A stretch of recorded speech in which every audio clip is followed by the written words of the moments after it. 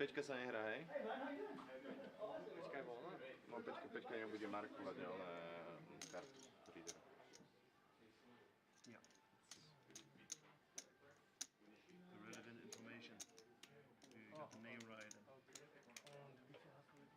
500 habe ich hier, gewechselt habe ich 1000, aber ich starte 500. Okay. Gut.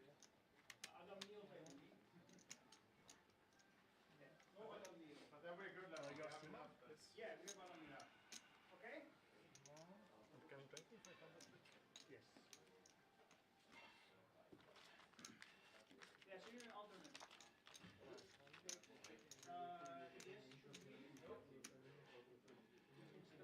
Adam Neal. Yes. Do you know one Adam Neal? Yes. You have the phone number there. And it's not because JJ is promised it to time. Franka! Na TV Festival Bratislava. Franka! All right, Victor. 100. The rest in hundreds, please. 100? Yeah. Yeah. And you play with the whole stack, yeah? Or 1K. 1K?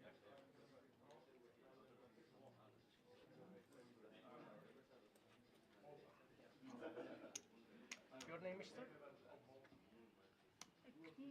Erik Granli. Knut Erik, okay. Yeah.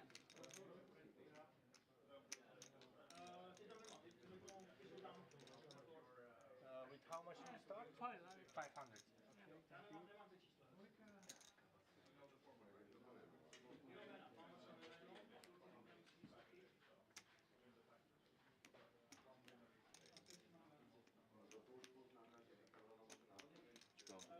Musím potom posunúť lebo ak tu bude jednotka, veľká trojka, štvorka, vieš, tak on bude musieť byť na trojke. Hej, že musí tam potom. Ona by si nemá. I can drink from 4. No, from there.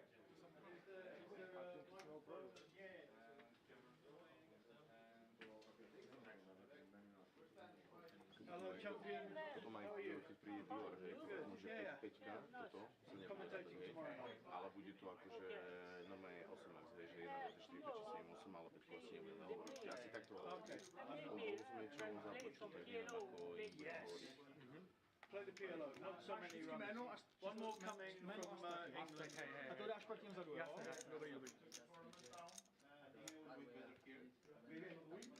I know more about the game than the tournament, but what I do my live streams all the week. Table series. Of course, it's about the winner on Wednesday. On Saturday, the winner package for our next topic. Guys, again, what are your tactics first starting off to win the most blinds today? Are you aggressive? Yeah, I was sure, depending on the cat. Ty môžeš ešte nejak tak pomeniť, vieš, týmto, aby som to vyriešil. No ja, keď si sadne. Aby sme mali, vieš, či ani... Aby... Že to nesmím vykúpiť u tebe, že? Áno, a akože dealer mi furt zahlasí zámenu, ja prídem a ja vám to potom akože... Jo, ale on nemá, he doesn't have chips at all yet, so he needs chips. Okay. I change it for you. Yeah. Okay guys, let's take a seat. When you give away a phone, After we start. When everyone will be sitting. yeah, but can someone... I put it like here. The time is every half an hour. You say... Like, if you are, the phones will be somewhere here on the like standby table or something, but if you are not in hand, you can easily go live. Yeah. But it's, I don't know where this chair comes from. It wasn't there before. I have no idea where it's come from. Normally it should be placed too, but okay. In your chair.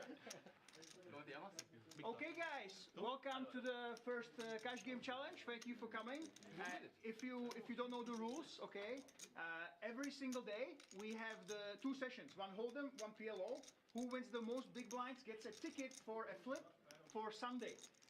So in total we will have 5 tickets, I believe 5, yes. And then we flip for a €1,600 package. So your goal today is to win as many big blinds as possible. And of course, you are a little bit of a disadvantage against PLO, so it is good for you to try to play a little bit looser. And of course, for us, we are the Festival Series, we try to be fun here, okay? We want to have fun, we like to drink tea, which is a key code for something stronger, okay? So if you can show us a good show, more people will actually come. And today, come on guys, it's just 2-2, we hopefully have fun. And if you want to make the big bucks, we will have 10-10. No stream on Saturday, so if you want to play serious, that's the time, but today we want to see some fun. Hopefully you have fun as well. So thank you so much for coming. And remember, you're trying to get as many big blinds as possible. €1,600, obviously, one package for the whole week. If you play 2-2, that's a really good value for the big blinds that you're playing for, okay? Thank you so much. And good luck. And if you didn't follow our Minimum Instagram is, I yet, think 200 and no you can pass it along, and you can actually follow us, the Festival G. You have I Instagram. don't have it, so You don't have it. Just pass it over if you haven't followed us, guys. Kdo nás taky? Ještě nezačínáme, počkáme ještě na steky, jo, od fora. No, antes empecé jugando en vivo muchos años y jugué 5 o 6 años en vivo hace ya 10 años. And we'll be waiting for the names this evening, you yeah? will be taking all the phones. Say again? You will be taking all the phones. Yeah, Florida will take it. What's the link to the stream? What's the stream link? The link, the Festival OG on YouTube and Instagram. Okay, yes. Festival what? The Festival OG. On the Twitch stream, yeah. The Festival OG. Live already.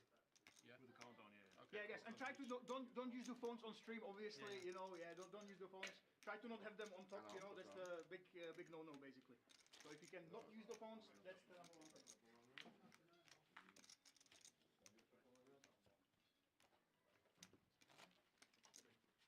Bude mít taky jméno a kde se děje. Ano, ano. Dobrý, a jenom koukám vzadu, je potřeba dát.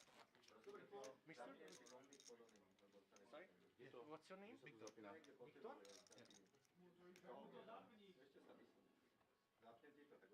Netuším vôbec, je to, ne? And how much do you start? 500, yeah? 500 something, yeah.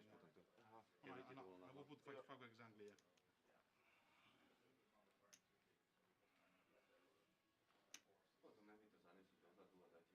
So 500 you Jo, jo, start, yeah? jo. Vy nemáte potom 5, hej?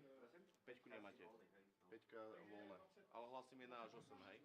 1 až 8 hlasím v pozícii normálne, hej? Keď 5. Dobre.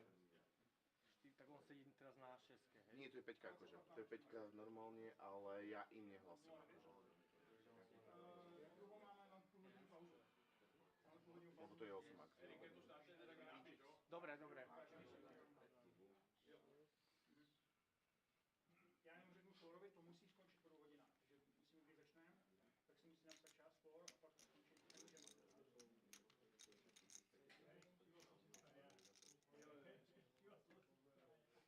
Alvaro. Okay guys, the first Cash Game Challenge stream will begin in about 40 minutes.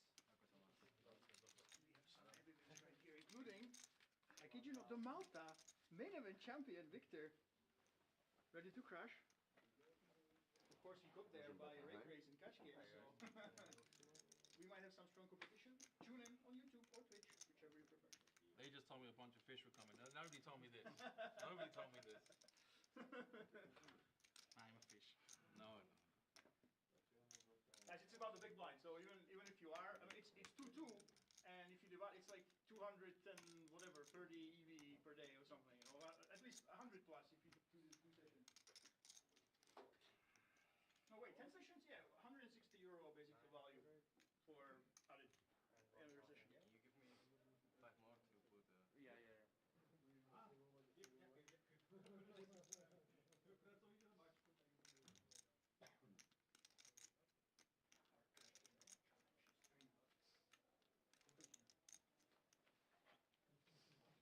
You can break me 500 more as well.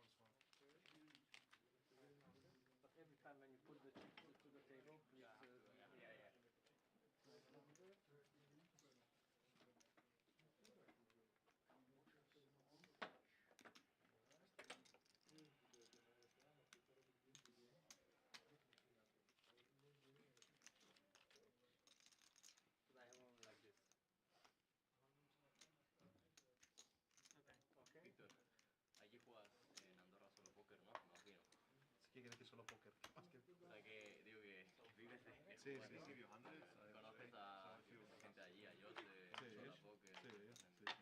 Možno žerbovať, ne? Že tam mám nejaké peniaze, neviem. Solo era mi vecino hace poco, ya se ha mudado también. Vive en la misma parroquia que yo.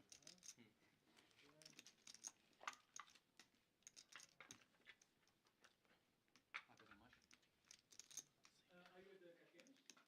Okay, we have ¿Tú vives aquí o has venido también? Vivo. ¿Ah, vives aquí? Seguramente me vaya en diciembre, pero ya este año vengo aquí. ¿A dónde? ¿A dónde? México, a lo mejor. No sé, ¿has ido? No, es que yo estoy en Andorra, tengo 3 hijos, y ahí sí está bien. ¿Y te fuiste con hijos allí? Con uno y ahora tengo 3 ya. Hace 6 años, 7 me fui. Son pequeños la mayoría, 3, 4. 8, 4 y meses.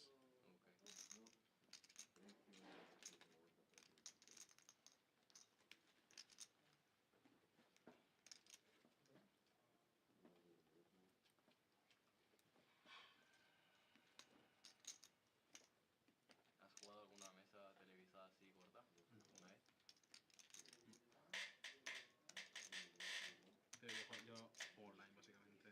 Pero ganaste un torneo en Torneo de Malta. ¿Cuánto era el primero? 55.000. Cuando cash me regalaron el pack. Con todo y vine y yo. ¿Pero has estudiado algo alguna vez? ¿Torneos? ¿De estar short y demás? ¿Qué va?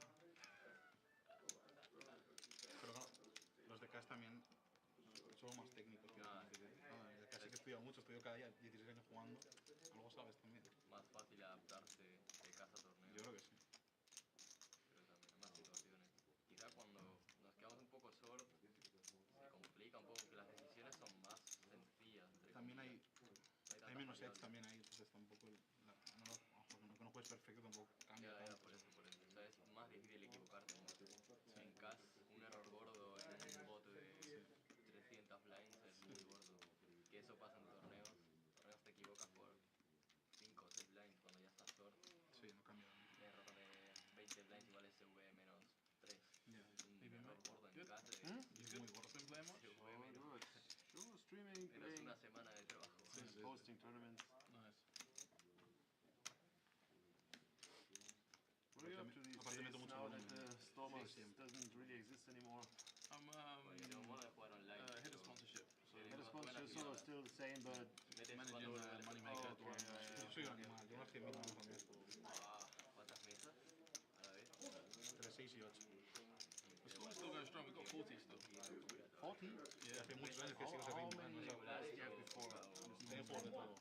Normalmente regular, juego 5 no me falta. 64? Yeah, okay. Pero es que solo hay con 200. Trim down a lot. Yo juego hasta Okay, 1000. trim down a lot, and then brought more team, create team on Pero level. no cierro 200 porque están muy bien las mesas de mi fan. Cuando haces Stormers and Pro, ahora el Rakeback ya Yeah, están yeah. sacando Yeah, just más it's de very 10 hard to sobre get a 10 new audience on Twitch these days. a la mínima que tenga 2 BB10. Peťka je voľná, akože on je zavezený 8. Never thought Queen 5 didn't survive, Si lo but llevas bien, yeah, just Llevo because 3 y pico así, he's a pero very, very good player. And I love it. I love the guy. So. el He had a good time, right? Especially he had a very good time at the church. ganar ya más de All the banners. Rekrúta nemáme zatiaľ. You got everything out of it, yeah. No Peťka je voľná, Peťka je voľná. On bude dávať karty tam. Takže 6, 7, 8, 9, hej? No hej, len no He's a akože really je to good, really good ale player. You know, Peťka si nepúži. of course, for a long time, yeah. Jej, ty to máš v systéme 9 max? Hej, tak potom musí... Siete bien, Mr. Can you please sit position 3 because your place should be free? So we play 8 hand.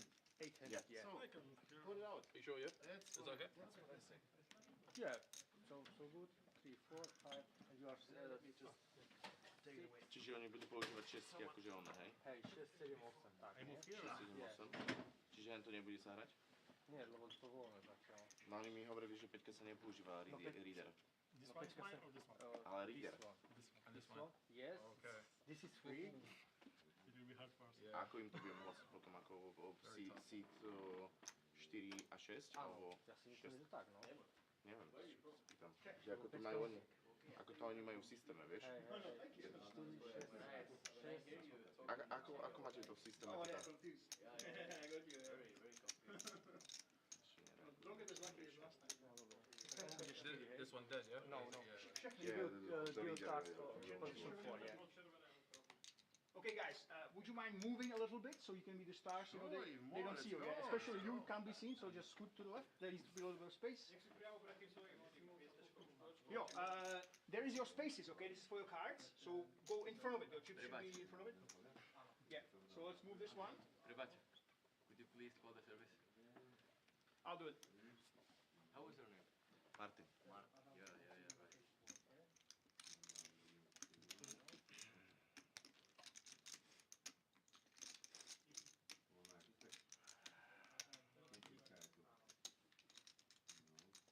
En vivo, ¿dónde has jugado? Sobre todo en Lloret, no sé si lo conoces, Lloret de Mar. Sí, lo conozco, pero no. Ya, yo soy de allí, soy de Lloret. No he jugado allí. Empecé ahí jugando ahí, jugaba en Barcelona mucho. ¿Qué niveles se juegan en Lloret de Mar? Hace 10 años que no juego, ¿sabes? Pero cuando yo jugaba había de 1-2 a 5-10. 5-10 abre en Lloret de Mar. Había hace 10 años. Ya. Ahora no lo sé. Los fines y es que en verano son locura. Ya, eso me han dicho. Claro, en invierno, bueno, y en verano locura. Claro, yo tenía yo al lado de casa, ¿sabes? O sea, bajaba y estaba a 50 metros de mi casa. Ladies and gentlemen, hello and welcome to the Festival Series Cash Game Challenge. Today we have the first session for you, and now you can witness the players being set up for the first stream. If you don't know us, we are the Festival Series. We are all about the engagement, about the fun, and about mixed games and all sorts of formats. And the format that we have for you today is No Limit Hold'em 2-2. And if you're wondering what is the Cash Game Challenge, basically we are playing for an added package, and we can drop an exclusive to you right now on stream and in the videos. We are playing for the Festival Series in Bratislava. So that's right. We will be returning to Bratislava, sorry, to Rozvadov. We're in Bratislava now, but we will be going to the Festival Series in Rozvadov.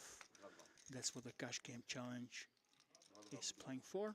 What are the actual rules? Well, every day we have 2 cash games, and across the 2 sessions, 1 Hold'em, 1 PLO, whoever wins the most big blinds will get a ticket into a flip on Sunday. And from all the winners, the guy that wins the flips gets the €1,600 package to Rozvadov. An hour ago, they're going to bring it. Can you save it there for when I And now you can see me on the stream right I there. ordered a salad and they have to bring. They will call me. But you save it there somewhere for. Yeah, obviously we are here all about the banter, about the fun. So the players cannot have their phones with them while we are streaming. And obviously this is a pretty controversial topic. The tournament directors are talking about it. But at the Festival Series, it's not really about cheating, about watching the stream, but we are hoping that people would actually interact, that they would have a good time. And we are a low-stakes series. The biggest buy-in you can get is, I believe, €1,000. We call them high rollers, but 550 are our main events. And as you can see, the people are really engaging in banter and chatter, and this is really what you want when you come to the Festival Series. We are all about all sorts of games, about hospitality, about different formats, and here we are. We are off to the races.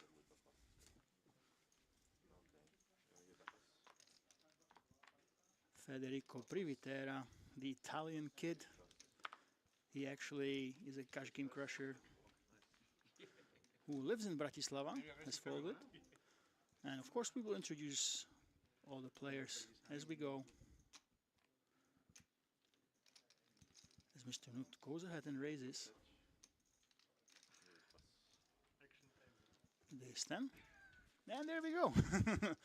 Alvaro, also a regular here in Bratislava. Federico is a regular, same as Alvaro. And let's see how they will fare against the other players.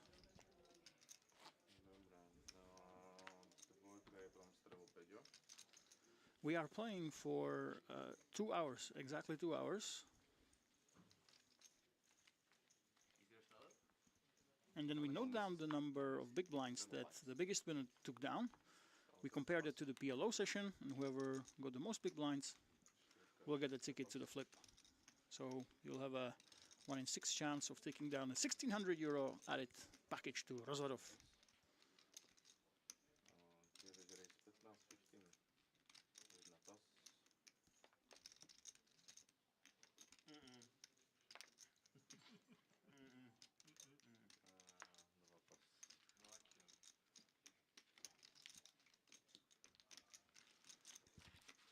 There we go. Alvaro taking it down.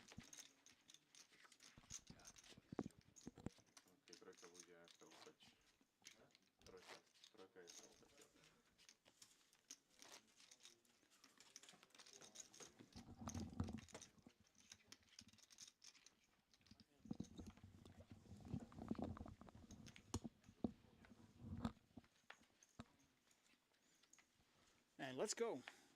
Now, of course, if you are playing a challenge like this, your incentive is to play as loose as possible, because 1600, when you are playing 2-2, there's nothing to scoff at. It's a pretty big deal, I would say. So it's not your normal game, you have that added equity.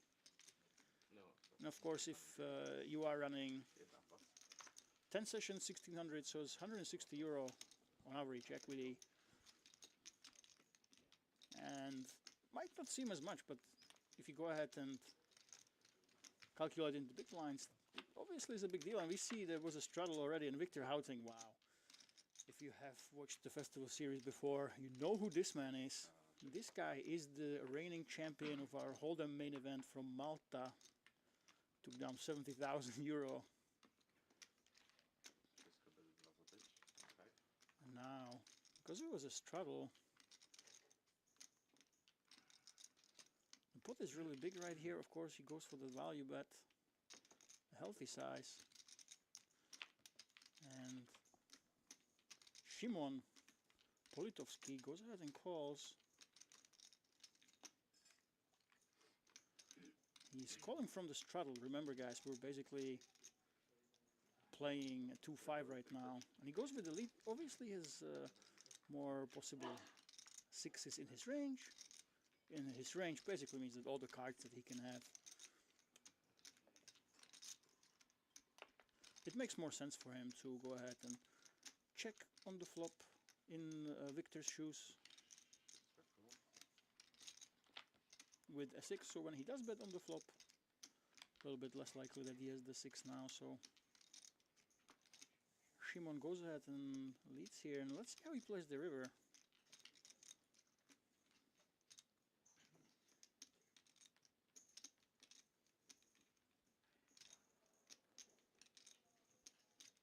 It will be tough to get too many better hands to call in this situation.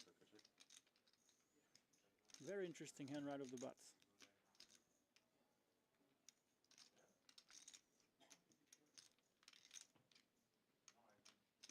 Now, Szymon Politovski hails from Poland, and he's checking right now. Let's see, €144 in the pot. How much is Victor going to bet? 2/3 pot size, but it's going to be tough for Szymon to get away from this.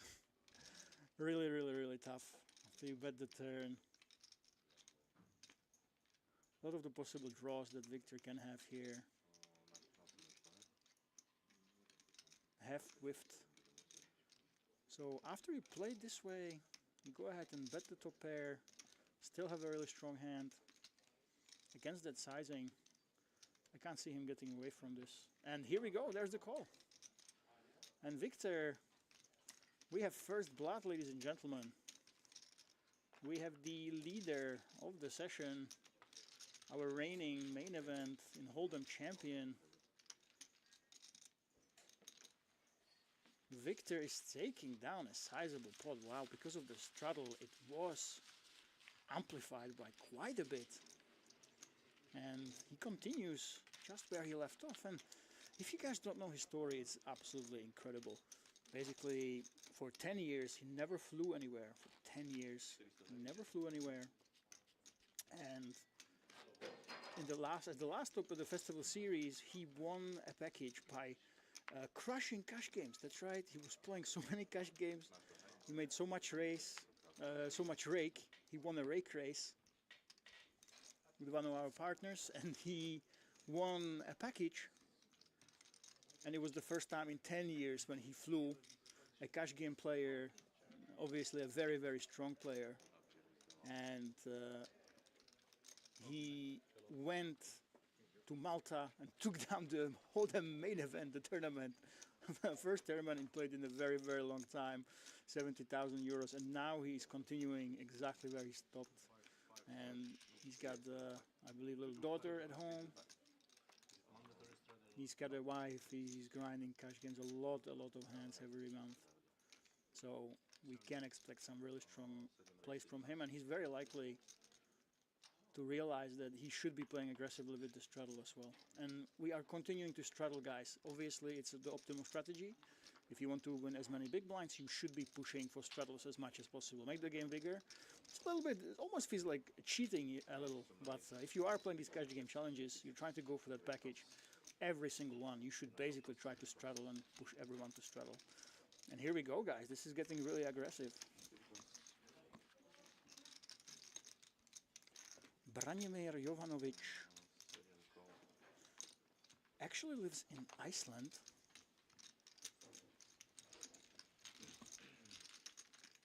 And Eric Knut, our cool bet qualifier, goes with the aggressive free bet. Wow.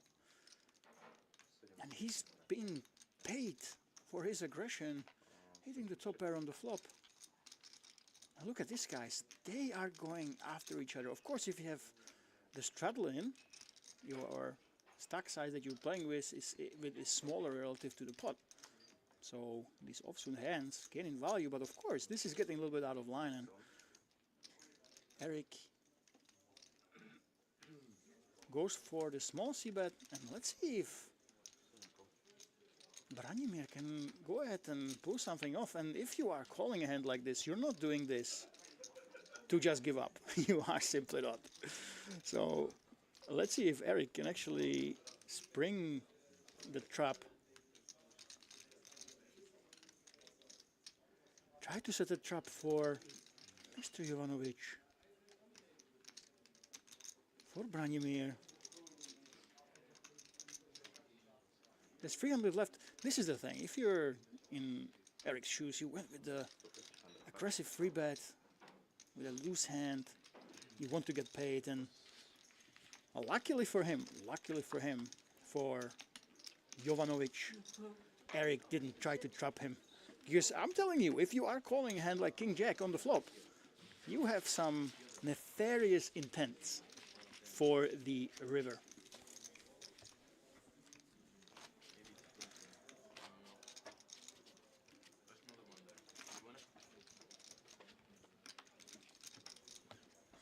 So the game is heating up, and this is exactly what you want to see as a viewer, obviously. This is what the festival series is all about. But of course, we have stakes going all the way up to 10-10 on Saturday. So these first few days when you are playing 2-2,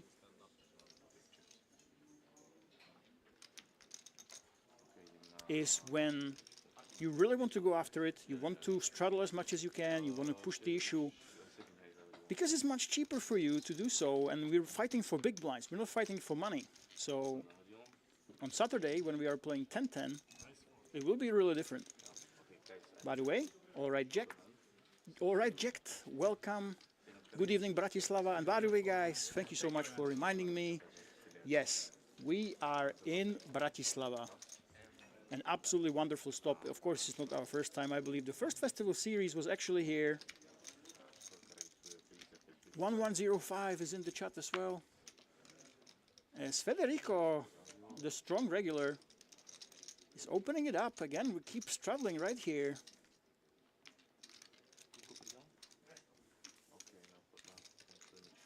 And Adam Neal, the ex-rapper, I kid you not, from England, who made over $200,000 in tournaments alone, goes with the aggressive free bet. And this is, I'm absolutely loving this, guys.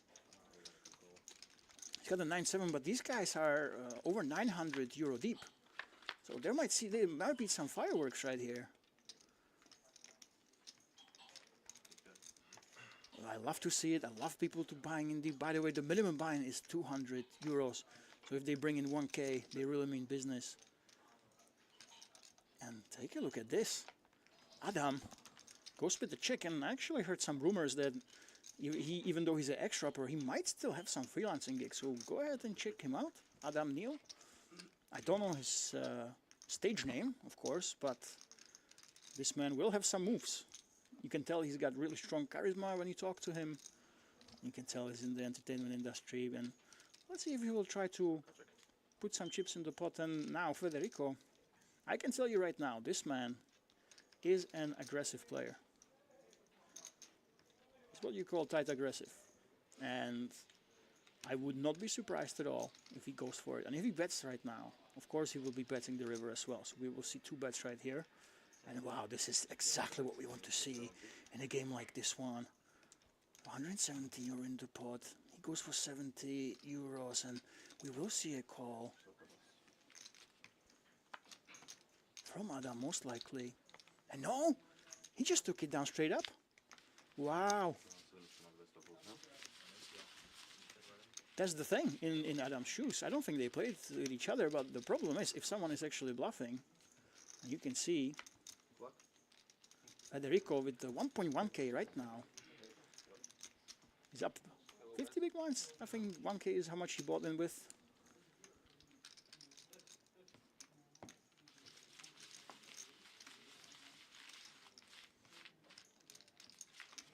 He's actually in the lead, it seems.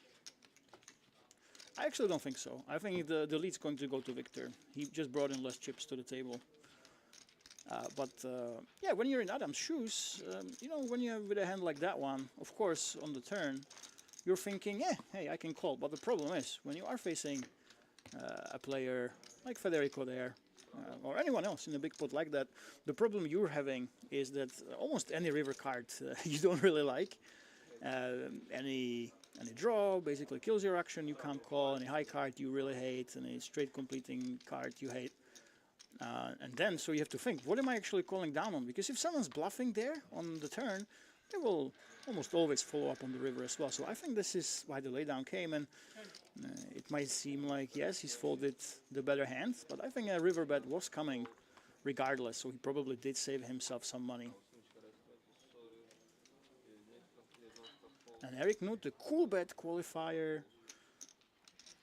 That's right, guys. It is absolutely insane. We got over 200, I kid you not, 200 qualifiers.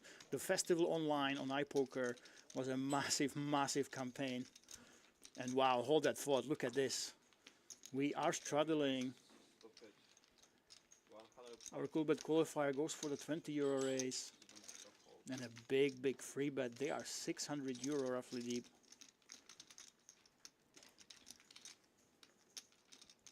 And Adam Neil made the tight laydown. It probably was correct actually against this opponent. But now he's at it again.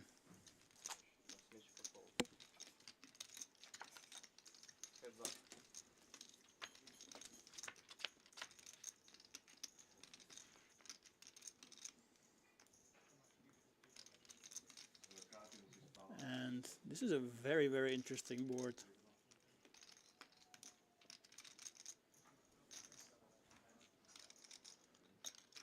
Because of the straddle,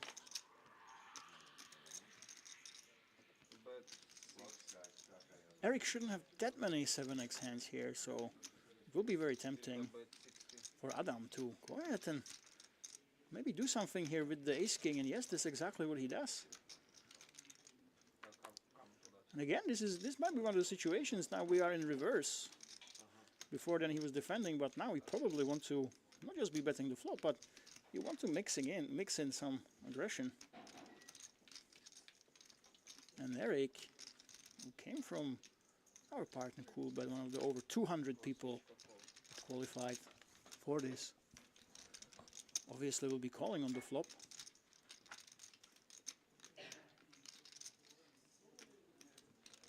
Oh, this is interesting. Now this could develop many ways. Now Adam could be check calling here, because, you know, Eric can have some broadways that he floated with. Or he could opt to continue bluffing, or he could just do the same as last time. Check and fold and play it safely, but this is very, very interesting. What will actually happen? Which option will he choose? He shouldn't be having too many 7s or 5s in this spot. Now in Eric's spot, you probably don't want those big cards to roll over, right? You want to protect your hand in this spot. You want to get a little bit of a value, a little bit of something from a hand like Ace King. So let's see how much he bets. Yeah, he goes for 80 into 337. This is very interesting. Now this is pretty much a bet that's designed to A, protect his hand, and B, make sure that, you know, the cards don't roll over if Adam has random cards, and he also gets some money from a hand like Ace King. So let's see what the river actually brings here. And it would be absolutely insane. An insane, crazy play would be if Eric actually goes all in. It would look incredibly, what we say, polarized, that he's bluffing or he has nothing, but yeah, Eric goes for the safe option. And he takes it down. Wow. 252 euro profit. Because of the straddle, this is 125 big blinds and he suddenly is in the lead.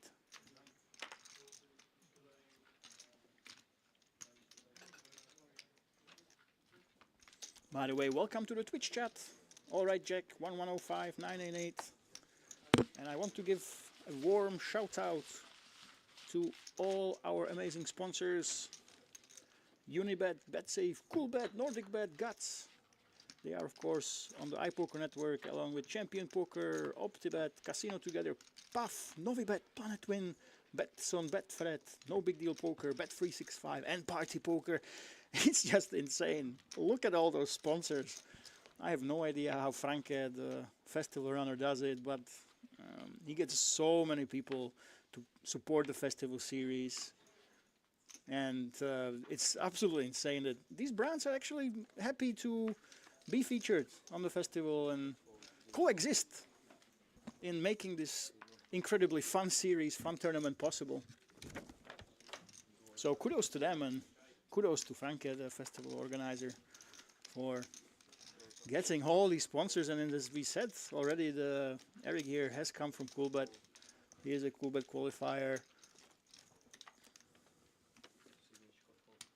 Victor also came from one of our partners last time. Then he managed to win the entire main event. Incredible.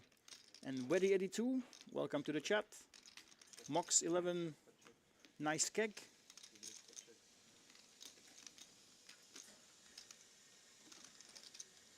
And who wants it more, guys? Who wants it more right here?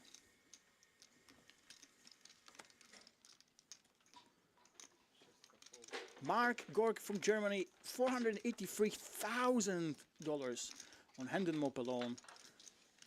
Actually has protected his hand successfully. Branimir went with the tight option. And it's very interesting. So far, we've had some big wins. If you talk about big blinds, we've been swapping chips quite a bit. C2 in the name is wrong in overlay. Oi, oi, oi.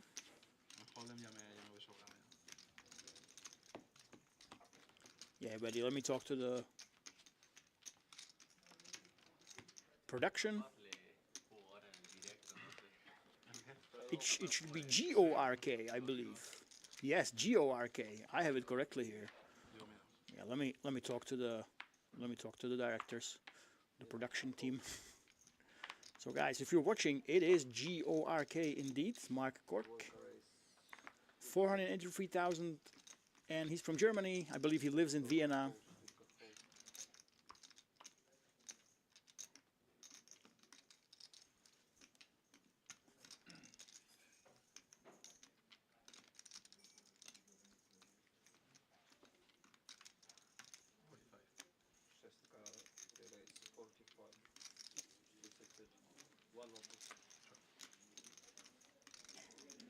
And thank you so much for reminding us. It's of course correct in my notes.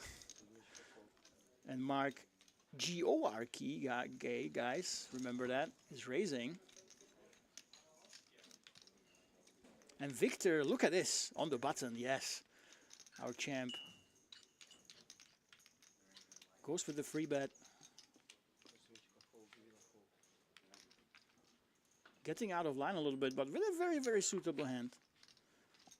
And Branimir, I would like to see some action. Yeah, this is a very, very good re-raising material right here in the small blind. And he just goes for the safe play, which will allow Mark to get in on this action.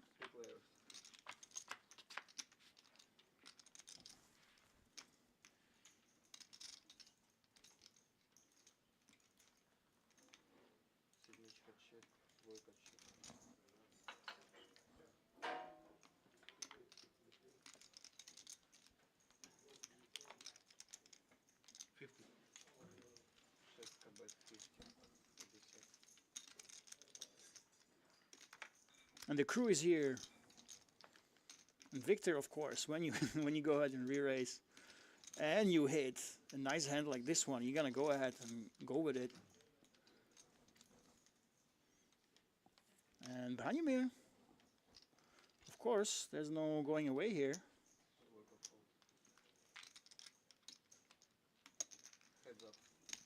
After you just call, and this could spell trouble, guys. This could spell trouble. I can tell you right now, Victor, the champion, reigning champion of our main event from Malta, over 70,000 euros he took down. After he go ahead and re-raised, he's not the one to slow down here. I would be reasonably surprised if he just checked, but yes, there we go. We go with the safe option, and oh my god. Oi, oi, oi, oi, oi. You don't want a player like this to hit the hands that he has, and Branimir now is in trouble.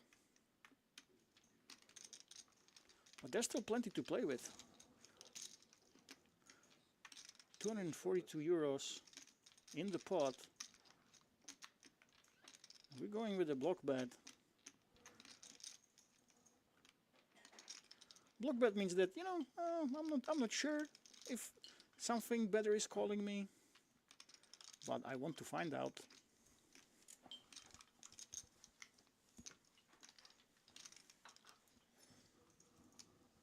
If it will call me, and I also don't want to face a big bet myself. Unfortunately for him, yes, there we go, there we go. It happens so many times that you go ahead and bet small like this. You have a really decent hand here, but then you start thinking, oh my god, is my opponent, did I trigger him? Was this just a red flag waved in his face for him to go ahead and try to get me off this little bet? Or is he actually hit something? Has he hit something? And again, Victor, sneaky, sneaky, sneaky check back with the flush draw. You would expect someone who go ahead and re-raised before the flop to bet on the second street on turn when he's in this situation. So you don't really expect too many flushes in this spot. And wow. Can Branimir actually get away from this? Or will he tell himself, okay, Victor is attacking me because I went with the small bet, because I took a reasonably passive line. I did just call before the flop. Or can he actually get away from this?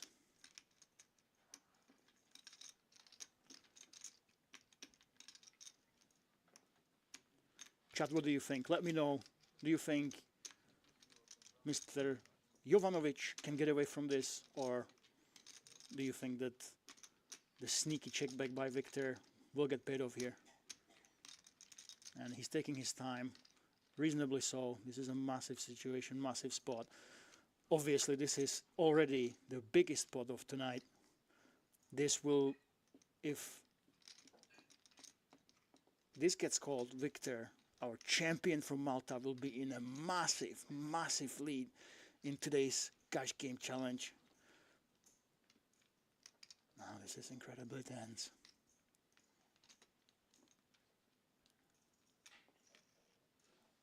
And look at Victor's poker face.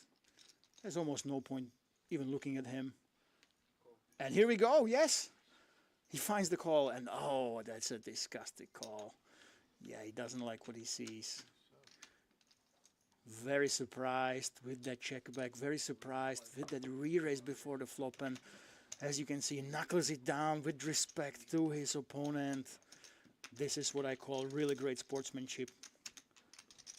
Kudos to Branimir, he took it like a champ, but the champ is who becomes the massive leader in our first session of the Cash Game Challenge, and this will be very, very difficult to overcome for the rest of the players, and he is a big favorite right now to only compete with the PLO leader. Wow, I believe it must be 300 big blinds in the lead. Yeah, this is a massive, massive lead. He didn't bind with 1K like the others. And this is, if you're rest of the table, you don't want this to happen. This man, you can read the interview on the Festival OG, by the way. If we have the moderators here, maybe you guys can post it in the Twitch chat. There's an interview with him after he won the main event. And this guy is absolutely incredible. And obviously a strong player, a cash game player, online cash game player, who managed to, after 10 years, he traveled to the Festival Series. First tournament he played in a very, very long time. He won it, and it was our main event. I couldn't believe it. And this man is in a massive lead right now.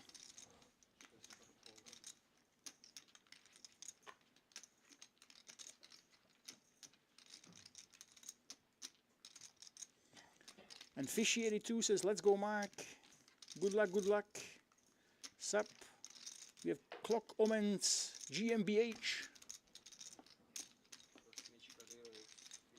As we have only a raise from Federico and Shimon from Poland. Is facing a free bet. There we go. Eric, the cool bet qualifier, throws in that free bet as he correctly should. Of course, very, very strong hand. And they don't know it, but they both have the same hand here. And wow, he takes it down. Look at this.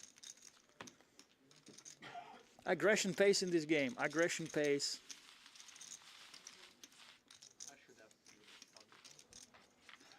And those people that are willing to be aggressive, to get a little bit out of line, they are the ones currently in the lead.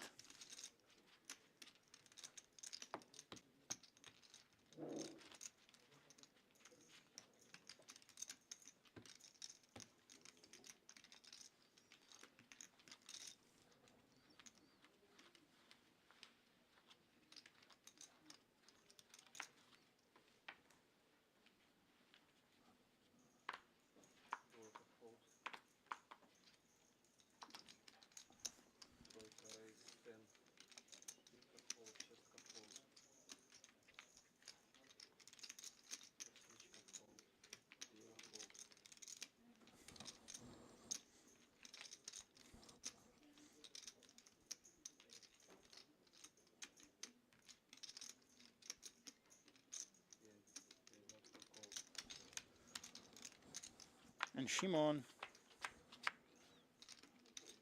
goes for the race again.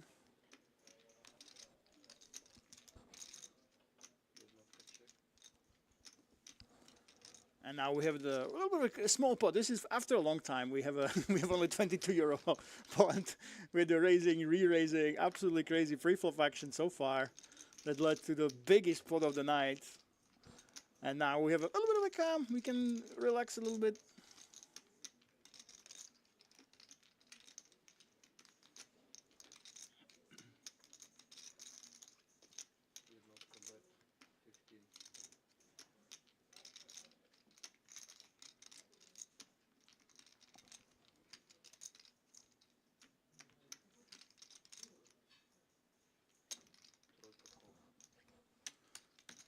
And we go ahead and start to bluff here. And again, this is one of the same situations as before. When you do bet a hand like this one, you're kind of gearing up to bet again here. Let's see if we can actually go ahead and pull the trigger on the river.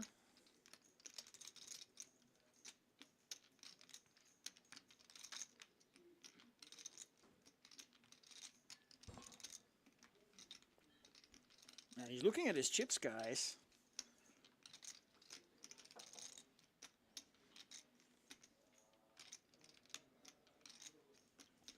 Yes, here we go. This is exactly what we expected. So 52 in the pot right now. And we're going to see a big bet, I'm assuming. 150, massive overbet. Wow, this is crazy. Again, this guy is a cash game regular. Mr. Privitera, the Italian kid. He had a lot of success in tournaments in Italy, but decided, hey, cash games are for me. And if you are a cash game player, overbets are definitely in your arsenal. And he knows that he has to put it up. But yeah, for Szymon Politowski right now from Poland, I mean, this is very interesting because you do hold the 6, so, and like 10-6, 9-6, 6 is a little bit less likely. And obviously it looks very, very, very suspicious when you face a big bet like this. So it really is a question if, hey, do I think this guy is capable of overbetting like this? They're really strong hand. You know, there's no reason for Federico not to have 7-8, not to have 10-9. And there we go. Yes, the big overbet pays off. And a little bit of chips, of course. It wasn't a straddle pot. It wasn't the massive re-raise that we are used to. And we take it down with a really, really big play here, guys.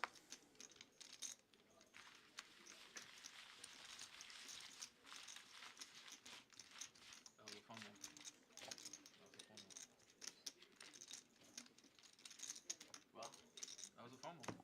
Big bet. Big bet. Three times, yeah. No limit hold'em. Huh? No limit hold'em. Yeah, you have to use No, it. no, yeah, I know, yeah, yeah. There's nothing wrong. No, I'm not saying it's just a fun hand. Like. It is. Yeah.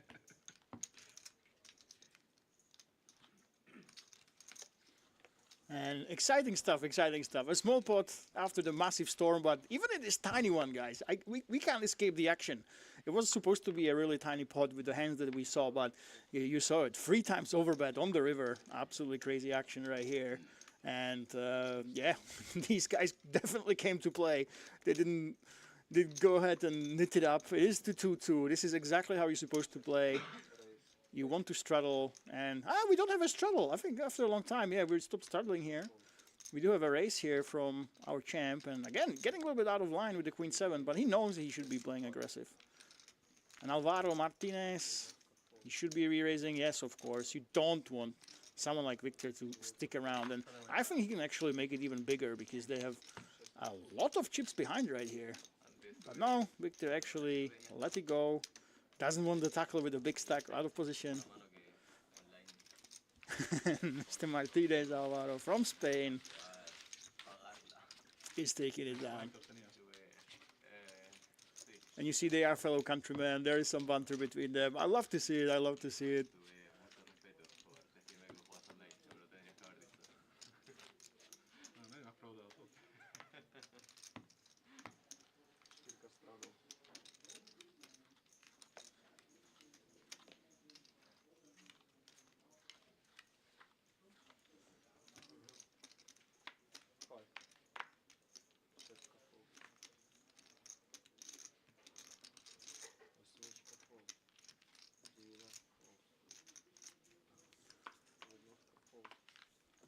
So guys, what do we have in the chat? Do we have any fans right here? Anyone from Spain? Let's go Mark. Fishy82 says, we still have the wrong name in the overlay, by the way, guys. If you are watching this G-O-R-K, all right? The German Mark from Germany lives in Vienna. Over $480,000 in tournaments on Hand and Mob he has won. And finally, we have a straddle again. Straddle, and very strong hands playing against each other.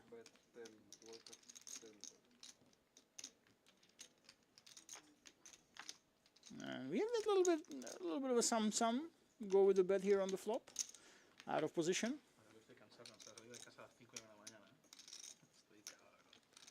No hearts in Mark's hand.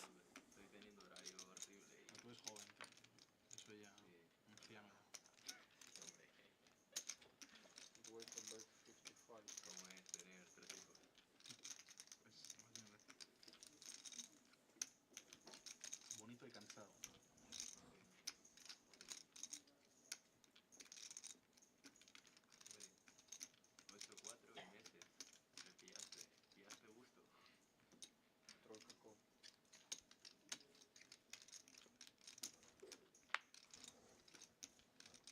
And he bet the turn as well. Wow.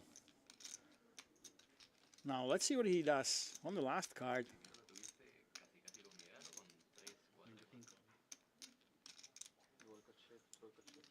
Now we are checking, we're giving up, and Shimon takes it down with the 9s. Nice spot that he's dragging right here.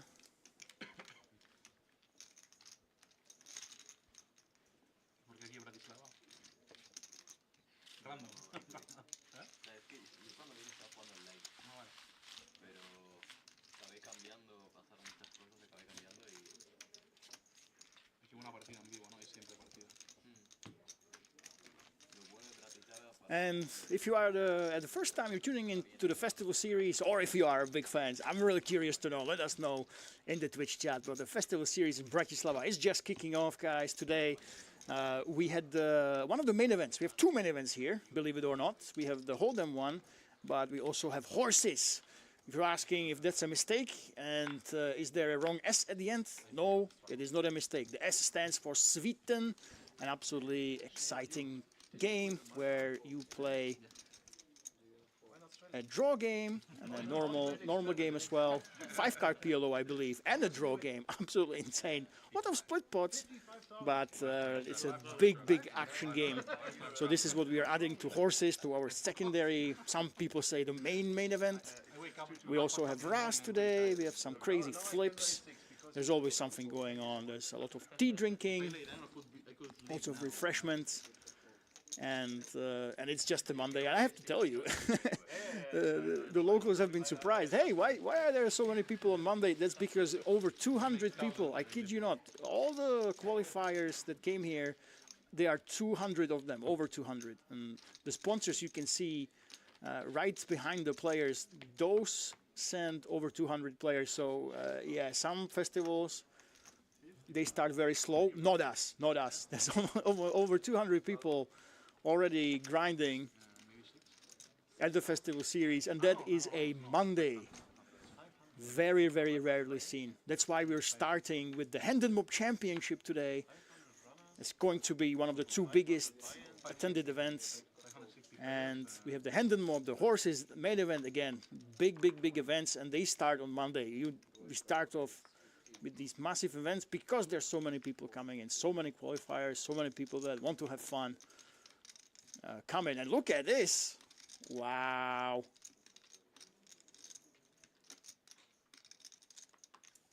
Mark Gork, GORK from Germany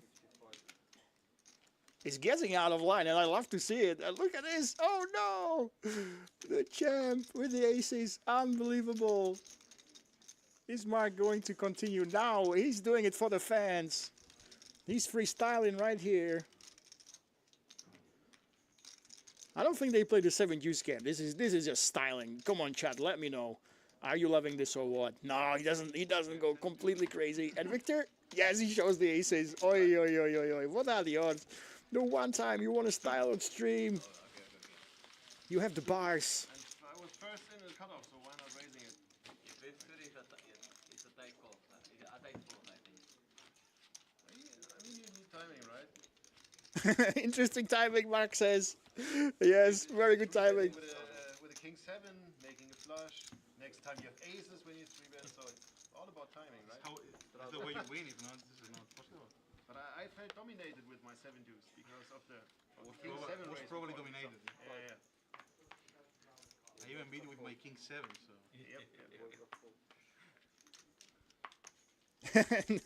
The chat is correctly pointing out the day. Of course, you remember when he wins such a massive pot, you know, over 1k euros. When Victor wins that, and he does it with king 7. Of course, the table does remember it. So they are clowning with him, joking with him, and it's insane that he gets aces right away. The very next re-raise, he shows up with aces. So timing is everything. So you used to play live as well? Before, 10 years ago. And now you only play online? Okay, so why did you go to Malta then? Because they give me a package for free because I was playing cash. Okay, so And I went and good customer. High value customer. Reward him. Very reward him. Give him a package. Give him the money. There was a rake race. Yeah. And the first went at the package, and I get first. On which poker site? iPoker, Champion Poker. Okay. I usually play their cash. Okay, where are you from? Spain. But I live in Andorra. Is it a Spain style or is it? No. I play from. I live in Andorra. Okay.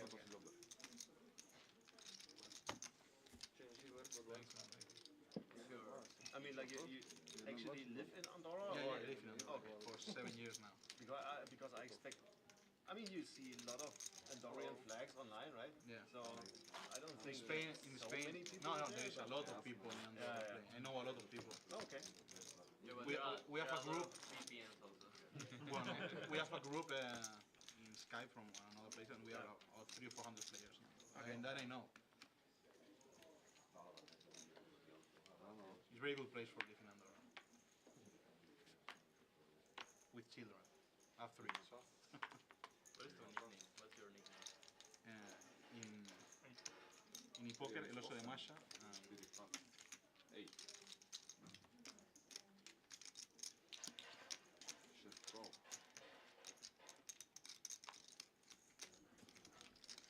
So as you heard, guys, you heard the story. So Victor, he was minding his own business. He was playing on Champion Poker. He was playing cash games, and lo and behold, after 10 years of not playing anything, they just gave him a package, and he came to the Festival series. After 10 years, after playing live poker, after not playing tournaments, he just comes in, gets handed a package by Champion Poker, and he wins our main event. Absolutely incredible. The online grinder. And take a look at this. Speaking of qualifiers, Eric, Queen 10, we've seen this before. He goes ahead and gets a little bit out of line once again, but remember, guys, they are 800 euro deep.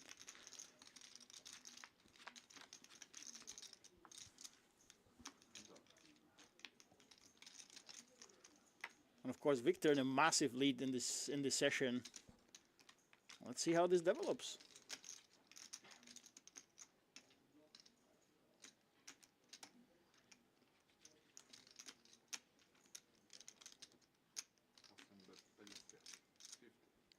Yes, of course, so 90 euro in the pot, and we go for slightly above half pot. This is a reasonable sizing with a hand like this one.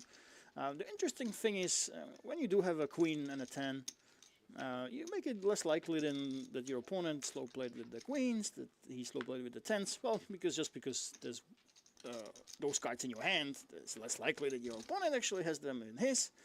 So it will be very interesting. This is a reasonable candidate to go ahead and bet the flop, and you know what? Keep betting. And when you do bet like this, and you will expect to put some pressure even on the last street, on the river, so I'm very curious. So we're going with 100 or 250. Wow, this is a big bet. Overbet right here is not leaving too much behind. Of course, he's putting so much pressure on Victor, our champion. Look at this. He's really thinking about this. He didn't expect a bet size like this, and he's letting it go. Wow. Insane place. Again, I told you guys, you are making it less likely that your opponent did slow play the queens, that he has the 10s. You want to put some pressure on, and this is incredible. Wow, these overbets are seeping in. People are getting out of line, and they're getting paid for it, and now Victor is bleeding a little bit. I usually play a lot, so Okay, it was easy for me. Okay, so like every promotion you are the favorite to win. Yeah. Okay. Good for you. I had more points than the second and the third together, so. Oh wow. Okay, so you didn't I usually play a lot. So you didn't manage to stay in first place. You just played. And, Yeah. Okay. Like usual, like you no moving. Yeah. No more, yeah, exactly.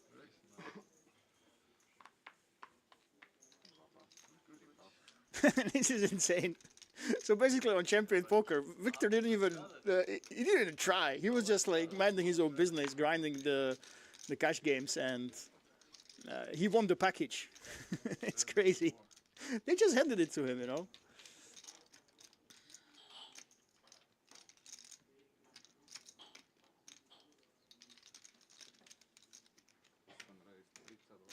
Can you give me his card, please?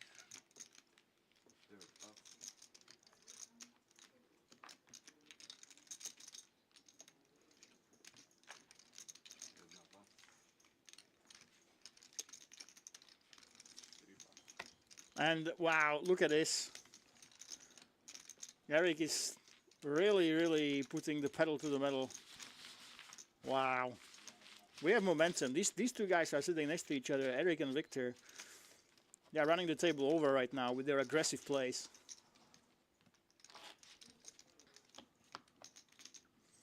Can anyone actually stop them? But the other players, they are not tight by any means.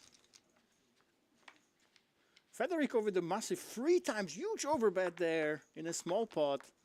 The other players came to battle as well. So this is what we love to see. But it's kind of a master class. We're seeing loose plays, loose hands, but players playing really well with them. And I must say this is my favorite kind of poker, when nobody's tight, everybody's going for it, but going for it in a methodical way, you know. That's what you want to see. Getting out of line, but having some system behind the madness. And this is what we're seeing right there. And look at this. Unbelievable, the cool bet qualifier, Eric is at it again. Maybe not. We haven't seen yet. We will see later. And Adam Neal, he's not going anywhere. Obviously not going anywhere. We're 600 euros deep though. So we will be seeing a flop here. And let's see if he can crack the kings. Of Eric, it doesn't seem like that. Just a question of how much value you can get. And there we go with the safe check back.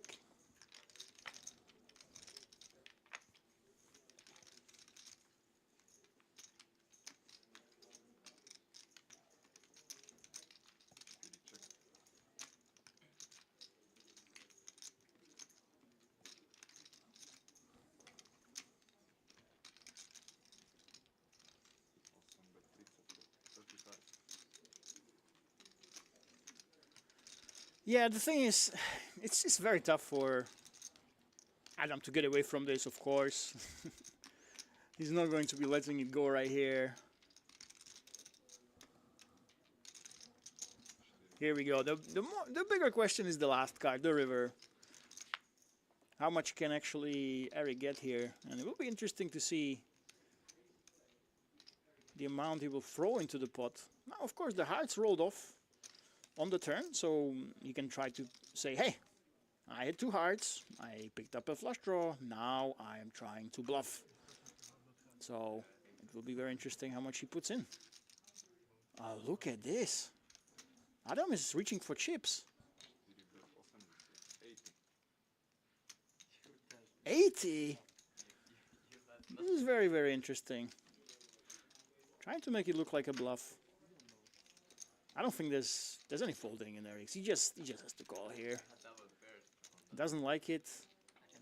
I have seen it in a recent tournament where you just don't think that your opponent would bet a hand like 9s and try to get something better to call. But oh, look at this. Not very happy about it, but yeah, Eric. He continues with it. Didn't get bamboozled by the 9s. Didn't just expect his opponent to have a jack, and he is scooping a big pot. As you see all the smiles right here. Let me tell you about smiles. The hospitality, guys. If you don't know what that is, if you win a package, like Eric has done, for example, on Coolbet, you get to come here, but you have basically 200 euros in value of hospitality. And let me tell you, we have things like an escape room. You have to try to escape. We have a lunch in Hungary, the most amazing restaurant that you will ever see. We will play some video games, go to the Christmas market. We have a guided tour that I have to guide somehow. Just because I'm from Prague, people expect me to know something about Bratislava. So a lot of research will have to come to that. And of course, you have some special flips every day, some extra value added for you if you win one of the packages, and VIP access to the players' party. So it's an extremely unique concept where you come here, and many people just do come here. They don't play all the tournaments. You just come in, play the main event, and just treat it as a holiday for the rest of it. You know, they won from one of the hundreds if not over 1,000 qualifiers, probably well over 1,000 if you include the satellites. Over 1,000 tournaments you could have played. Easily, thousands maybe. And yeah, they just come in for the holiday, play the main event, maybe play a small event or two. And for the rest of it, they just use our hospitality and have a blast. As finally, can we, one time, can we get a nice, boring, easy pot where there's no fireworks, no overbets, no crazy stuff going on? I don't think so, because it's Federico we're talking about, Mr. Overbet right here. I would be really surprised if he just gives up. But Alvaro knows, I can tell you guys, these two play against each other. They actually are friends of the field. So if it was anyone else, he would be going for it. But look at this, what's going on? Even €4. Oh, yo. I think that's the thing. They know each other. They are friends. They have been battling each other non-stop for a long time. Obviously, both of them have a really strong pride. I think they're going even more aggressive against each other. But this is the thing, you know. They know each other's game inside out. So that might have played their role in this. Give up on the river.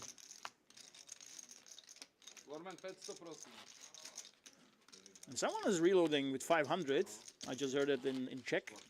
This is why I am the guide.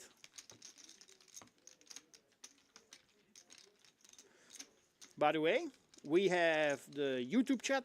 Yo Bratislava, Forza Federico, love from Italy. There we go. Federico has some fans right here. We are on YouTube as well, guys, but the main one is Twitch, of course.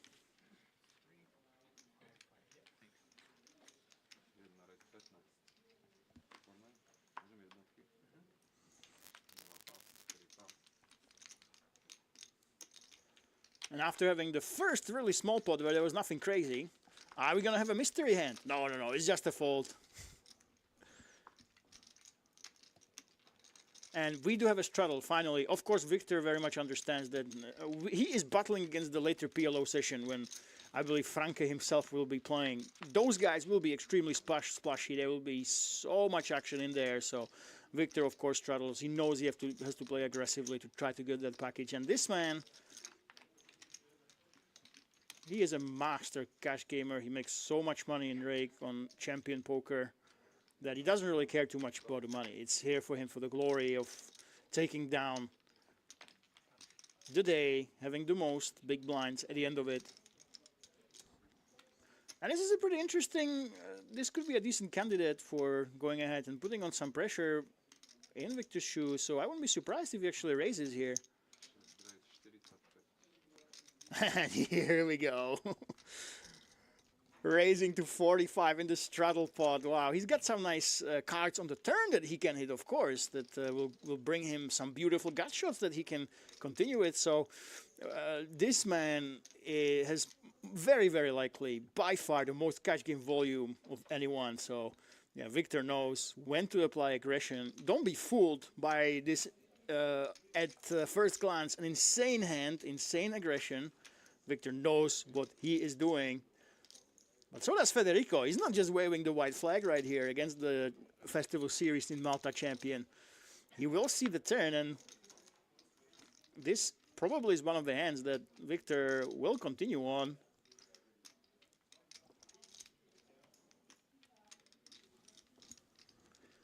That's right in the ballpark of a straddle that just called. And remember, it was a straddle pot, so a little bit more money before the flop. Federico, of course, he went out of line with the ace-5 offsuit, but, you know, Victor didn't play with him too much.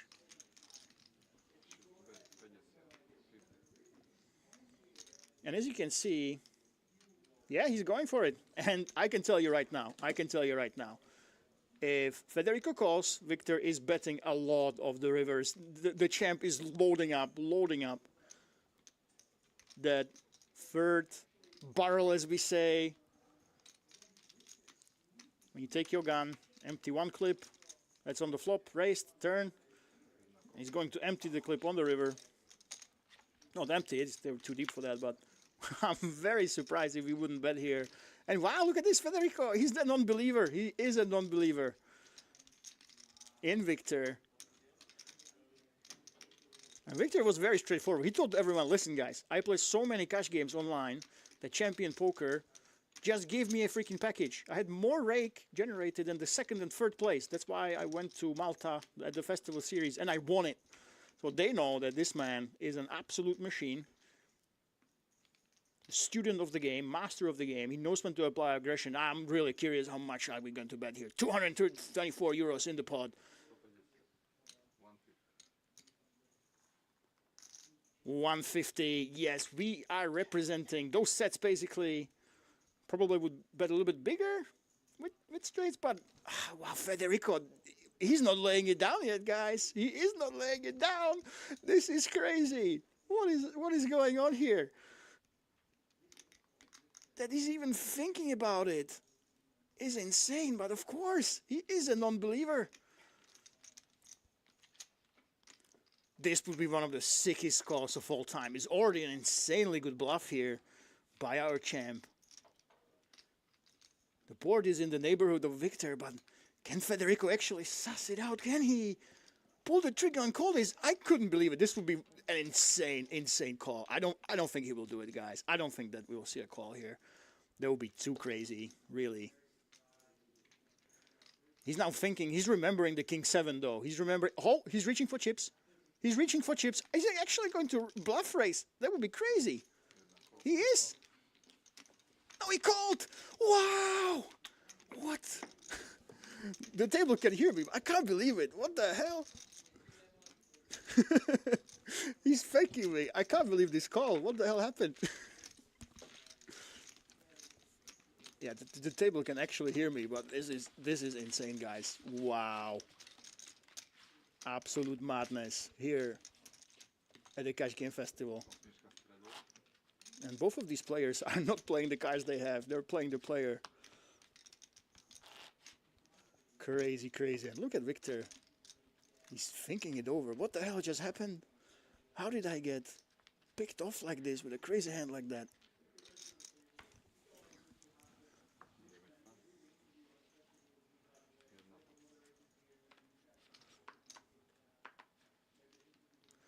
And what's funny, half an hour from now, you will be able to hear my voice.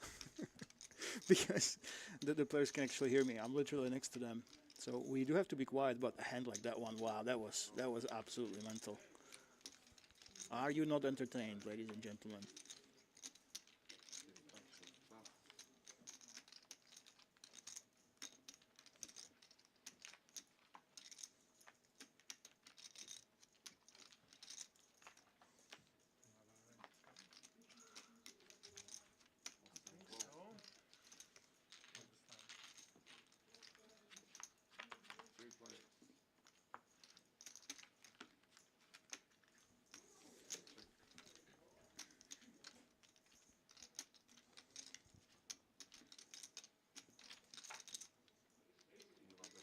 But the action continues, guys. We have a straddle pot, I guess, again.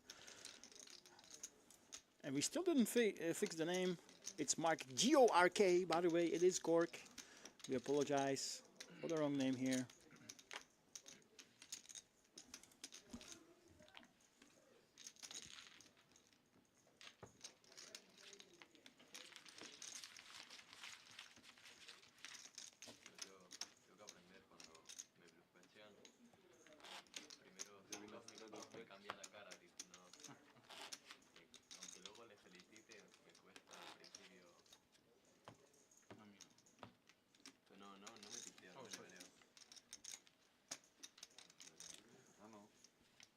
And we have a little bit of a breather right here, guys. I can't believe the hands that we've seen here today.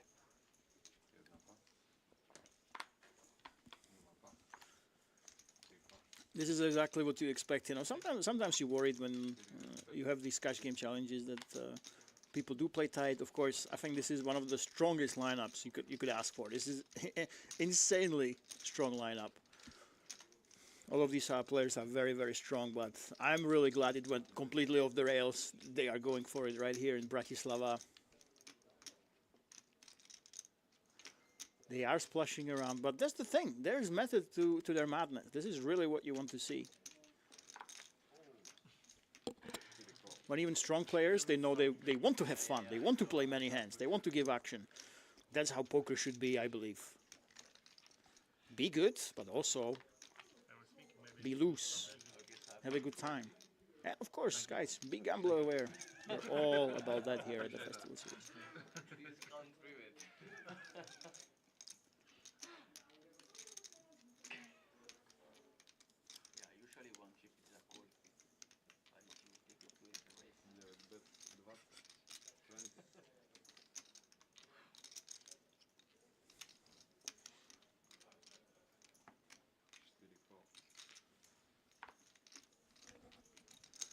And look at this. We have a little bit of a float here by Adam. We haven't seen too much from Adam. He was basically card dead, you know. He hasn't been crazy as Victor or Alvaro so far. Or Eric for that matter. These three really have been putting on the pressure, so let's see what happens. And when you call a hand like this one, you're not doing it. You probably shouldn't be checking down the ace high.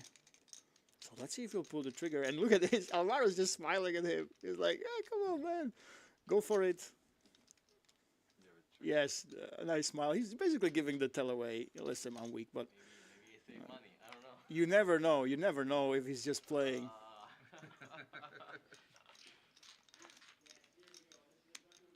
Yeah, and he's taking it down.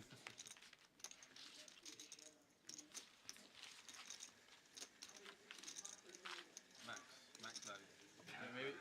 Maybe you don't pay the profit. He raised the ear.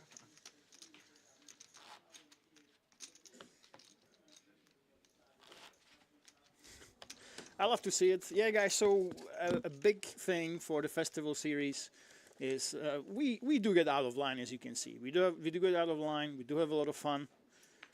We do have even slots tournaments and roulette tournaments. But the thing is, we are very much about honesty and being gambler aware. It's very important that you play within your means. You know, there's over 200 people that a lot of them started with €5. They go here. They don't have to spend any of their money really, and that's what poker should be all about. The entertainment, you know, that you play instead of your ticket to a cinema. Instead of buying expensive gadgets, for example, yeah, you use it to have the human experience, and being gambler aware is very, very important to the Festival Series. You will see that we plaster it everywhere. We really want poker to be entertainment, to not be a problem. So it's an incredible mix, and look at this.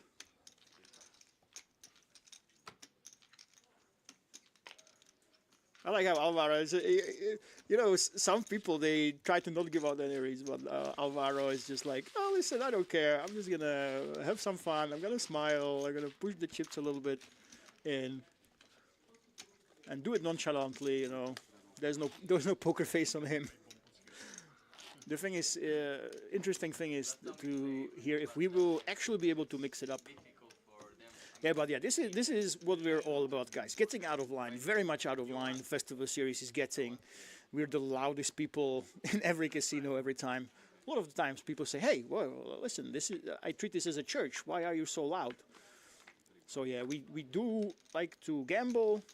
We like to mix it up, but we try to do it responsibly. And we do think that it's very, very, very important that poker remains a safe, fun way to be entertained, to interact with others, to have fun, and to get out of line as well, if you need to, if it is within your means, of course. And my God, Eric, the cool bet qualifier against the champ. This is very dangerous right now for Victor, because Eric has been very aggressive, very, very. Queen ten offsuit, left side and center, re-raises, bets. And if I know something about online massive professionals like Victor, who gets just handed packages by Champion Poker for generating so much rake, more than the second and third place combined. He's not the one to just let go of a hand like this one. This will spell trouble for him, but look at this mark. G-O-R-K, by the way. If you're wondering, if you want to Google his name, it's G-O-R-K. The E, we gave him the E for free as extra, you know. Wow, now this is getting out of line. Look at this. He is in the straddle, by the way, and it's a really, really big one. Victor's letting it go, but Eric's not going anywhere. Trust me. Mark is attacking him because he was so loose. This is a very, very good play. I'm absolutely loving it by Mark. I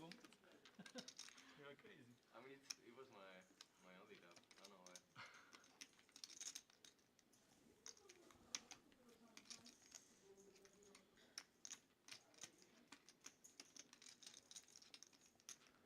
why. But Eric should be very aware that they know how loose he's been. They know how crazy out of line he's been.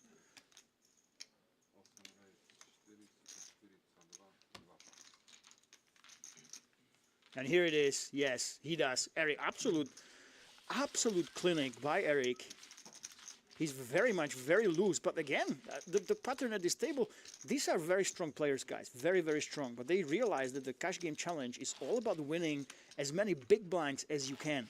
It's the value added. You have basically 1 in 6 chance of taking down 1,600 euros package for Rozvadov, the festival series. And Rozvadov, they know that the added what you would call equity. Basically, you go ahead and buy in with 200 euros or whatever, and then the return on investment on average, it will be something extra added because we have this package, and they very much understand how it's supposed to be played. And this is why, if you didn't know these players, you would say, oh, they are just splashing around, they are being crazy. But all of these players so far, despite the crazy hands we've seen, the very loose hands we've seen, all of these players have a method to their aggression, method to their madness, and I absolutely love to see it.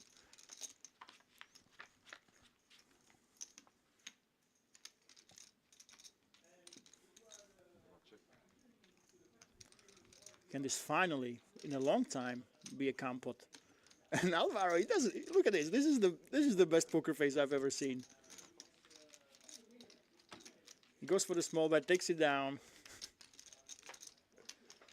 He's just here to have fun. I absolutely love this kid.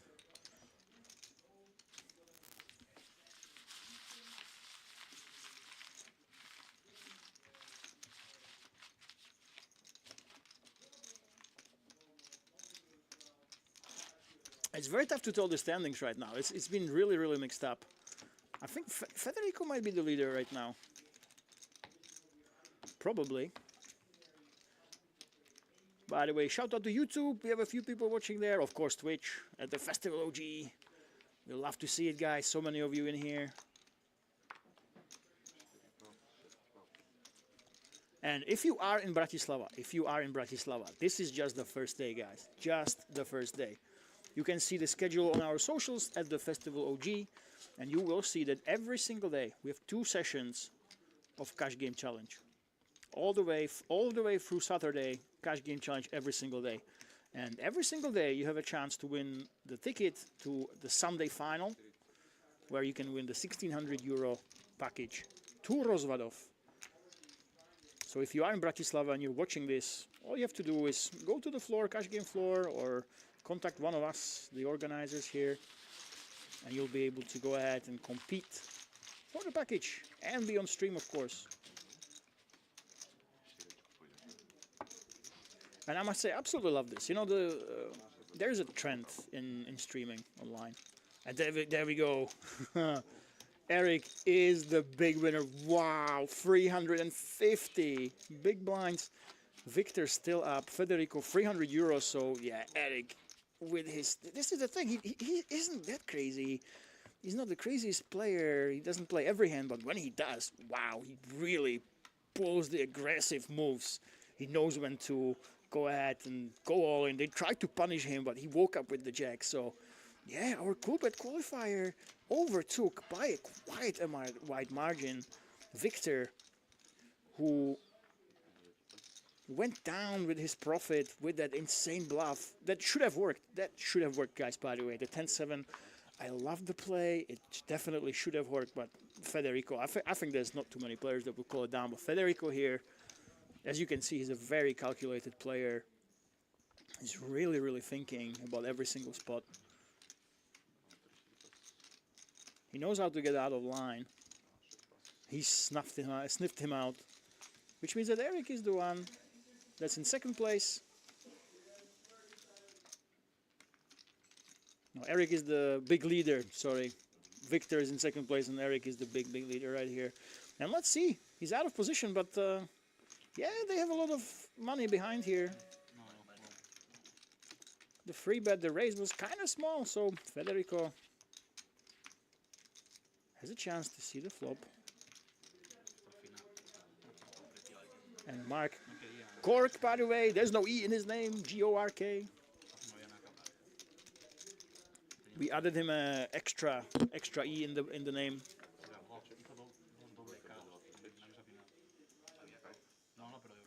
Goes with the bet, of course. Nice 1/3 pot size bet, and for Federico, he doesn't have too many reasons to go nuts here. It's actually a difficult situation for him because if any hard rolls off, there's not much you can do. Maybe you can bluff, but on the overcards, you don't really love your life there. So I'm not sure what Federico will do. The Italian kid that has had a lot of success in Italian tournaments, but then decided, hey, I'm gonna go ahead and grind cash games. I'm gonna make this my main game. Goes ahead and calls. And as you saw, guys, this guy can pull massive overbets. He can get out of line.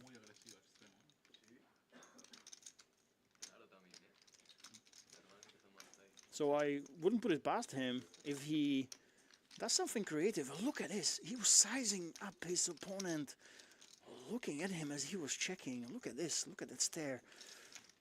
And let me tell you, Mr. Privitera from Italy, he does have some ideas right here. He's considering it, and we're likely to, again, if he does bet, we're likely to see a really big bet once more. But unfortunately for him, Mark hit the 10, and there we go. We're gonna see a big bet here, very, very likely.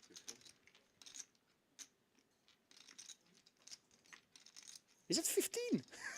Never mind, this is hilarious.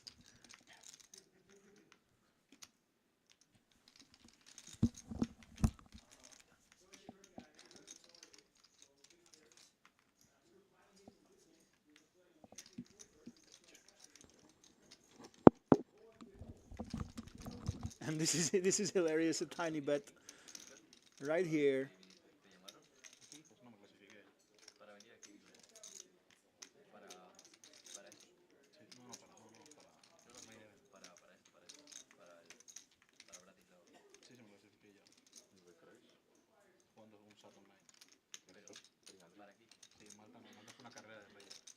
We're gonna see a raise here, but I'm wondering if we will see also a call. He does raise. It's very interesting. The same thing as last time.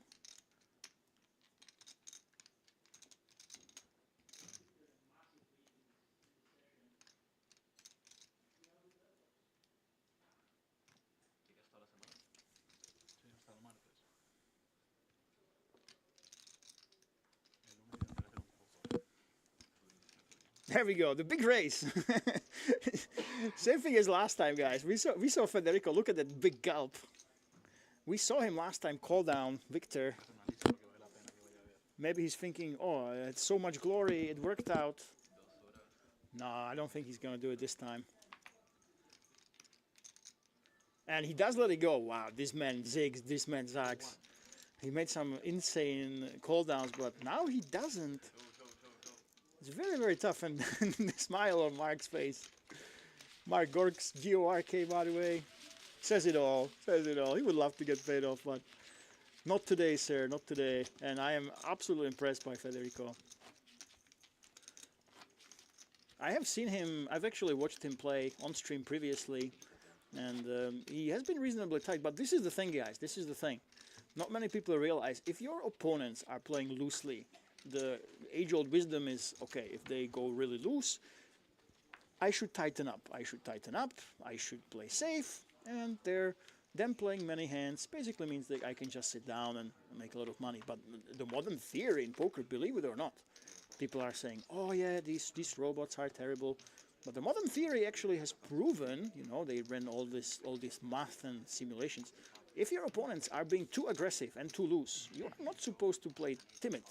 You are supposed to play more hands. You are supposed to go to battle with them. That is what they say, theoretically correct approach. It's been proven recently when people study theory. So absolutely love to see it. And this is it when it starts. When someone starts to be really loose, like all of these players have been so far, if you are a strong player, you are meant to go ahead and go into battle with them. That's the theoretically correct approach. You're not supposed to sit down and just wait for strong hands.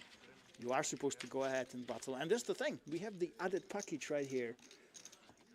1 in 6 chance. If you win the day, get the most big blinds over the 2 sessions. You have 1 in 6 chance for winning the package. By the way, let me tell you, how is it going to work? So on Sunday, you don't have to be present. If you win one of the tickets to the flip, you don't have to be present. We will put a dummy in your name on them, but it's obviously better if you are there. But I believe it's PLO, but you're trying to lose because the winner is out. If you win the hand, you are out. And we keep doing flips every time we lose one player until we have the winner that has lost every single flip. Don't ask me why it's done. Ask Franke, the festival series organizer, but this is how we run it. So if you're good at losing, that's what you want to do.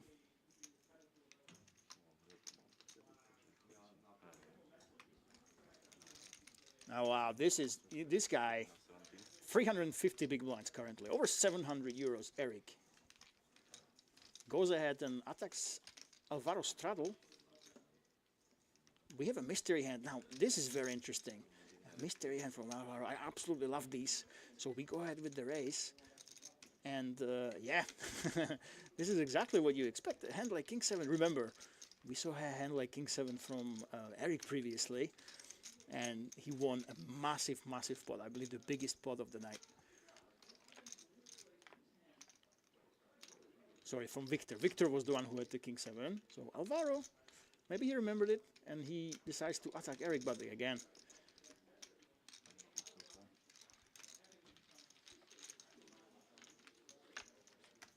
He is not the one to give up. He's anything but tight. And it will be definitely interesting to see.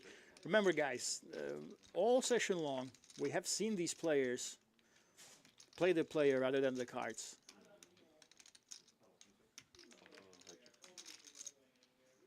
Especially Eric. We've seen the same from Alvaro and the others. Victor was the same. And I don't think this will be any different. So 112 euros in the pot. This was a straddle. We bumped it up a little bit. We are over 1,000 euros deep. Crazy. And yeah, Alvaro takes it down.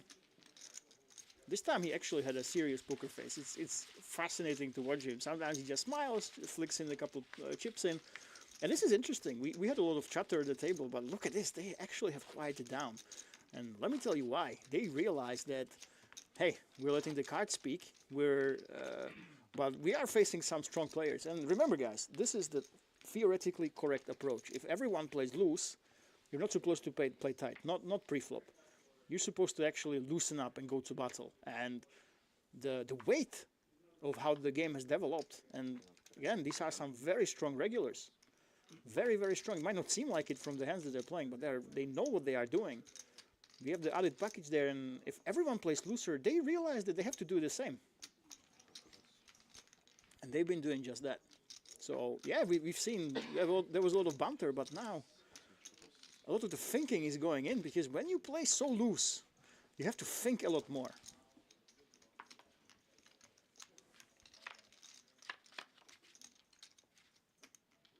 And Szymon from Poland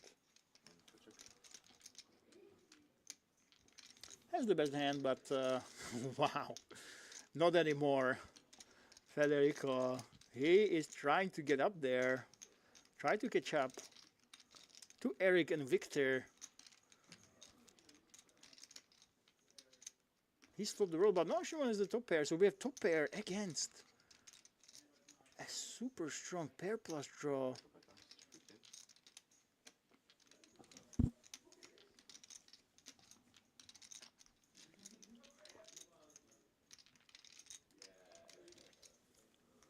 Privitera, the former tournament crusher in Italy, turned cash game grinder in Bratislava. Just opts to call here. No, wow, we have a race. Yes, of course. This man loves to mix it up. Unfortunately for him, Shimon actually has a really strong hand right here, so he's not going anywhere. We are over 800 euros deep.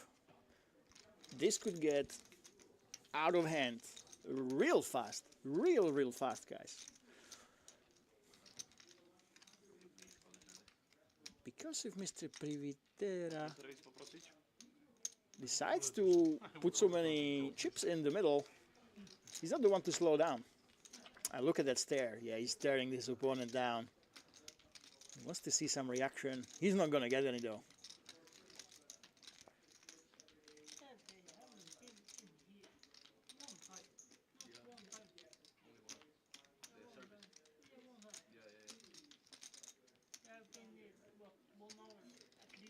It could go really either way. Federico could just check, try to get to the river, or he could go ahead and bet reasonably big. He's basically just saying, hey, I have the juices, I have the freeze, I have the jack free here. And he continues that story. He continues the story of having a really strong hand right here.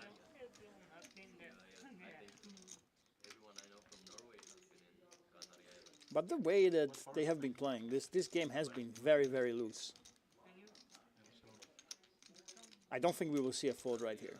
I think we're seeing a call every time. And it will be absolutely exciting to see if the river brings in a huge bet, which might be coming, guys. It might be coming. And everything missed. This is an overcard. And I think for Federico, the correct bet sizing will probably be an all-in here. If he does bet, there's only two options at this point. He either checks, hopes that he wins at showdown. He does beat some draws. There we go. Or he would go all in. And he probably knows this. He knows that the bluff would be extremely expensive. So he doesn't go for it. And we have the check down. Yeah, here we go. Over 100 big blinds.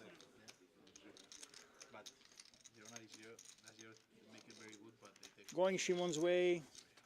He does play some tournaments. He's got over 11,000 euros in tournament winnings.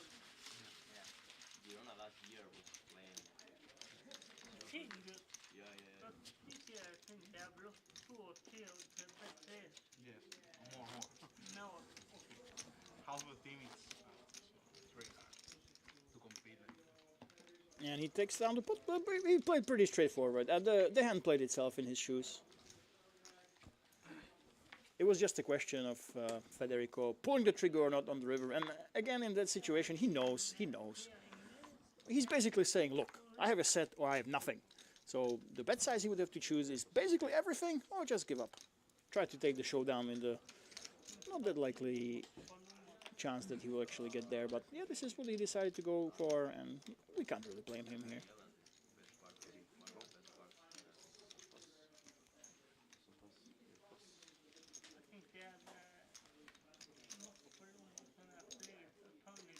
And is this not a straddle? First time we're not having a straddle in a long time.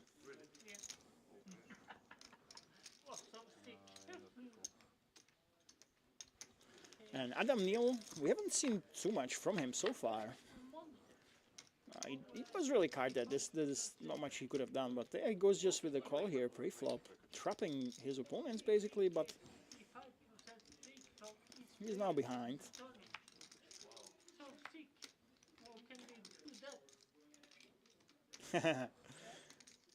Very interesting. Now, Federico obviously has a lot of incentive to just try to take it down. He does have the ace high, but you don't exactly expect it to be good. But in this case, it actually is. He does have the best hand. But he obviously doesn't expect that. And he's taking it down. Nice. You protect your hand. You have the option to go ahead and bluff from the river. So I'm absolutely loving this play. Well done, sir. We've had some tough away games already this season. We've had some tough games. I think you had a pretty good start, right? But now you lost some games, like City also lost some games, right? So Liverpool are probably the favourites, really. And we keep going.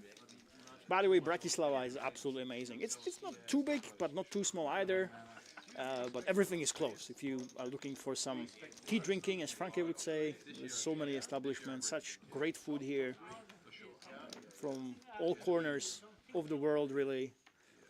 You have some great parties. But it's not a massive place, you know, that you would get lost in. I think it's just perfect for the length of time that festival is in for, which is the full week. So full week, you can explore a lot. Or you can just go ahead and get into the battle, try to grind as much as possible, play one of the over 50 events that we have. I kid you not, over 50 events at the festival series. And you know what? After this is done, we don't only play in Bratislava. We have a bunch of stops planned. The next stop of the festival series is actually an online one.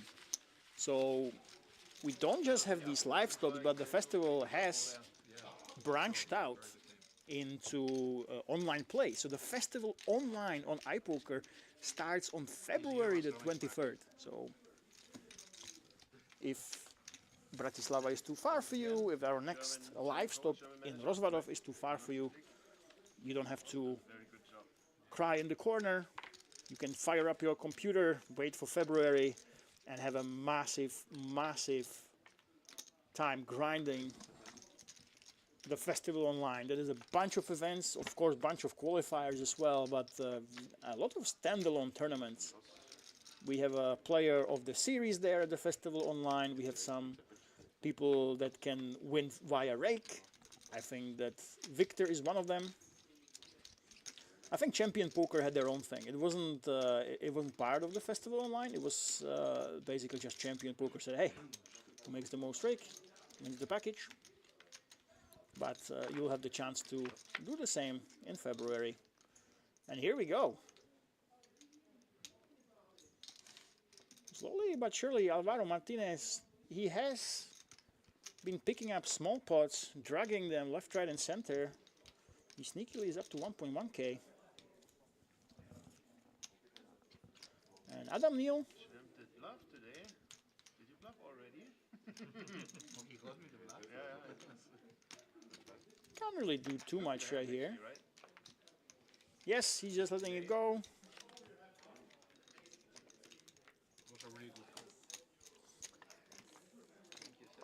And he's scooping the pot. So guys, remember the festival series. Actually, this has just dropped. Only the people know it here. This might be the first time we are announcing something like this. So if you are watching the stream, Thank you, Lemon.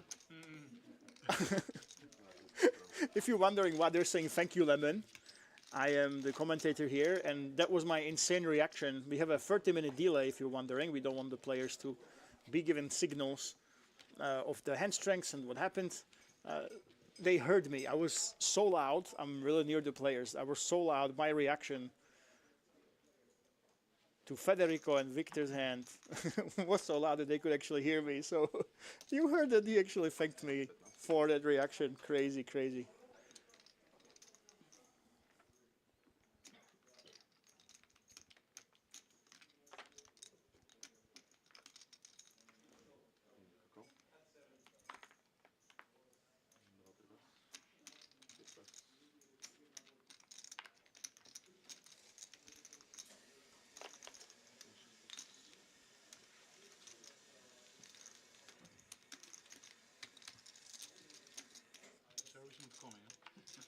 Môžeme servis poprosiť?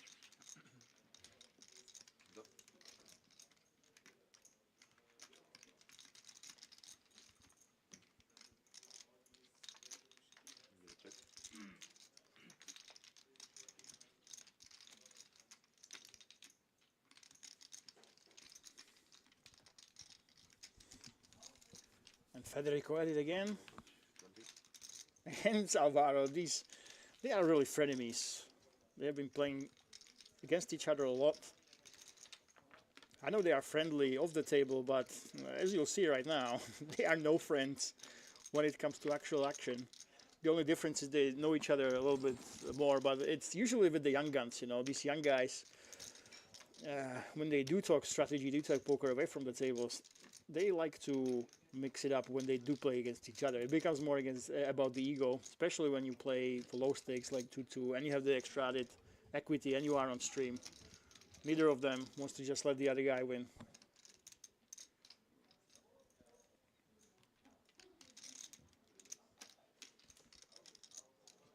And Alvaro, he has been really mixing it up today, you know. He hasn't been talking too much. He just let the cards do the talking. So far, I think the most insane play of the day belongs to him. And wow, look at this. Just taking it down. With a big bet. This is Mr. Overbet. Let's call him Mr. Overbet from Italy. He is simply going for it.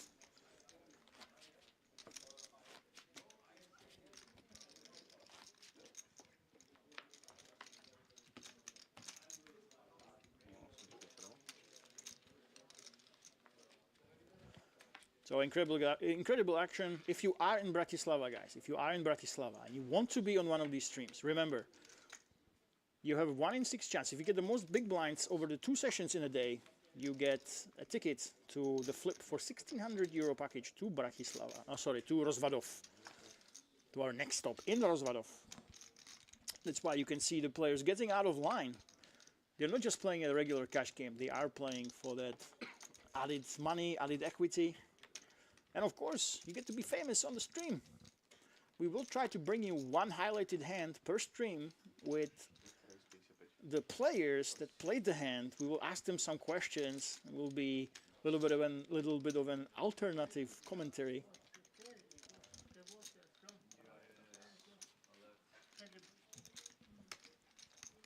So this is what you have to look forward to. And of course, today, this is only the first of the 2 sessions. We've seen some insane action, but if you think this was insane action, just wait for right about half an hour from now, maybe less, when we will have our PLO session. And I can tell you, the festival founder Franke is coming in. We had to change the rules of the Cash Game Challenge. I'm not kidding, I'm deathly serious. Only because this one person, because of Franke, who's the festival organizer, we had to change the rules. It used to be that you win the most big blinds in any of the cash game sessions over the entire festival, and you get the package. But Franke won every time because he likes to splash, he likes to play really crazily, and if you splash around, chances are, and play a lot of cash game sessions, chances are that eventually you will win a big stack, you know, even though you might not be winning overall. So he kept winning his own packages, and we said, enough, Franke, you can't keep winning, okay? So we changed the rules, and every day you get 1 ticket into the flip at the end of the festival. And look at this, Mark Gork, G-O-R-K, remember, we gave him an extra E for free. Maybe he will change his name after this, after we gave it to him. He's getting out of line. And we have a 4-bet, look at this, the 2 players that have been really tight so far. Adam Neal, the ex-rapper from England. He still does some freelancing rapping work, I believe. I didn't say rapping work. That sounded terrible, but yeah, he's an entertainer. Went with the 4-bet. Wait, what's going on? Mark isn't just folding just yet. He's calling! Wow! So we get raised. We get 4-bet, and we're calling here. What's going on? We're getting really out of line right here. These 2 players have been so far pretty snug at the table. They didn't get out of line, but now against each other, they must realize that they haven't been crazy like the other players when usually they had a hand, they led with a decent hand. And now they're getting out of line, both of them. They're not playing the cards, they're playing the player here. And yeah, he continues the story, and Mark, of course, he's not going anywhere. He's the 7 when you call a 4-bet.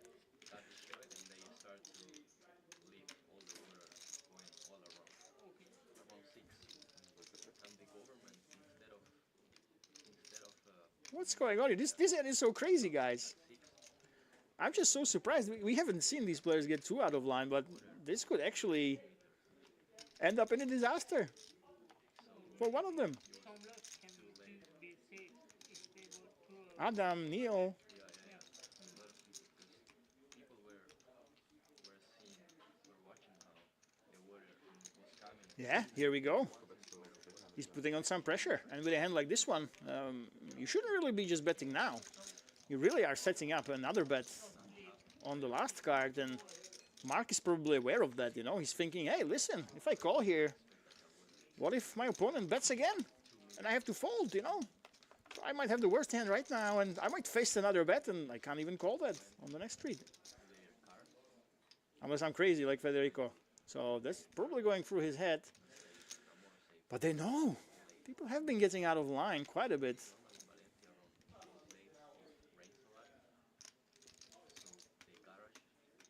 Wow.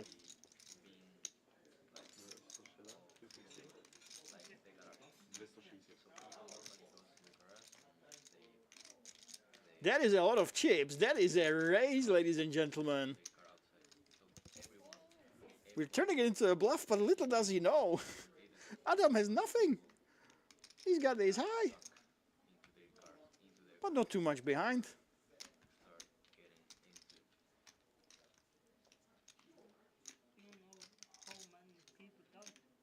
Wow, he's not folding. He is not folding, guys. He is not folding right here. What is going on in this hand?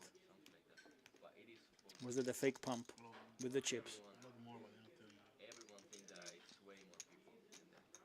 The way Mark played it doesn't make too much sense to him. He's very puzzled right now, but he's only ace high. This is crazy.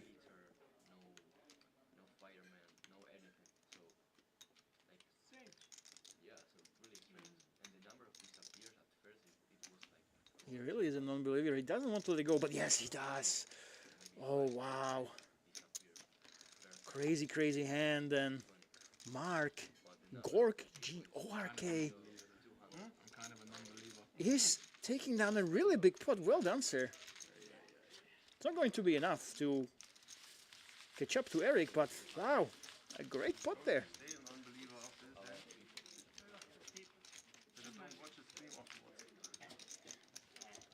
Yeah, you can watch it on stream, that's right. It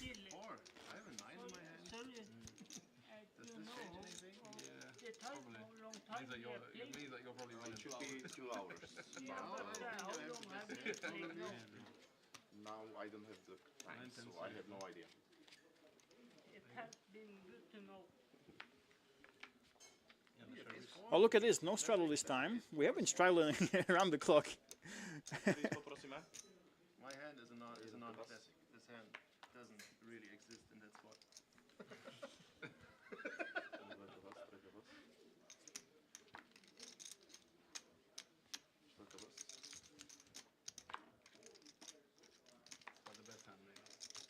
Yeah. I mean, now that we started talking about it, I'm pretty confident that I had a best hand.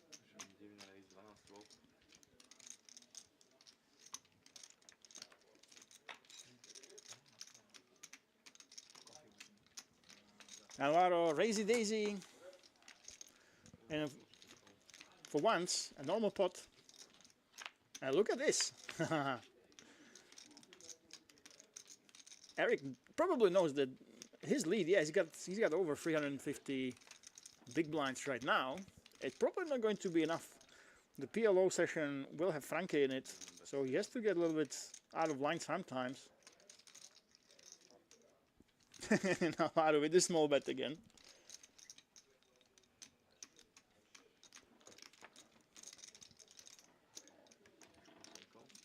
And of course, Eric is here considering what to do, but he is definitely getting out of line. The cool bet qualifier has been absolutely on fire. And when you call a hand like this one, you definitely have some side intentions. But this is a really bad card for him. Unfortunately for him, he can't, after calling before the flop, it's really tough to say, I have 9s, 10s, jacks, queens, aces. If we will see a check right now, which, well, we can but we never know. If we will see a check, we basically have to represent the quads with a massive bet or try to block bet there, but it will be interesting to see. But yeah, there we go. Of course, Alvaro turning his hand, deciding to go ahead and bluff, put the pressure on. He's going to bet the turn. This is a very small bet though. He is sizing up for a river bet when he does this, of course. So I think the only way Eric can win this is if he raises right now.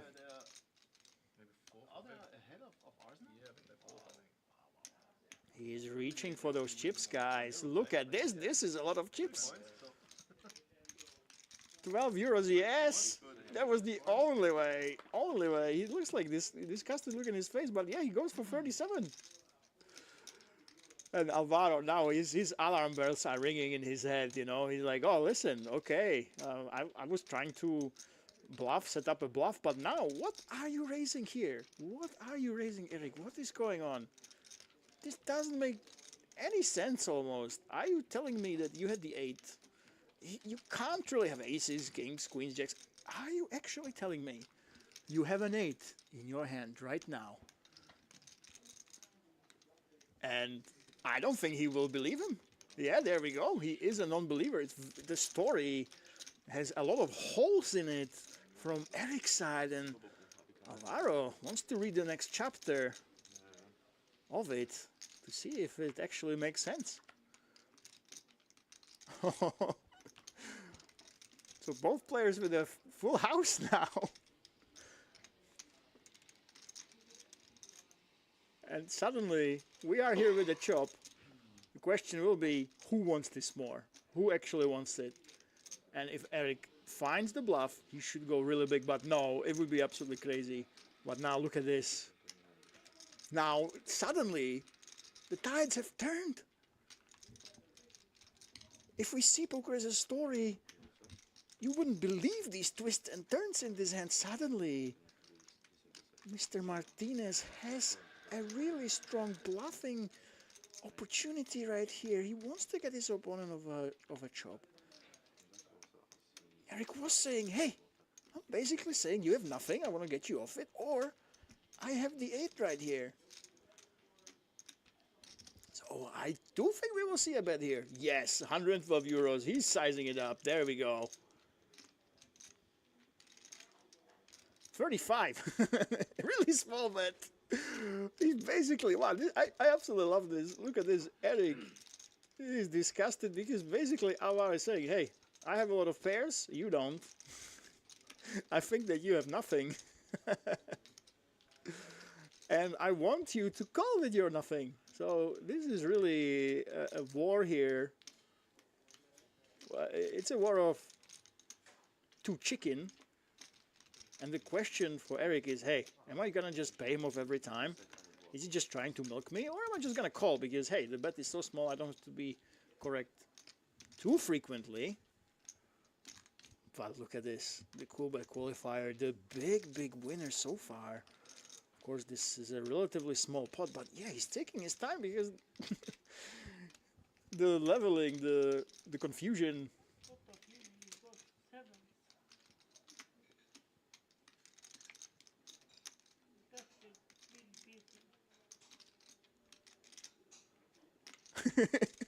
He's even verbalizing it. No, he's not playing. He's very confused. He's thinking, oh, am I just paying off? Am I just paying off here?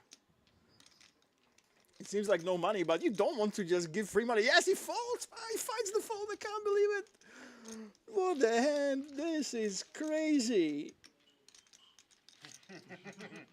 Such twists and turns, and he didn't show the hand. I would if I were him. Wow. That was a very small pot, but extremely fascinating. I'm not entertained, guys. This was absolutely crazy.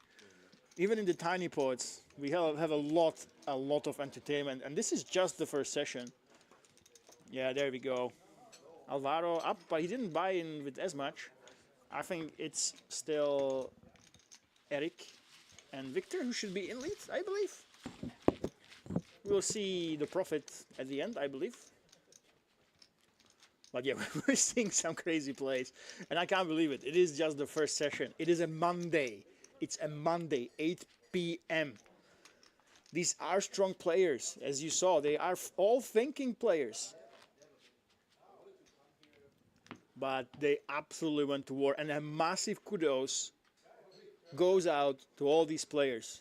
They are strong players. They are strong thinking regulars, a lot of them. This is one of the toughest 2-2 games you will ever see. But they really, really went for it. They gave us an amazing show. And we have the last 11 minutes. And I am here all for it, guys. I'm here all for it. And this is the trend in poker. If you have been watching any streams recently, back in the day, you know, the strong players would play really tight. They would wait for strong hands and just try to get them against the looser players. But no, this is the modern way how you're supposed to play. If your opponents go to war, you're supposed to fight back. You're not supposed to sit down and wait to be run over. You're supposed to mix it up, and this is exactly the show they have been giving us. As we see just a call here.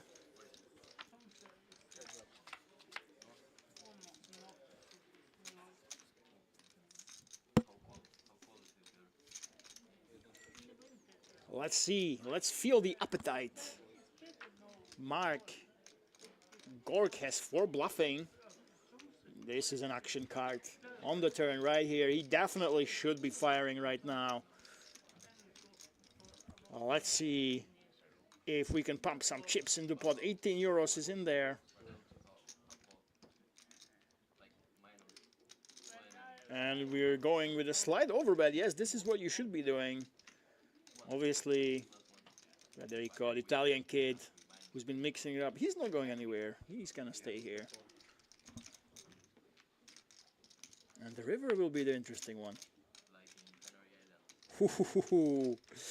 Oi, oi, oi. We have the straight right here. The flush draw hit as well, though. And the problem with Mark's shoes is like, hey, how are you telling the story of the flush draw? Would you really just knuckle it on the flop? Would you just check it? Why wouldn't you bet that, you know? But at the same token, the board is very dangerous for your opponent. You did bet your draw on the turn, and you don't just check down and give up and wave the right flag. You want to show that you're capable of actually playing back.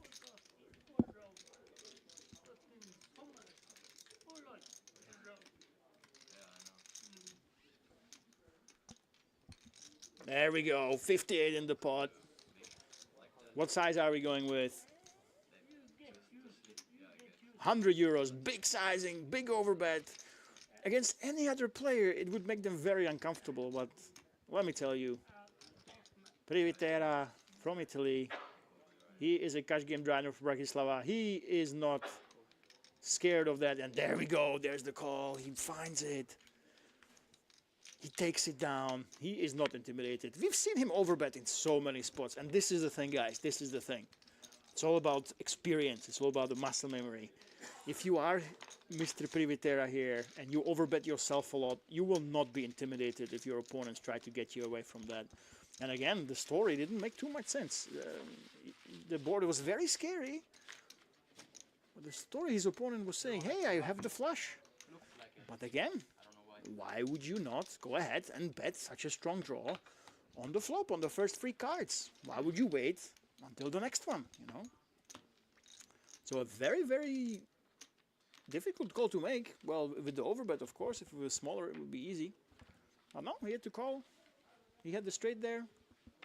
He was not going anywhere, and he was definitely not intimidated.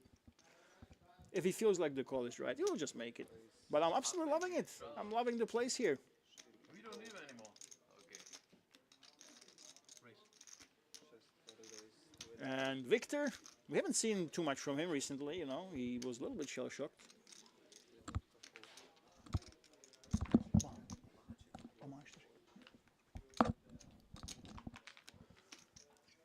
And after this, guys, we will have about half an hour break.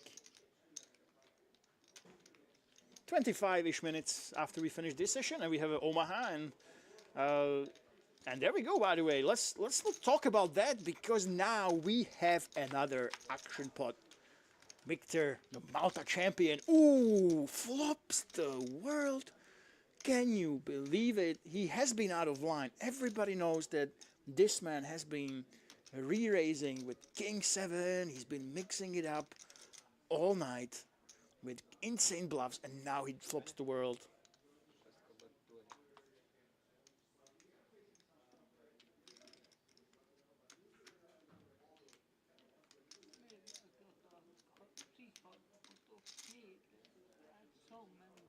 And Shimon, of course, he doesn't want to just let it go. He's got the gut shot, he beats all the bluffs, and he's very much aware that Victor is making a lot more money than the stakes are. He's going for that package. He's trying to win the big blinds won in a session. So he knows he's very likely to get out of line right here, guys. This is why you don't see Shimon just folding right here. Unfortunately for him, this man with a very, very loose and aggressive range in these re-raised pots, as we have seen, the possible cards that he can have. He has been raising with hands like 9-7, King 7. This time he has the world in his hand with the free tens.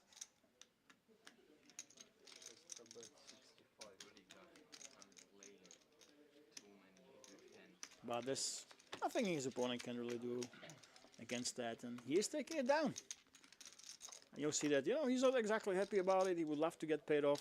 And, I've been aggressive. I've seen some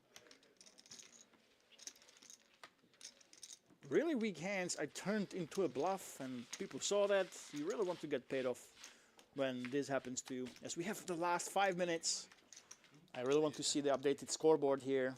But I do still think, Eric, even after that crazy, crazy hand and very peculiar fold, which was one of a kind hand. I don't think that a hand like that you will see once in 100,000, a million hands. I still do think that he probably will be ahead after all that aggression he has shown previously. And the thing is, guys, they are not only competing against each other. Every single day we will give out one ticket to the flip for the package to Rozvadov, 1,600 euros.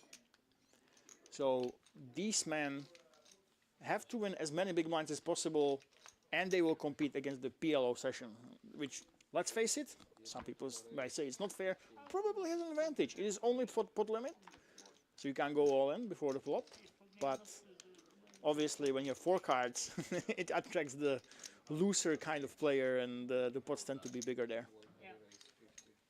And Mark, are we going to see a re-raise here or just a call? Yes, a re-raise. We have the straddle again. Oh, whoa, whoa, whoa, whoa. Look at this. Adam Neal with over $200,000 tournament winnings. The prodigy of the music industry wakes up with queens, and in the straddle no less.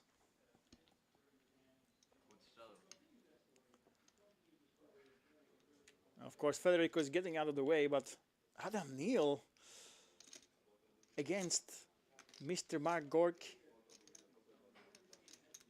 might not just end right now. But what's going on here? The Italian is suddenly thinking about it. Now, this would be crazy to get out of line. Yeah, and he doesn't. Maybe he was just posturing. But yeah, he wants to consider all his options. And now, are we going to see? Are we deep enough? I don't think we're deep enough. It's 130 euros. If you go ahead and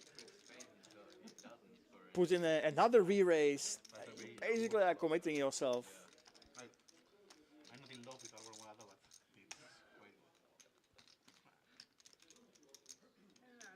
But he's reaching for chips. Did he say that? Did I hear it right? All in? Wow! He is going for it. That's crazy. We have last 3 minutes. He understands the assignment. He knows how to play the cash game challenge. This is what you do. The high card or low card? No, both. Ahí va. This is how you play the cash game challenge. This is how you try to win the most. Like, oh my God, no! Oh, it's the ace. It's the ace. This is brutal. Mark. Did they run it twice? twice? Yeah, twice. Oh, they ran it twice. That's a mistake. You don't want to run it twice in a cash game challenge. Believe me, especially not 2-2. So are we going to see a split pot after all this drama?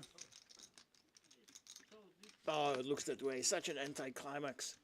Oi, oi, oi, oi, oi. If you are watching this on stream, guys, if you are watching this, you want to always run it once. You're trying to win as many big blinds as you can. And I want to remind you, on Sunday, the stakes will be 10-10. And it will be the last cash game challenge. People will struggle. They will go crazy, okay? So if you are lucky enough to be able to get into the 2-2 games, you have to go all in, and you can't run it twice. Come on. You basically killed the chance of winning the most big blinds. If they didn't run it twice now, Mark would be the leader of the day with a 1 in 6 chance of a €1,600 package to Bratislava. Oi, oi, oi, oi, oi. So if you get to the festival series, always, always, always run it once, especially in the low stakes cash game challenges, okay? On Saturday we will not be on stream. It will be the last one, however. So people with deep pockets, they can just blow everybody out of the water, especially on Saturday's PLO, where 10-10 will be played, when everybody will be in Bratislava, the Crown Plaza. By the way, the way it works, Banco Casino is relatively small, okay?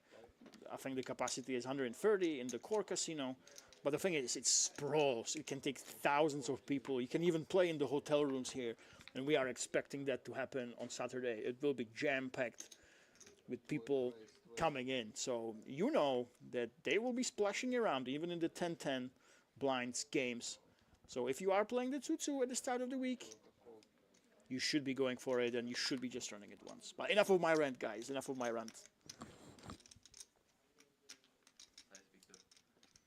I think the person that will really thank them is the one that I believe is still in the lead, which is Eric. So he probably will be the leader unless something crazy happens right here. This might be one of the last hands, by the way. This might be the last hand, actually. Yeah, Adam Deal. He's going ahead and re-raising, taking it down.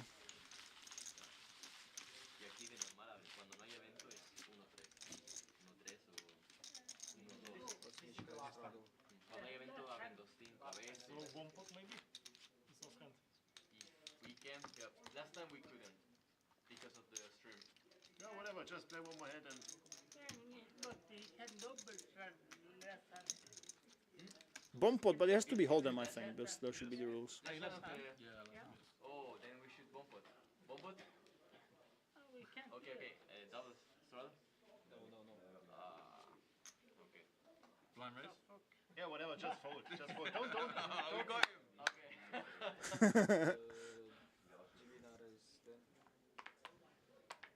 So they have an unofficial bomb pot, is that right? Yeah. They have an unofficial bomb pot, I think. So they agreed to, some of them. Oh, never mind. They're just playing a normal hand. So Mark, last hand of the night, guys. Are we going to see something crazy? Not of the night, of the stream, FYI. We will have roughly a 20-minute break. 20-minute break, roughly. 30 minutes, yeah, half an hour after this. So half an hour break, guys, and after that, I have something absolutely crazy. If you thought this session was crazy, and it was, don't get me wrong, we saw some absolutely insane hands. Boy, do I have something for you. We have PLO also 2-2, but the rumor is the festival founder and the tea drinker, Franke, will be playing. And for some reason, I don't know why, I think it's because he's a fun guy. Every time he sits down, the waiting list, basically, if it was an actual line, I think it would go beyond Bratislava. And there we go. Number one player, we have basically 300 big blinds, is Eric. Victor, the champ, is up a lot of as well, but unfortunately for him, he's not in the lead, but making decent money. Of course, he took €70,000 at our last stop by winning the main event, so it's not too much money for him. But yeah, nice effort there. I love the 10-7 bluff. It should have worked. Really, he would be in the lead if that would have worked. But yeah, the third place, Federico. He snuffed him out. He sniffed him out. Made an insane call. And we'll see you in about half an hour, guys, with PLO and Mr. Vice Guy.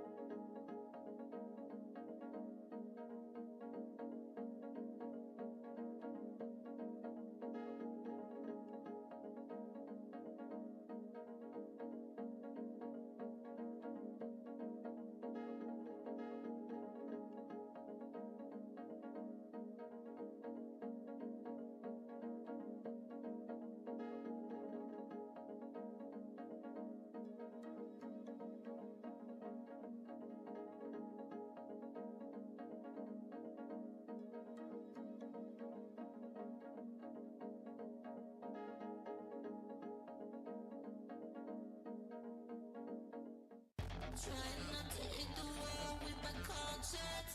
Take me out, take me over like a light switch. Anxiety had me stripped and defenseless.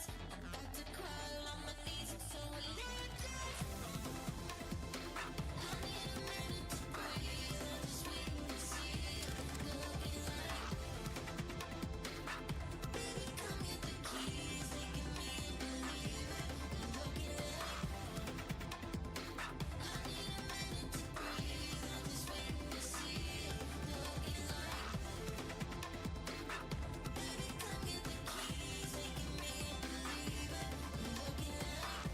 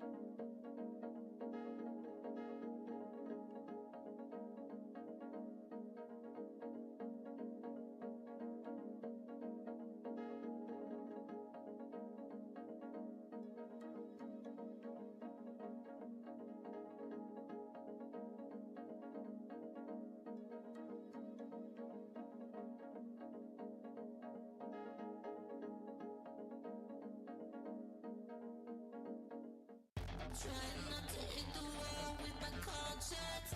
Take me out, take me over like a light switch. Anxiety had me stripped and defenseless. I'm about to crawl on my knees, it's so relentless. I need a minute to breathe. I'm just waiting to see you. Looking like, baby, come get the keys. Making me believe it. Looking like, I need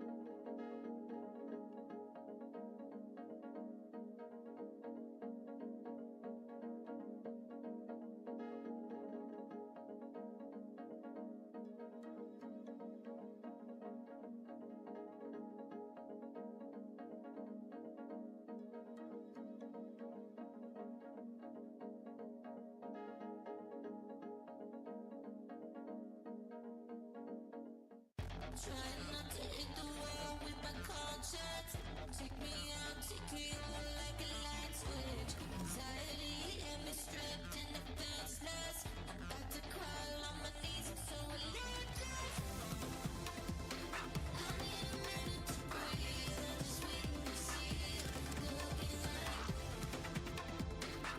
baby, come get the keys, making me believe it. Looking like, I need a minute to breathe. I'm just waiting to see it. Looking like, baby, come get the keys, making me believe it. Looking like.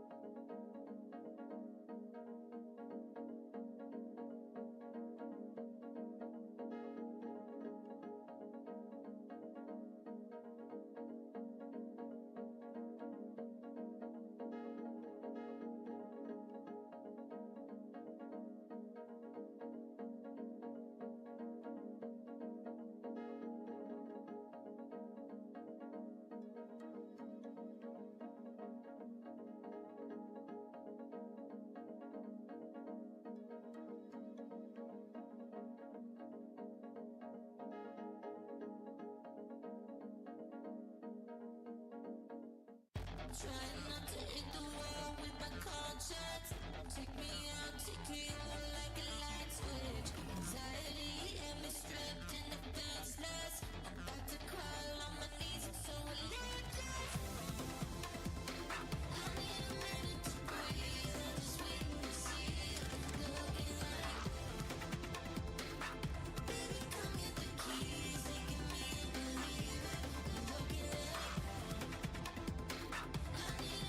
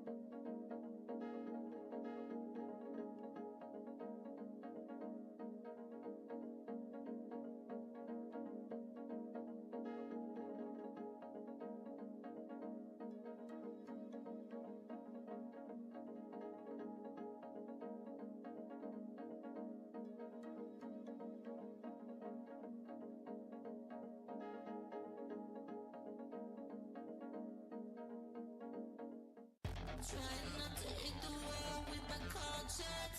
Take me out, tequila like a light switch. Anxiety and me stripped and defenseless. I'm about to crawl on my knees, I'm so relentless. I need a minute to breathe. I'm just waiting to see you looking like. Baby, come get the keys, making me a believer. Looking like. I need a minute to breathe. I'm just waiting to see you looking like. Baby, come get the keys, making me a believer. Looking like.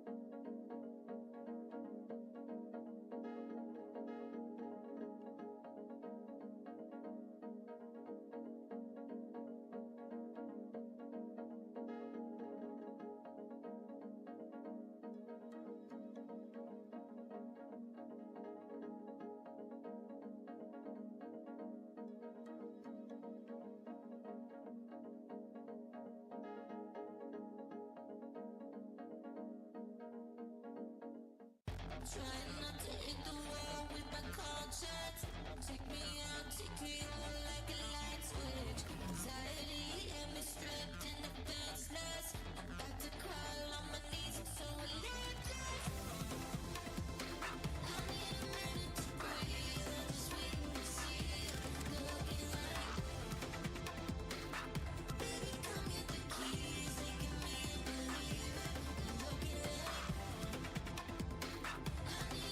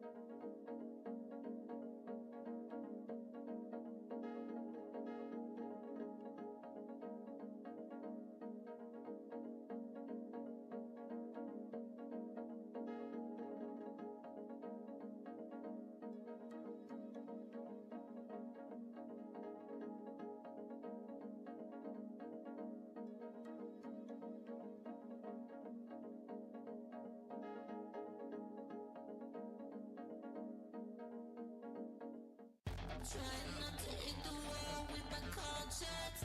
Take me out, tequila like a light switch. Anxiety had me stripped and defenseless. I'm about to crawl on my knees, I'm so electric. I need a minute to breathe. I'm just waiting to see you. Looking like, baby, come get the keys, making me a believer. Looking like, I need a minute to breathe. I'm just waiting to see you. Looking like, baby, come get the keys, making me a believer. Looking like.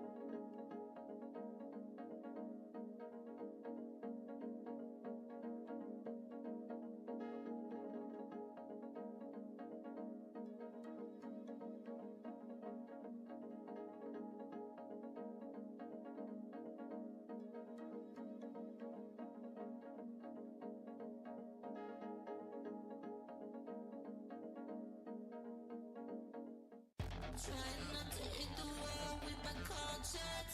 Take me out, tequila like a light switch. Anxiety had me stripped and defenseless. I'm about to crawl on my knees, I'm so electric. I need a minute to breathe. I'm just waiting to see you. Looking like, baby, come get the keys, making me a believer. Looking like. I need a minute to breathe. I'm just waiting to see you. Looking like.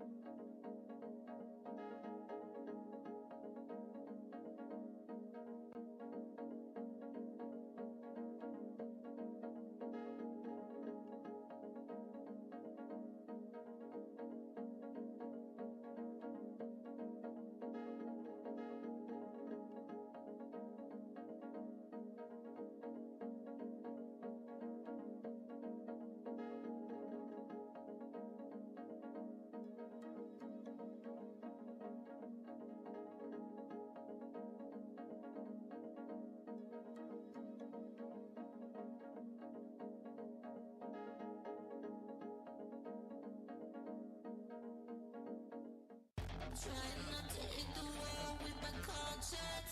Take me out, tequila like a light switch. Anxiety and me stripped in defenseless. I'm about to crawl on my knees, I'm so relentless. I need a minute to breathe. I'm just waiting to see you. Looking like, baby, come get the keys. Making me a believer. Looking like, I need a minute to breathe. I'm just waiting to see you. Looking like, baby, come get the keys. Making me a believer. Looking like.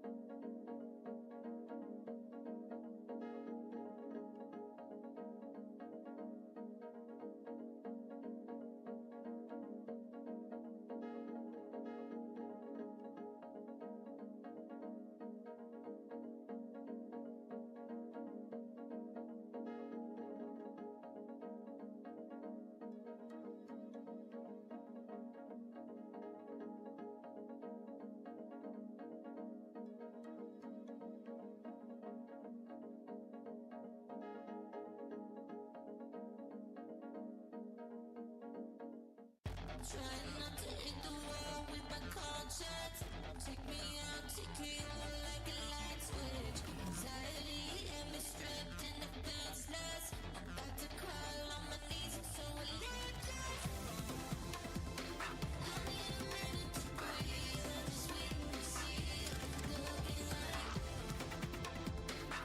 baby, come get the keys. Making me a believer.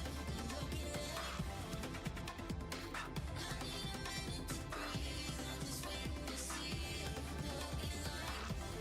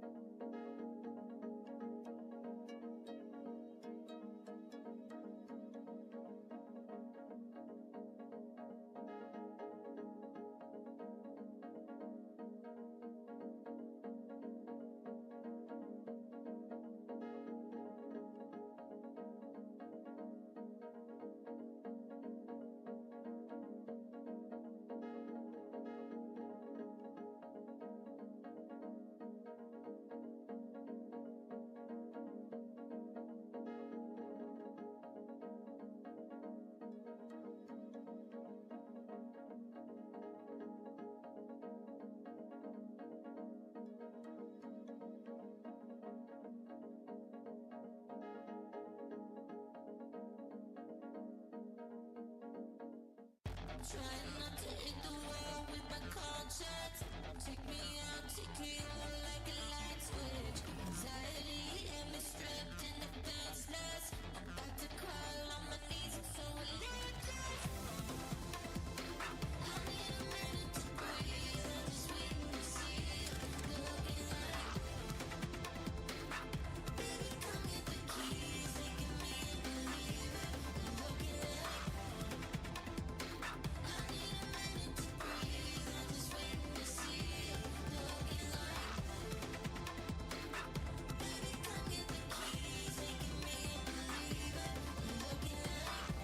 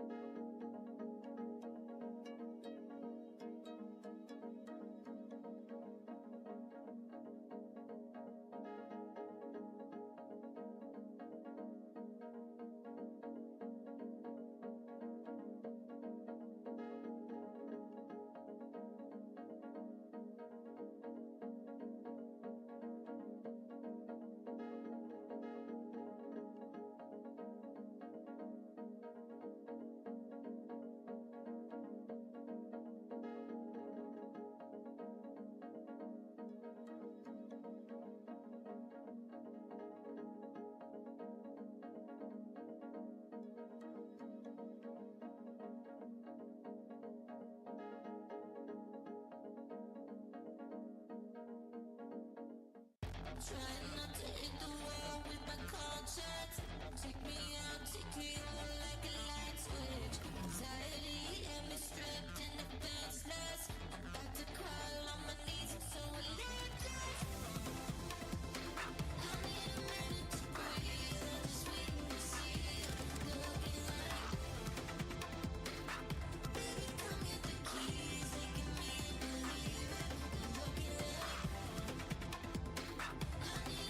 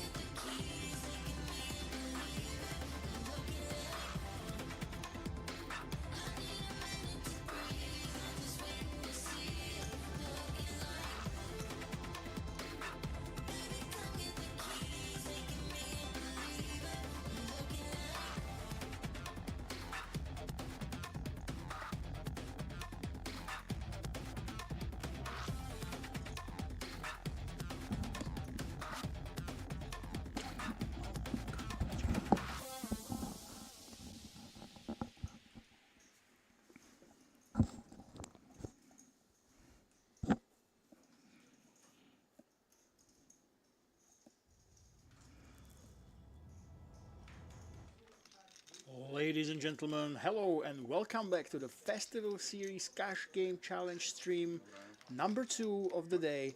Of course, I'm Lemon, and this time we have a PLO expert with us, Mr. Wise Guy. Oh, I'm not sure if I can live up to that epithet, Mr. Lemon, but thank you. I will try to guide us together through this 4-card jungle, because we are playing 4-card PLO on the second stream of the day, and well, we see the guys starting the first hand, but just short wrap-up of the first Texas session that you commented on. How was it? We had some really strong players, but that's the thing. They realized that we are playing for that added package, so 1,600 euros. And of course, if you are playing a 2-2 game, very low stakes, having a 1 in 6 chance at 1,600 euros, you know, the winner of the day gets a ticket to our flip. It's a big deal, and the strong players, they obviously realized it. So we saw some very thought-out plays with some bonkers, crazy action pre-flop. So yeah. I'm very much satisfied, and I'm hoping we will see some strong and crazy plays in this session as well. Not that I will be able to tell them apart with my absolute lack of knowledge, of course. I don't think you're that lack of knowledge in this one, but you do agree with me that Daniel Pilgrim is 3-betting with a nice 4-card PLO hand. Queen Jack 9-8 double suited, really nice hand to start, and of course he should be 3-betting with this one. He's been called by Thomas, who's the jacks and 6-5 dangler, so maybe not the best of hands, but you can always set mine, of course. But we see a jack is already blocked, and Vesa, with a mystery hand, he needs to spread the cards a little bit better for us in the box, so we can see them. But it seems like he's, yeah, the dealer's telling him, and this is what he's playing. Ace, king, 4 deuce, 3 diamonds. No, sorry, it was double suited. So yeah, not the worst of hands. And as you can see, aces and kings are live. So 3 ways to the flop then. And yeah, 138 in the pot to start, and a king 5-6 with 2 clubs, right? So no flush draw for either player, and Vesa then hitting the gut shot and the top pair, of course, with the ace-king. So pretty much swing and a miss for Thomas, nothing for him, and Pilgrim with just a gut shot. So as you can see from the equity, oh, the Vesa did fold his hand? Yeah, it looks like we have a fold here. Oh, okay. This is interesting. Yeah. So quick action here now. We didn't even get to follow. I thought Vesa was actually going to stay in this one, of course, but it's Daniel Pilgrim picking down the first hand then and winning a couple of blinds. We're playing 2-2 PLO, and Lemon, the cash game challenge. Explain to us, what's all this about? How do you win it? Right, guys, so we have in total 6 days. Each day there are 2 cash game challenge sessions, one hold'em, 1 PLO. Your goal is, during the day, to win the most big blinds, okay? So you win, for example, in the first session, we had about 300 big blinds won. If someone wins 250, the winner will be from the hold'em session. And every day, we will have 1 ticket winner. In total, we will have 6, of course. There's 6 days, 2 cash game challenges every day. And what can you get from this? Well, on Sunday, we will have a flip.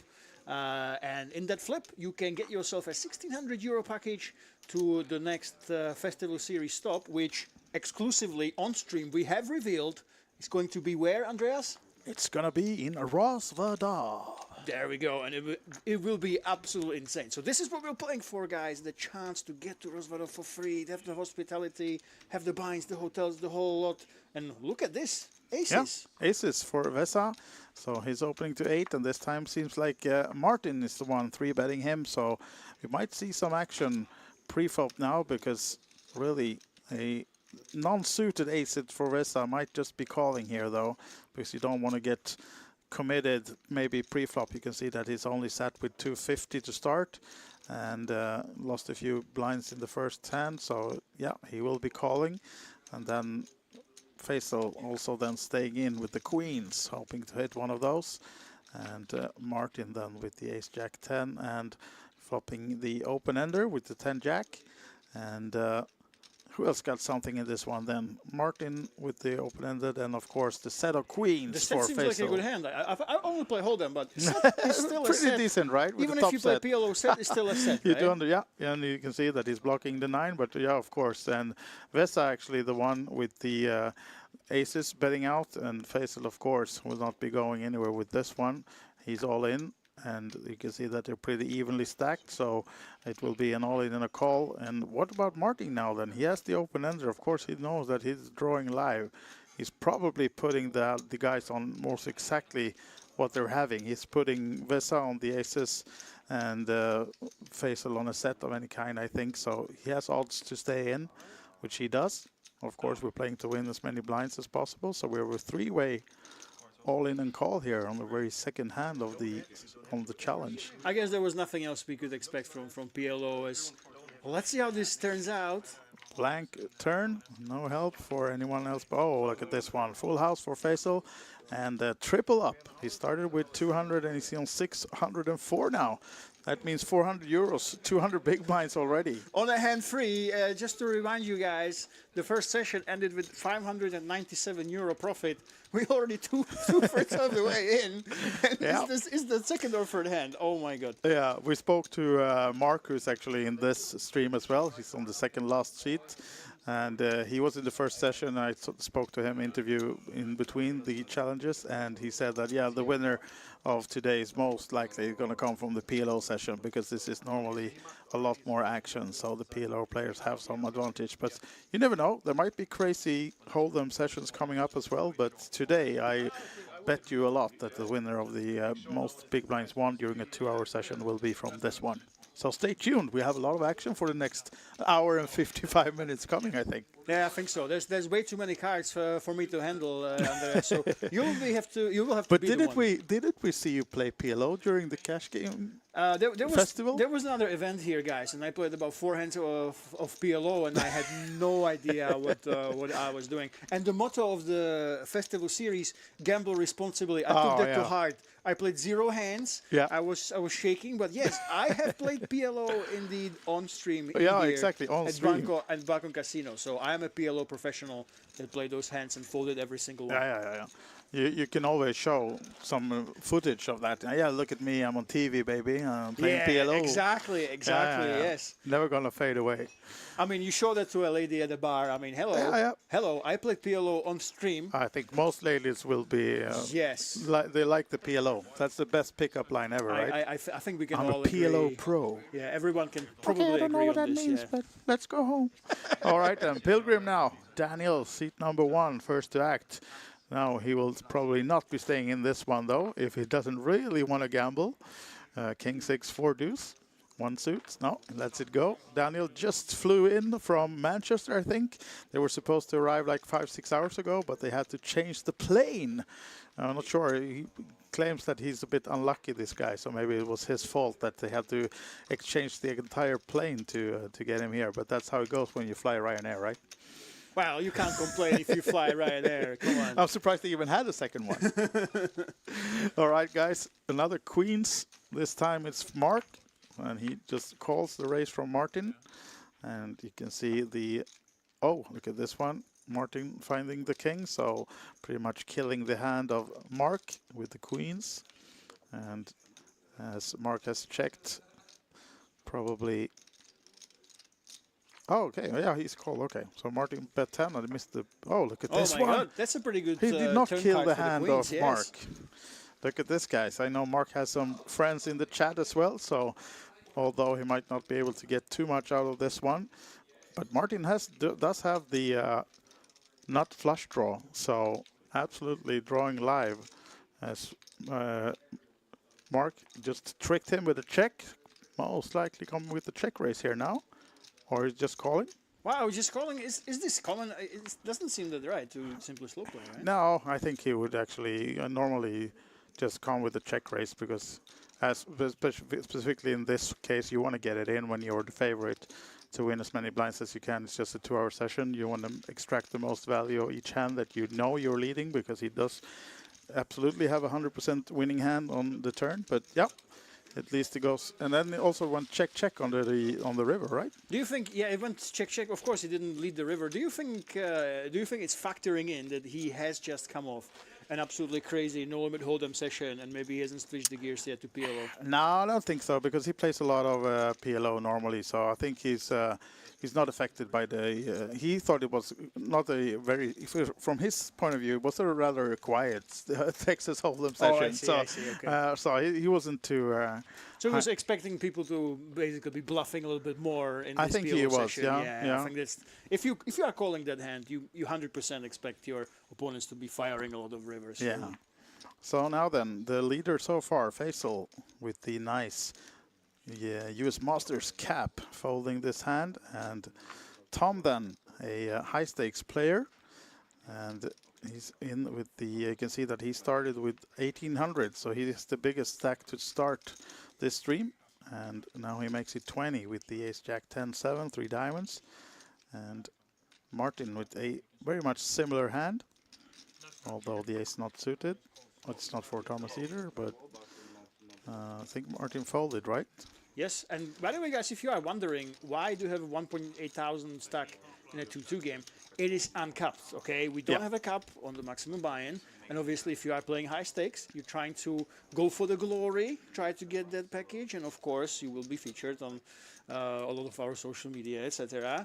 You want to buy in with as much as possible, and he's taking an advantage of that. Yeah, and now then we have Oliver coming with the 3-bet. Ace, King, Queen 7, double suited. So Oliver Toth makes it 85, and Tom stays in.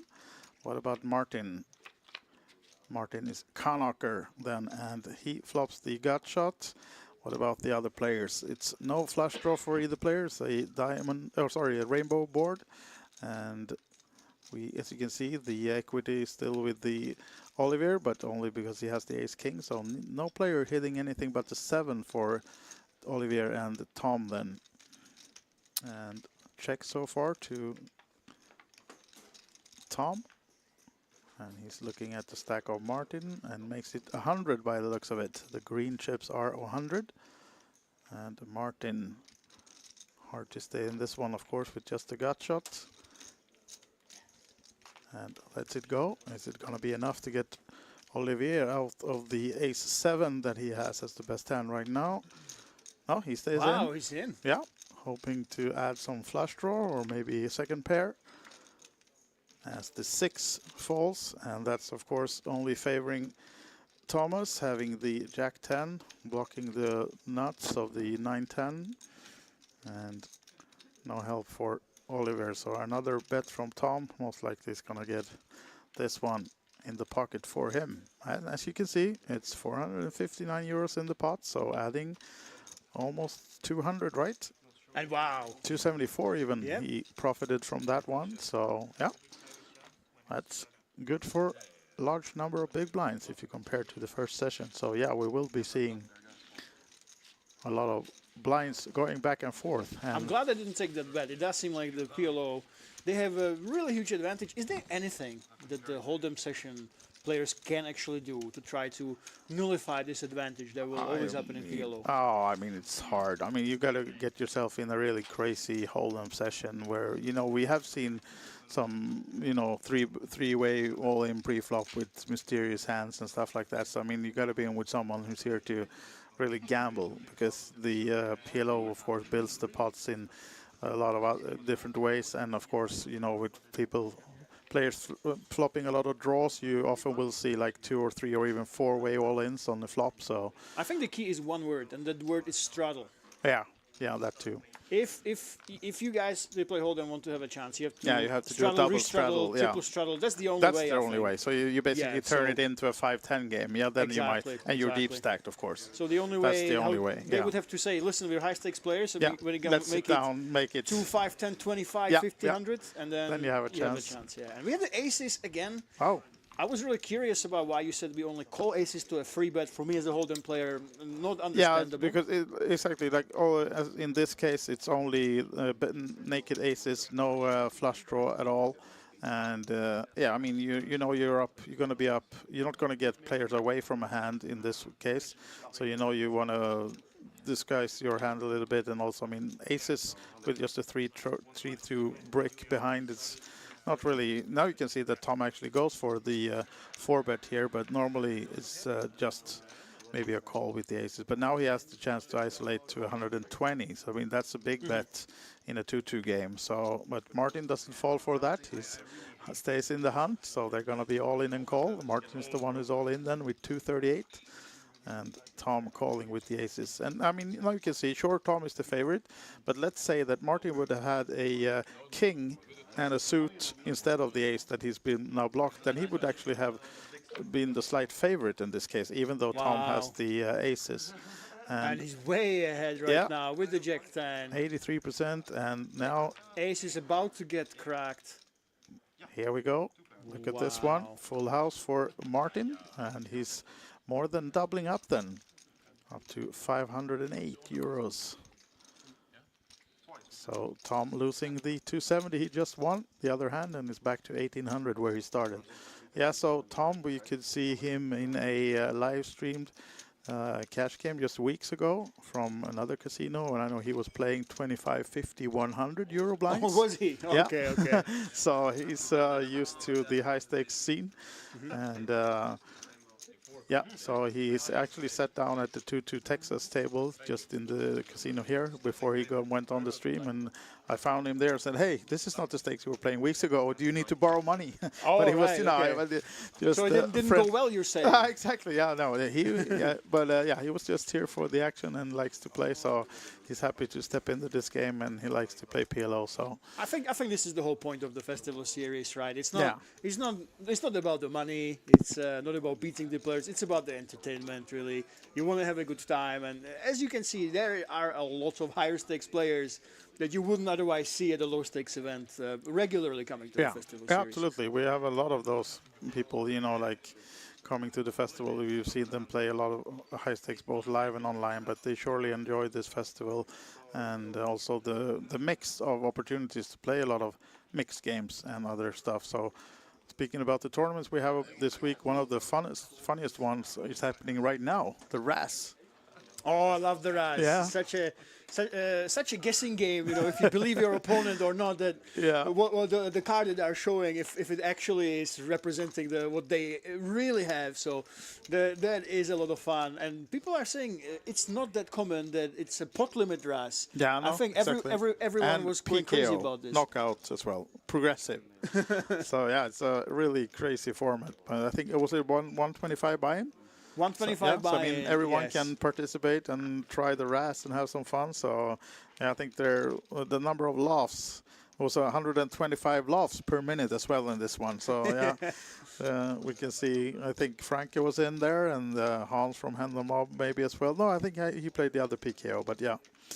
There's a lot of action. And for being, I know we started this festival this time on a Monday, since it was a public holiday here in Slovakia yesterday. Yes. So this is the first day of the festival, and surely it's been a huge turnout. We had the satellite for the main event with 10 seats guaranteed, and we thought it might be overlaying, but it actually got 13.5 seats. Wow. So big Monday. And I can tell you right now, I've been talking to some of the staff. For example, Banco didn't have enough food for us because they're not used to so many people coming on a Monday. Yeah, it's unheard of. And I know why this is, guys. We have managed all the sponsors you can see behind our players. Yeah. Right? We have iPoker, all these amazing sponsors. We have over 200. You're hearing that right. 200 qualifiers that came from online. We have so many qualifiers running around the clock, over 200 people. And let me tell you, the staff here were shocked. Yeah. Why is there so many people on a Monday? Yeah. Why were all the hotels almost sold out? But you still, of course, can get the places. But yeah, the hotels for a Monday are very much full. And this is why, because we have so many people coming in from the qualifiers. We have so many people knowing that the qualifiers will be here, so they will have someone to interact with. And I think this is really a one-of-a-kind experience. Absolutely. Yeah, and I spoke to a guy actually today that was here. He's qualified online through one of our partners from a 25-cent satellite. Wow. And won a full package. You know, he went the steps to 10 euros and up, and then won a full package investing 25 cents to start off with. So, yeah, you can surely, hopefully he'll win the main event, so we get a good story. You know. This might sound crazy, but one of these brands, I think it's the yellow one over there. No big deal.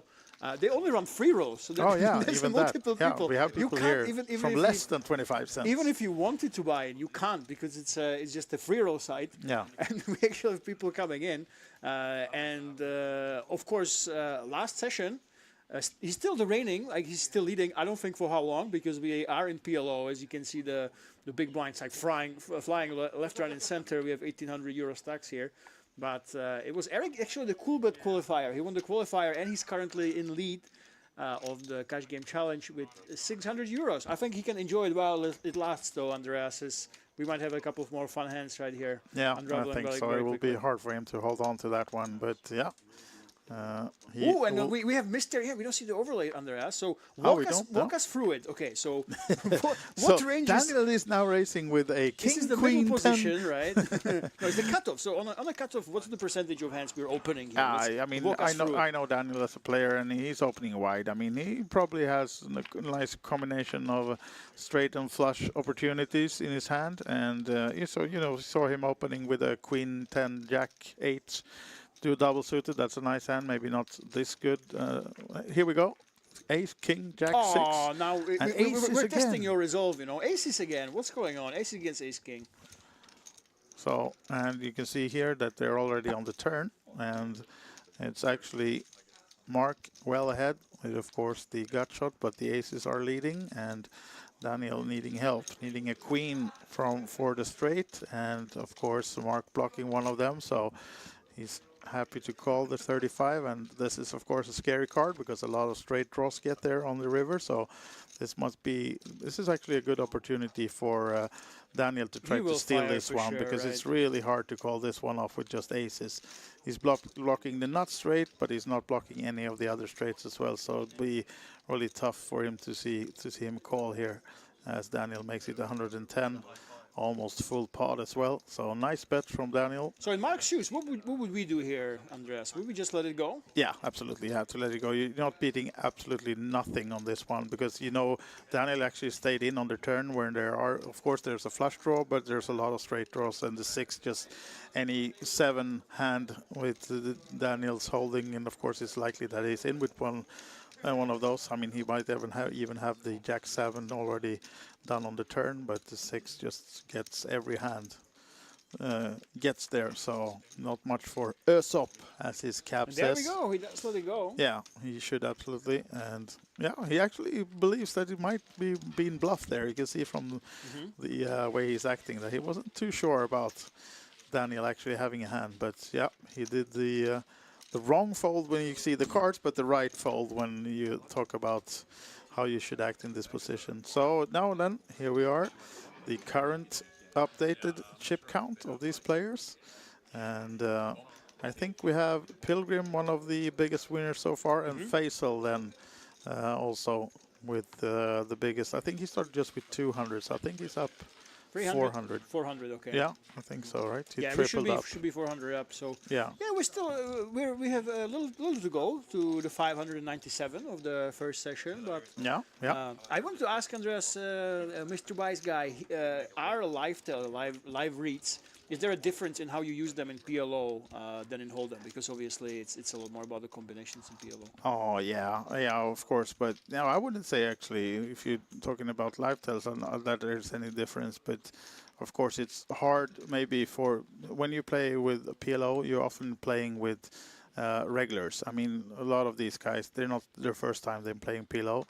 If you sit down at the Hold'em table, maybe you find some more beginners and stuff like that. So that you can get some tells off. But talking about live tells, I think it's hard to find anything of these guys that you can actually make a read of. Of course, in a heads-up situation in a big pot, you might be able to spot something.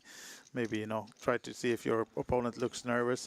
And luckily enough, none of these guys are doing the Triton way, hiding their full face behind something, and we're trying to keep it a bit more open and friendly here at the festival series. So that's good to see that all of them are not doing the Isaac Haxton double face mask thing either. So we like to see their faces, and we of course encourage the players to stay social and have fun at the tables. So Now then, I think we have a call from Robotham. That's the last name. What do we have the first name? It's Albert. Yeah? Yes, And Albert the first Robotham. hand that he's playing, I think. He started with 200, so just losing a few blinds so far, but now flopping the top 2 and taking the lead of this one. As you can see, Olivier has the 8-7-6, so he's got some gut shots and double gut shot. And now then, it's Albert going with the bet, doing the 59 full pot. And Olivier stays in. Martin doesn't have much to this board, so he's out. So heads up then, Albert and Olivier. And do we get any help for Olivier? Does he find a straight? He does. Wow, look at this one, straight on the 8-7. turn. Straight on the turn, and still then 2 pairs for Albert, adding the flush draw as well. So this is likely to get maybe not ugly, but it's surely going to be building the pot. And they're all in a call, Yep, I think. there we go. So another 400 plus pot, and the river is a 4. Doesn't help Albert then. So it's Olivier winning another hand and increasing his stack. And Albert's leaving the table. We'll see if he is coming back or not. Maybe he's giving up on that. And I think we might have a new player coming in as well, but otherwise we'll continue with these 7 players, as we're just 15-20 minutes into this stream. We will be doing 2 hours exactly, and this SpadePoker production will take us through all the way to see who's going to win the most blinds and go through to that flip. And if you're at home watching this wondering, what's a flip? What's going to happen with the winner? What are they doing on Sunday? Okay, guys, so basically, if you're good at losing, I know it's ironic because you have to have the most big blinds in a day, but if you're good at losing, boy, do I have a game for you, because our flips are reverse, okay? It's PLO, and if you win, you're out, okay? Yeah. So we have 6 players, and we keep flipping. Every round, 1 player goes out, okay? So if you win, you can celebrate that you won, good for your ego, but bad for your wallet, because you are out. And we will keep doing this until we have the ultimate loser, who actually wins the package to Rozvadov, 1,600 euros. So you're trying to win the cash game challenge by taking down as many big blinds in a day, and then you have to be good at losing. And if you're here, maybe watching this from the hotel room or gonna come here tomorrow and stuff like that, and you're wondering if you can take part, absolutely, you can go and play this cash game challenge tomorrow or any other day coming up. Not all of them will be live streamed, but a few of them will also be played offline. But 2 a day will be played, and then the winners then on Sunday will do this flip. And if you're thinking like, oh, but I'm going home on Sunday, I can't do the flip, you can actually absolutely have a stand-in. Maybe you or me, Lemon, can do the stand-in. We'll do the stand-ins, and what's more, we'll basically pretend that someone else is you, okay? Yeah, we will steal so your... you don't have to be here in person on Sunday. For legal reasons, okay? This is a joke, but we will steal your identity, put a sign on somebody's... on someone, and basically we'll flip it. And we will, of course, at this table we will stream this on our socials as well, so you will be able to actually have a sweat. Oh, look at this one! What Top is that? set for Martin and open-ended for Tom. This is gonna get ugly because Can you explain how do we flop a set and we are still behind? What is this game? Yeah, this is crazy, Wise right? guy, This is I don't PLO understand. in a nutshell, because you told me earlier that set is still a set. It doesn't seem so right. Yeah, exactly. But this is, as you can see, the best that Martin can hope for almost. But he's up against the worst hand possible almost, because Thomas has an open-ended and he has backdoor flush draw. He has everything. So it's actually, the equity is 53%. It's basically a flip, but surely that the Martin's going to be racing and Tom is going to put it in. So this is going to be a big one. Look at this, guys. It's almost 1,000 euros in the middle. 910. So this is a very rare scenario, but in Hold'em. But we are value raising with a draw. Yeah, exactly. Crazy, and I think 100% they are running it once. These guys are here. Look at this one. The king doesn't help. Oh, he's missed it. Oh my God. So nice hand for Martin. Then the set holds up. Thomas needing help with the queen or an 8, but not to be. Even a 7 would have helped him, but yeah. What do we call this? You were actually ahead with the draw. Is this a bad beat? Is this suck out? I don't know. It is a flip, of course. It's a flip. So but technically, you were ahead, right? Yeah. So it was I wouldn't call it a bad beat, but yeah, surely he was ahead. So he was the favorite. He was not ahead, but he was the favorite to win the hand. But it's basically a flip. So I mean, it's one of these, like if you could compare it to Hold'em, the Ace King versus Jacks all in pre-flop. You're basically flipping, and someone has to win, right? Yeah, that's true. So, but yeah, of course, you don't see that often in Hold'em that you get it in with a top set and you're still behind in equity. You're leading, but you're behind in equity. So, no, that's the beauty of or PLO. Yeah, I can see why we can expect them to be the winners. By the way, Andreas, we have one task. We have to pick 1 or 2 hands from the entire session that we find most interesting and most fun. Most to put on our socials tomorrow, right? Or tonight? So not tonight. Yeah, someone has to edit it. It's going to be me, yes. And we have Gio Sanz, the pro streamer, of course, the pro commentator who does big stops. He will be helping us in the next few days. But should we know this hand now? I have a feeling we don't have to. I think we will see some crazier stuff going down the road. Yeah, right? I think so. Set against the draw, it's not going to be anywhere near the level of madness we expect from a PLO 2-2 game, right? No, I think we will have. If you're just looking for 1 or 2 hands, I think that's not going to be the ultimate one. I think we will hold out. But it's a good start, though. It's a good start. But I'm going to be optimistic. I'm not going to note it down. I'm going to say, listen, Andreas, you said, Mr. Wise Guy, you said this is going to be a crazy session. Okay, you promised that to me. Yeah. I'm going to not even remember these hands, and we will wait for those crazy hands. But the problem I have with PLO, you don't see that many huge bluffs in this with little equity as we have seen in the Hold'em session, right? No, maybe not. But also, the really good PLO players, they can find the bluffs where you normally don't think they would, because they're so far ahead thinking that you put your opponent on a special holding depending on what you have yourself, what you're blocking. It's a lot about blockers, of course, that you really, in this case, for example, you have the hand of Vesa. He has the 2 queens on this open-ended, and it's a diamond draw, so he has the open-ended and he has the king, so this is just a dream flop for Vesa. As you can see, he's up against 3 opponents, but still he has 65%, and that's a large equity in a 4-way pot, of course, since you can see that Tom, who is betting, has to have 5% with his 4. He's just basically bluffing. He has nothing to this one, except the bottom pair, and Vesa should really be smashing it in here, because now he's inviting more players to stay in. And it's just dream flop for him with the top pair, the open-ended, and the second nut flush draw. So is it basically an error you have in Podolom in Omaha? You're seeing the top pair. Yeah, but also I can win showdown. One thing that makes it okay just to call is, of course, you want to win as many big blinds as possible, so you want more people to stay in. If you actually find the hand or the nuts, and then you want to win as much as possible, in this case, to win the challenge.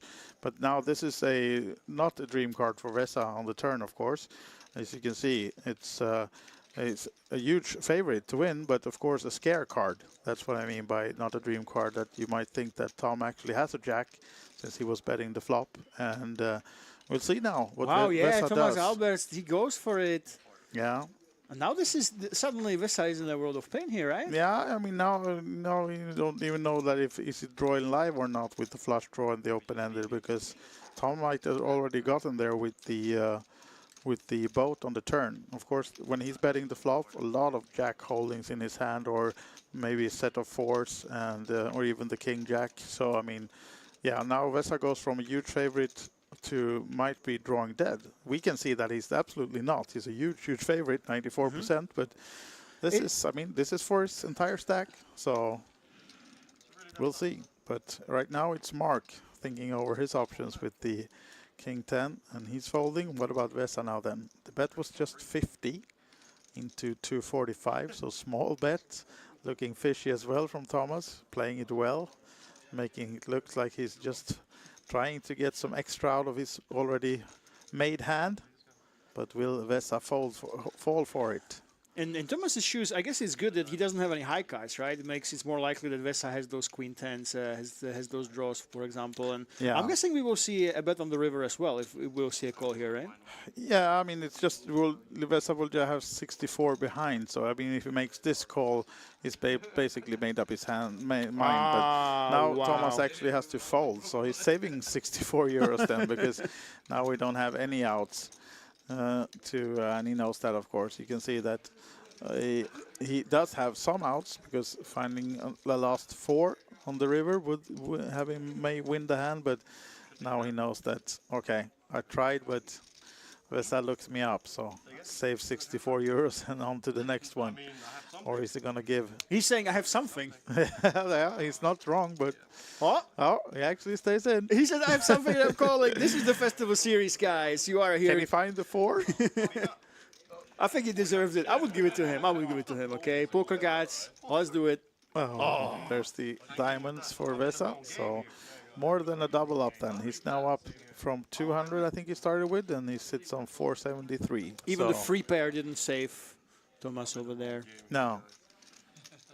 Exactly, it didn't. You have to play 2 cards, two of your cards, so which means that, of course, even though it would have been another deuce than the diamond, still Vesa would have won with queens and jacks. That was a joke. We don't want to confuse our viewers, you know. And that's the thing. The world is really changing, and sometimes you have to be careful when you're commenting, you know.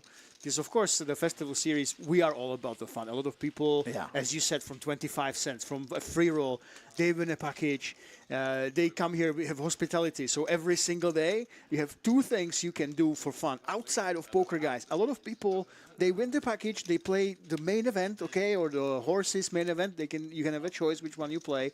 And then they come here simply for the fun of it. A lot of them, they don't even play poker. They just come in because... They come for the Festival Series, they play online, they get the packages. So, yeah, we sometimes have to be careful about these jokes, you know.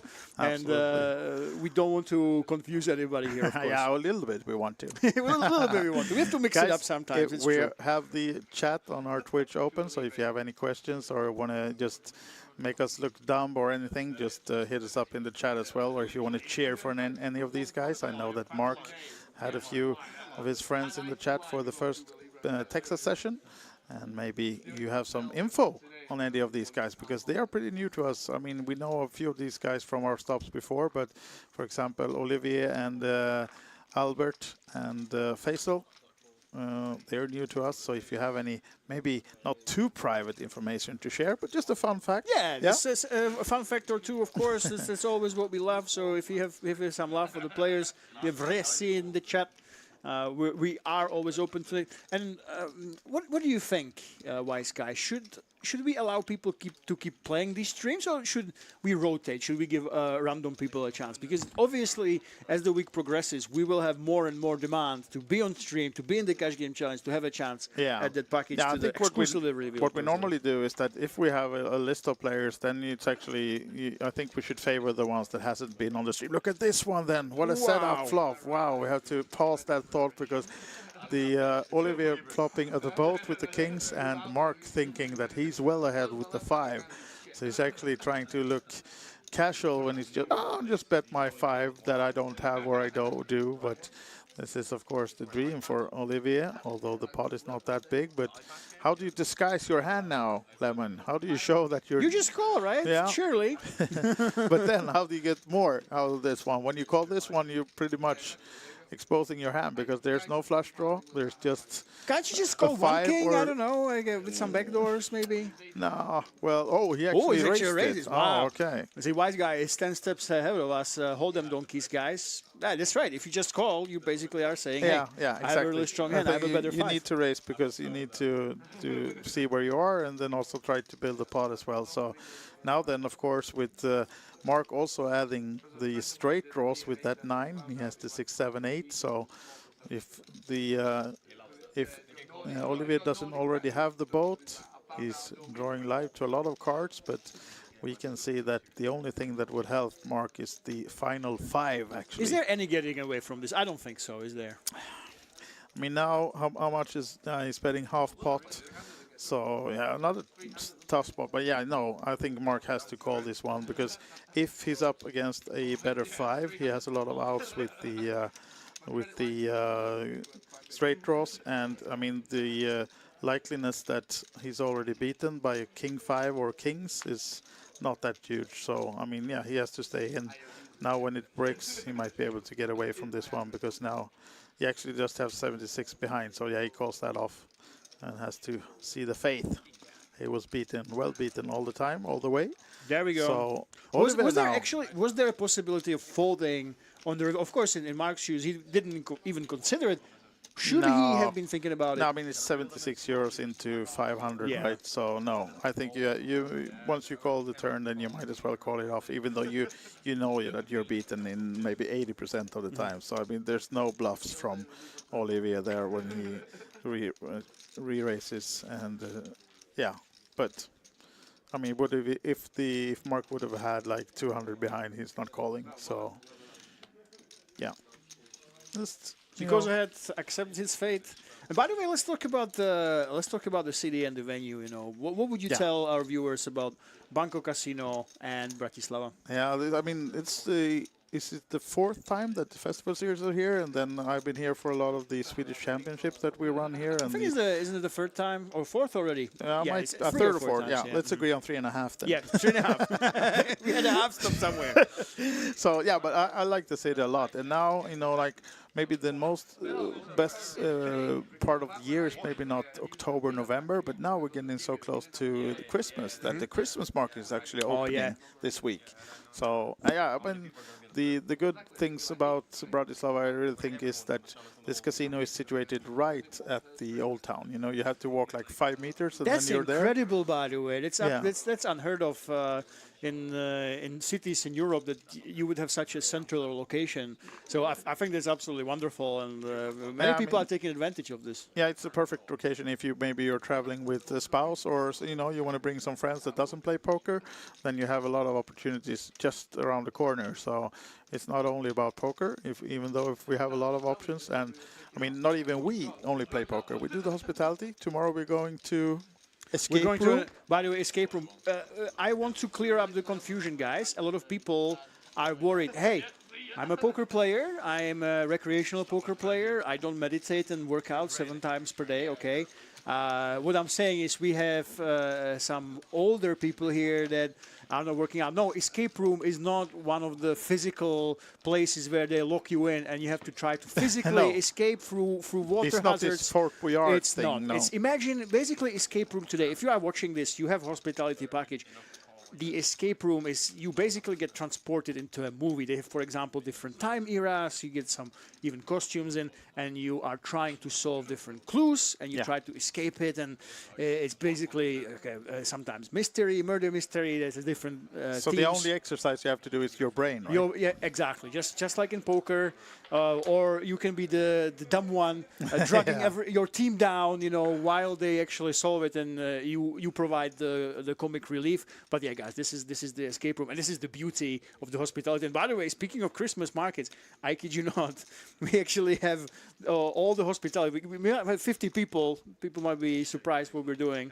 We'll have 50 people at the Christmas market. Hold that photo. We have big action right here. Yeah, now we can see that Mark, you know, he knows that he's behind in number of blinds now, and he's starting to splash the pot a bit. I mean, it's not the worst of hands open with ace, queen, jack, 7, but, you know, he knows that he needs to win pots, and he actually made it 40. I think Vesa was calling, no? He didn't with the queens, no? No, he just folded. I think we had the fold with the queens. No, he's still in. Sorry. No, he let it go, yes. Yeah, he let it go. So down to Tom then. And we are seeing a straddle. Finally, we are straddling right now. Yeah. And in the straddle, can you actually fold anything? Oh, you can. Oh, it was a double straddle. I see. Yes, now we're realizing what happened. It was a double straddle. Okay. At last, we are seeing the strategy that will win you the cash game challenge. I said we thought the hold'em has a chance. But if it's a double straddle... If these guys start straddling and the hold'ems does not, it's tough. And there we go, another flipping. What's going on here? How come the equities are so close? Yeah, because Martin has the flush draw. So, I mean, he has 2 spades. Just need one more to fill the flush. And Mark just with the ace-queen. I mean, nothing really adding to that one. Maybe some backdoors as well possible, but no backdoor flush as you can see for him. So not the worst of flops for Martin, but of course he doesn't know if his flush draw is live. But Mark on the short stack now putting it all in. Ah, here we go. And Martin will not be too dissatisfied seeing that he's actually flipping this one. So pot of 565. As you can see, as we said, that Mark is happy to get it in and try to chase the losses. And the jack favoring him as well with the 2 pair. And the 8 doesn't help Martin. So actually... The Rosa are not having a good time today, it feels like. Yeah. And now then, double up for Mark.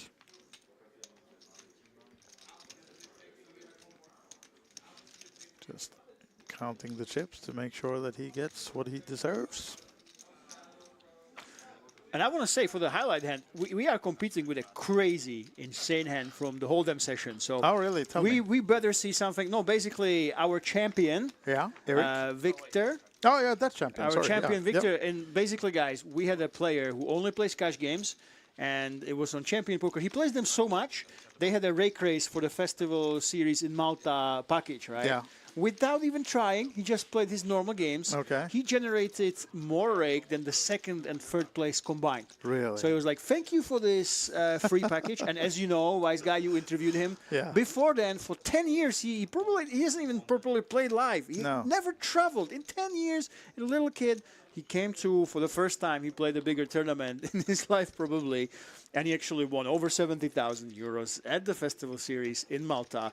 And he put an insane check raise bluff, bet the turn, bet huge on the river, and he got called by a turned 3rd pair, I kid you not, by an aggressive young regular who likes overbetting. So that was 2 really powerhouse players playing absolute... If you are a nerd, you would say minuscule mixes of your ranges, but no, that was... them playing the player, and for that I think we have to give it to them. So unless something crazy happens, you have your highlight hand already. We probably have our highlight hand, and something if you're considering playing these cash game challenges, guys, and if you're considering watching them, we will always try to pick 1 or 2 hands per day, and we're gonna go ahead and give you an analysis and thought of the actual players. Okay, so the commentators will come up with some questions, we will ask them, and you will actually be able to hear their thoughts, so you have something to look forward to. And this is even more of an incentive, just because it's a big incentive already with the added 1,600 euro package. But of course, if you show us some crazy action, you will be immortalized on one of our highlight videos with the special commentary. So yeah, if you play one of these, show us something crazy and you will be part of the Festival Series history. By show us something crazy, we don't mean in you know, taking your pants off. So. That might help, but no, I don't think so, actually. If you get us banned, we would not appreciate it.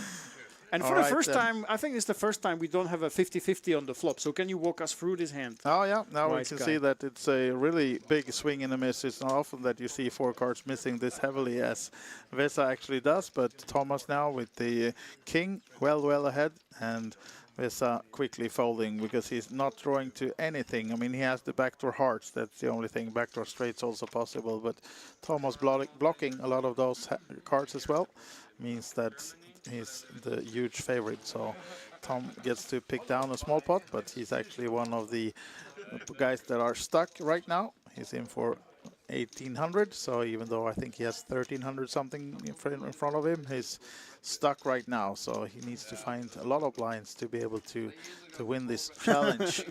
And he will have plenty of opportunities, I believe.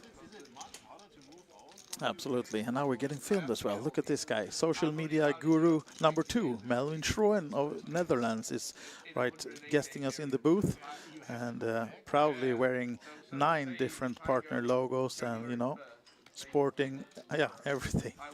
So yeah, make sure to this Melvin that we're talking about, he will be writing some daily blogs and stuff like that as well. So thefestival.com, that's where you find his work, piece of artwork during the upcoming week, and that's where you can find the schedule, everything you need to know about Speaking of so many partners, I don't think there's any, speaking of which, I don't think there's a single stop in the poker industry, any live festival, any event, any casino where if you wanted to wear every single patch of the partners, I think you're number one in the world, right? You don't need any clothes. You can have the patch everywhere. Yeah, you can make a dress out of these. Yeah, there you go, guys. So I'm pretty sure if you come like this, you will be the center of attention. So now you're actually inviting people to come naked to the next stop. I don't think that's good. I don't think they would. If you wear the patches of all the sponsors, I think there will be enough. Yeah. So now we're ordering tea, are we? Yeah. Two cup of teas, please. Yes. Earl Grey. Earl Grey, sugar, cream. Okay, he doesn't take the hint. Just go get us a couple of, those Frankie teas. By the way, in the chat, finally we have some shout-outs. Either. How do you say this in German? I would say Aoder. Aoder 80.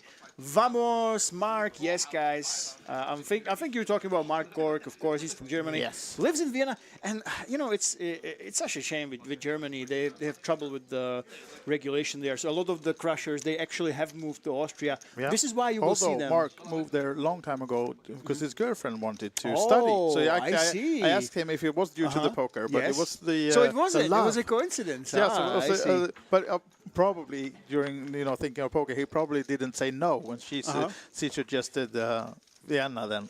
So, or he's bluffing me. He might be bluffing me about that one. Look at this one then. Both appeal play with we have two guys with an ace, and we have Martin with the sevens. Wow, this might be one of your highlight hands, Lemon, coming up right now. No, it won't be. Because they have a hand. You need to do something crazy. I mean, isn't this just? Yeah, but what if we find a jack on the turn and a final 7 on the river? Would that be enough? It's just luck, It's just luck. Show me some exciting play. Show me that you don't play the cards, okay, wise guy. Lemon, I stay want to be quiet impressed. now. We need to watch this one. We need to watch this. Wow. What's Martin gonna do? He's just call, and now then, our new guy at the table seems like a Greek name to me. Vasileios makes it 125, and Faisal, how can you fold an ace here? You can't. But of course, he knows that Vasileios has one as well. He knows it. What will you do here, Lemon? I have no idea. But we have Mr. But look at this there. now. Now Martin knows, and knows that is in quotation marks, that they both have an ace. Dream situation. Dream situation. This might be the one. But this might be the one. Yeah, but he knows that if he ships it now and gets called, they have so many outs. But of course he has to go with this one because he knows that he's ahead. And you can see he has, against both of them, he has 50% almost. But just if he gets heads up against one of them, he will, of course, have a lot of better equity than that. So he's looking to get it in just versus one of the aces here now. And you can see the jack, they're blocking each other with the jack, but... And no hesitation. Oh, first hand for No Vasileios. hesitation. Just joined the table. Okay, guys, is this how we play it? He understood the assignment of the cash game challenge, I believe. He's in for it, and Martin knows that he's... will be ahead, most likely on this one, but will they? Oh, now he's in a world of trouble. Yeah, now Martin is in a world of trouble because he has to fade all the cards. Actually, it's 47% only. This is absolutely crazy. He's blocking, though, 1-8 and 1-9, so that's good for him. I mean, that makes a huge difference. If he would not block the 9 or 8, he will be really behind, but this time it's a flip, and the 3 is good for Martin. So he's Knocker, is he going to fade it? Ooh, look at this one. Oh, my God. Look at this one. It's actually the full... And actually, we should say, for those of you who not playing PLO, that they do not have a full house with the ace, because you have to use 2 of your cards. So Martin is the winner of this one, and tripling up, winning the huge hand with the boat. The full house with 7s and aces, and the other guys just have trip aces then. So no full house for Vasileios or Faisal. They needed to hit one of their other cards to get the boat, and they did not.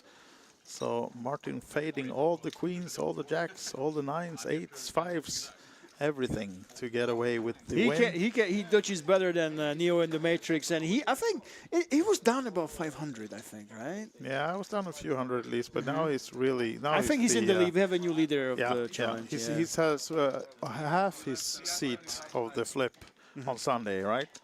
This will be a tough challenge for anyone to try to win more big blinds than he's... But of course, Martin can lose as well. Of course, yes. And I mean, if he would step away from the table now, he probably will win this one, but he's not going to do that. I'm not even sure if we have these rules, but obviously that would be extremely bad manners if you went ahead and said, "Bye, guys, I want to lock it in." You know, if you have to do it, if you absolutely have to do it, you should just knit it up. Come on. But let's say that we were playing for a package, that the winner of this stream would get a full package, not go to the flip. That would actually, I mean, that would be a hard decision if you're going to. Yeah, then you have a massive bubble, and if you think about that, of course, maybe. Yeah. But that's the thing. If you sit out, the other players can know that they can just go for it, and you're not there, and they know exactly how much they need to win. You know. Can you see my German got approved by Aoder 80. Aoder 80. What do you say? How do you say 80 in German? You know, that would be perfect pronunciation. 80. I think. It was 35 years ago since I learned my German, or 30 years ago. So I hope maybe it's 80. I don't know. I'm not sure. So Twitch chat, do we actually approve as Vriesi is in here? Rooting for Mark, and he's behind right now. Well behind Martin, of course. Karl-Åker is the leader, the Swede, in seat number 5, white shirt. That's our table captain at the moment. As we can see, some of the players reloading. I think that's Faisal, right? He was actually up before that hand, but losing the full 600 he had in front of him. And yeah, nice big pot for Martin. Swede living in Malta, and also does a bit of streaming himself. We have at least 3 guys, I think, right, that usually streams on this table. Mark in picture now being one of them.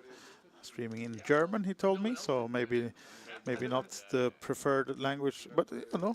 We share his stories anyway. I'm almost fluent this is now. the thing. We're fluent now, yes. We're correct. No, we're correct. Friesel says correct, so 80 was correct then, but we're not going to turn this one into a German stream because then we will lose ourselves and our minds. But Mark Gork is now racing it to 8, and Vesa, has he called? We don't know. It seems like he folded. But with a mystery hand. By the way, guys, if you are watching, of course, we have some amazing people from Austria or Germany. 80, native speaker approved, nice.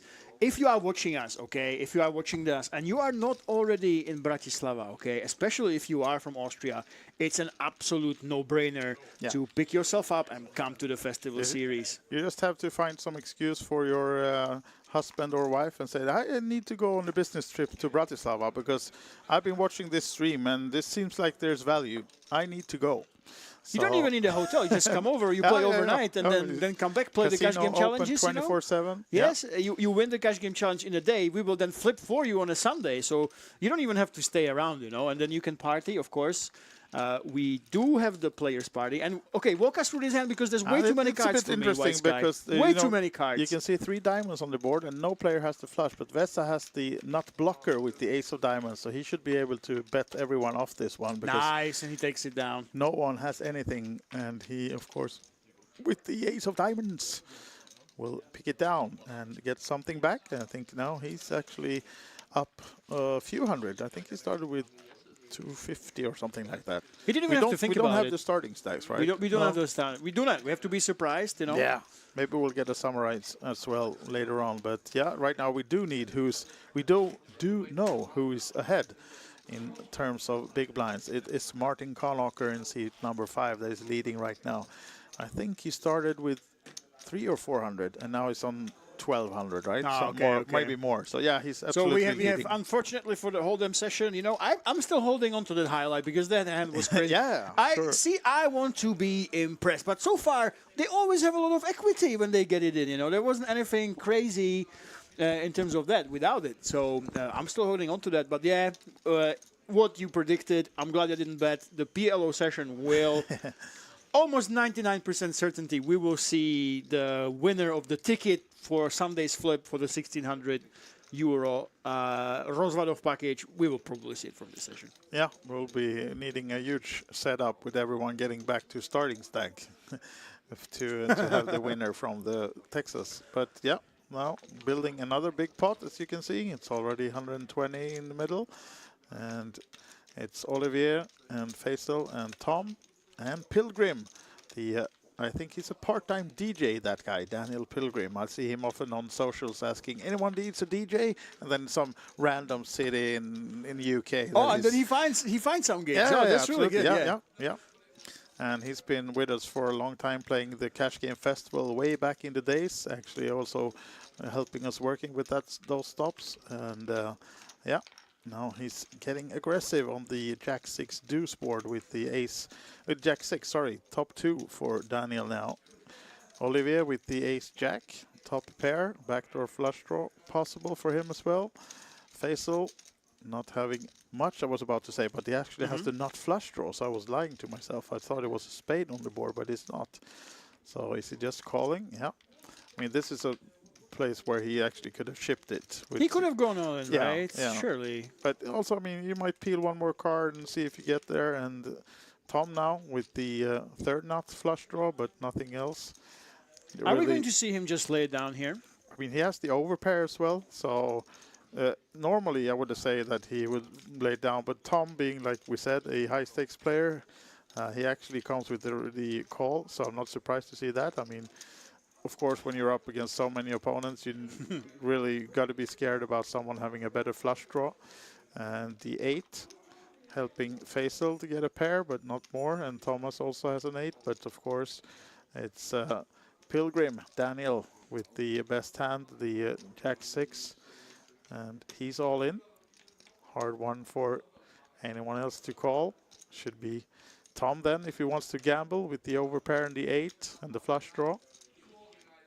If he wants to hunt. It is the Cash Game Challenge. We're playing for the big blinds. Yeah, it's only 2-2, that's guys. also for Faisal. He's already stuck now since he had to reload. So if he's going to get back, I mean, we only have a little less than 1 hour to go. So if he's really here to compete him out in the big blinds, he should just go for this one. But of course, it's money involved as well. It's not only. There we go. Yes. Just as I was about to say that maybe it's going to be gamble aware, but he puts it in. Come on, we're playing 10-10, 10-10 Cash Game Challenge on the weekend. Okay, this is 2-2. This is peanuts compared to what that session will be about. Absolutely. And so Tom of course he then, puts it in.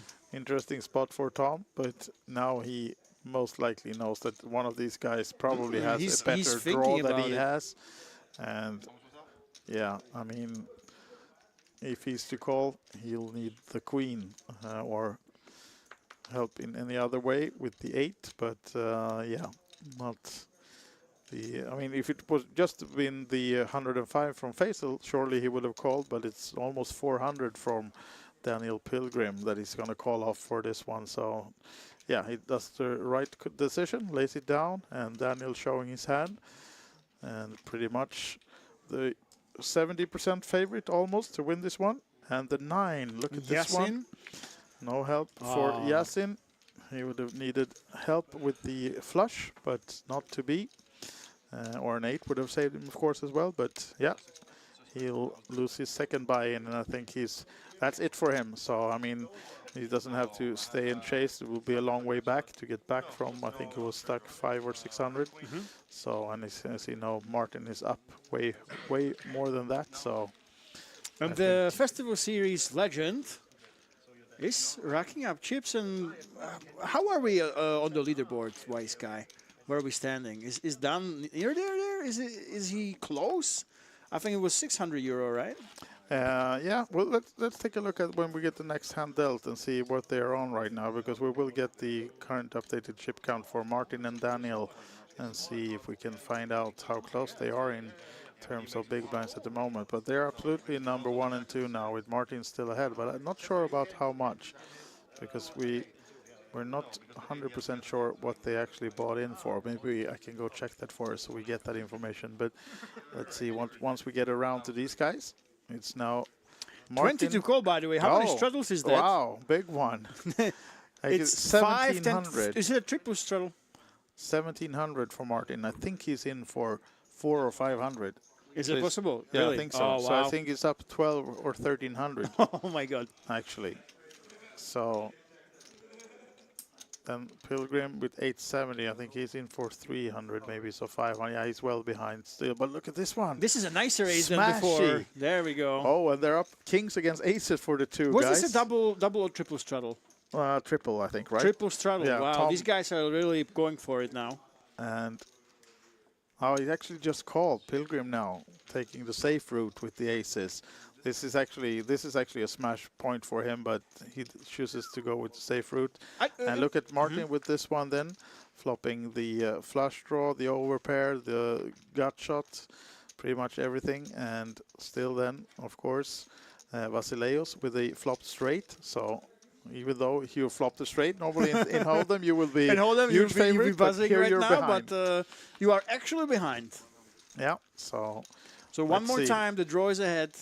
Yeah. Let's see how they actually play it. And Vasileios, he's not blocking any of the spades, so tough one for him because he knows that he's probably going to be up against a lot of flush draws. With so many struggles, he just has to. Yeah, he has to smash it now. Yeah.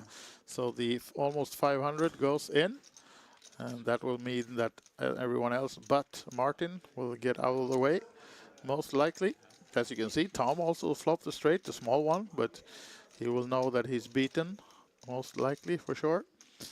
And would he had now you can see they have a pair of sevens, but let's say Tom also would have had a 10 instead of the 3, then he would have called probably to chase with the 2 pair as well on the flop smaller straight. But now they're heads up then, Martin and Vasileios. Can Martin find another one? And another flip right here. Yeah. And Martin with the gut shot and the flush draw. I think they agreed to run it once, yeah. Yeah, spade or a 9. Or runner help in the other way. Oh, there's the spade. Locks it up already on the turn. Wow. Nice. They are running one it twice, again. actually. Oh, they did. Okay, all right. Oh, another finding another one. one. And another one. Of course. When you're running hot, you're running hot. So we saw every single draw missing so far, but now the draws are back and... Okay, I know we're 45, 50 minutes in left of this one, but I'm almost welcoming Martin Conocker to the flip on Sunday. Yes. Almost. We need some really crazy things to happen in the last 45 minutes if it's not to be the winner of the stream in terms of big blinds. But you never know. We're seeing crazier things happen than that. The rich get richer, as they say. By the way, guys, the flip finale will be right before the day 3 of the Hold'em main event. We will be streaming that on which channel we're not sure yet. Might be Instagram, might be actually the same channel that you're watching right now. And you will be able to see who wins that. And we also have the flip for the flip winners. Yeah, and that's another flip thing. The thing is that each day, I think it's at 7:30 or 8 o'clock? That's the thing, guys. We have some tea drinking and some meet and greet every day at half past. So if you are at the Banco Casino, if you are in Slovakia, guys, every single day at 7:30, there is an area at what we call the flip table where you can go ahead and talk to the players, talk to Franke, talk to all of us here. And then at 8, you go ahead and flip. If you're asking what a flip is, you just put in a couple euros and you simply flip, and the winner takes the whole lot, and you keep flipping all night. Basically, it goes for a couple hours often, and the person that won the most flips, they again get a ticket into the big flip on Sunday, just like the Cash Game Challenge winner, and you have a chance to win your 1,600 euro package to Rozvadov, our next stop. All right, and Vresi writes in the chat, I want to come, but I have problem to get vacation from work. I think, have you heard this? There's this Vresi. Sick leave? No, I think there's this thing called the weekend, you know. Oh. Many people are not aware, Vresi, but unless your company is really draconic, you can actually come on the weekend. And that's the thing, you don't have to play the main events here. You don't have to do all the big tournaments. And by the way, we have a hand. Yeah, let's see. Tom just betting straight out with this one. Absolutely swing and a miss on the queen flop. And of course, Vasileios, he has the nut flush, so he's not going to go anywhere. But did he raise or just call? Is he just sneaky calling this one? Hoping for another bet from Tom. And most likely it's coming. This guy likes to stay aggressive. Nope, I was wrong. He gives it up maybe then, knowing that if Vasileios calls on this flop, he's most likely to have a flush already, because maybe not the nut flush as he has, but not calling on a flushed board with just nothing. Vasileios just for the 80 euro bet. Yeah, and you know Tom has to give this one up as well, so he's been coming on to the wrong side of the pots so far this evening. and I think he started with 1800 and down to 900 now. So 900 loss for him right now, and between Vasileios and Tom is the big winner, Martin Kahnacher, with the fast haircut, everything fresh off the Malta sun. And yeah, we spoke to him on our Malta stop, and he's been a frequent visitor to the festival series, and also he lives in Malta, does some streaming, and I think he said that he does some social marketing in the business as well, in the poker branch. So yeah, maybe you two can have a tea afterwards and discuss. I can have tea and ask him for the tips, you know. Yeah, the PLO tips as well. The PLO tips, of course. That's what I have you for here, you know. Yeah. All right then, let's see. As our current ship leader, even this is not a tournament, but it's sort of a tournament. It's a big blind leader. Yeah. Current day's big blind leader with about 40 minutes to go. He basically has it locked in, but I don't think he will play it safe. I think if he sees an opportunity, he will just go for it. Maybe. I don't know. You tell me. Because also I think what's in favor for him is, and I think that Daniel Pilgrim, as we see here, he's pretty happy with making some profit from this table as well, not being too splashy. And Tom, maybe the one that could drive the action really much. He's already 900 stuck, so he has a long way to get back on Martin. Yeah. So yeah, I think this actually builds for that Martin can really, just be pulling towards the win, but in number of big blinds. But let's see what happens. As we say, nothing says that maybe Pilgrim now, example, would empty both Olivier and Vasileios in this one. Then he'll be catching Martin, so anything can happen. But the Queen 4 deuce is the 2 pair for Olivier, but Pilgrim doesn't have anything except his jacks. So, I mean, Vasileios has the kings, but and the gut shot with the ace-5, backdoor flush with the hearts as well. So he has a lot of opportunities in this one, but Pilgrim is likely to get out of the way once these two guys get betting. And it's 100 from Olivier, fold from Pilgrim, and call from Vasileios. The 10 doesn't change it much. Gut shot with the jack for Vasileios, but of course still well ahead and blocking with the same gut shot. Olivier as well. And already 410 in the middle of this one, but when Vasileios doesn't add much more, he would have needed maybe a heart on the turn and to stay in this one. But the big bet from Olivier, full pot bet by the looks of it. That will get rid of him for sure. Yeah, for sure. Oh. Well, what is this? Haven't you read this gamble awareness book, Vasileios? Only gamble what you can afford. He might be able to, if you have the maybe pockets, he's also playing 25-50 normally. Of course, yes. Maybe, you never know, right? He does have 24%. I must say it's crazy. Yeah, that's because any jack, any 3 would give him a straight. So he has some outs, and of course a king would give him a better hand as well. So that's the outs that he has, Vasileios. We saw from the first hand, he came here to play. He understood the assignment. He was all in the very first hand he wants to played, have a good time. Yeah, that's right. And some of these players, they are not here for the whole week. They just come for one evening. They want to have some fun, They want to blow some steam. But here we go. Yes, and I am definitely rooting for him now. I was like, what are you going to do? What are you going to do here? Yeah, come on. All right. So Olivier thought then he will be disgusted if we would have found it, but he doesn't. So he'll be happy instead to have that call from Vasileios, and Olivier now up to 1800. Is he nearing? No, not really, because he's has one rebuy, right? Oh, okay, okay, yeah. He rebought once, so I don't think. Vasileios. I love this guy. He's my favorite. He's my favorite. Look at this. Reaching that pocket seems deep, right? I've told you, the pockets are deep. And yeah, guys, remember, it's about gambler, and it's all relative. By the way, on the last day, we have a 10 euro staff tournament here. Believe it or not. Let me actually check the schedule. Can I stake you in that one? Yes, I can.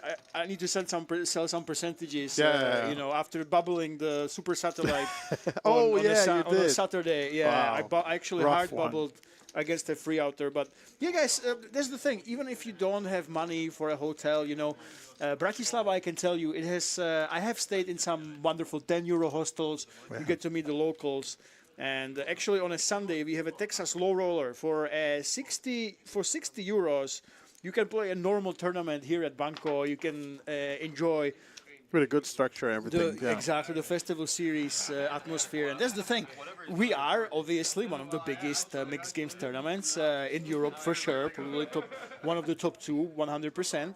But you don't have to come here even for the tournaments, guys. There's cash games running, cash game challenges. You have the flips, you know.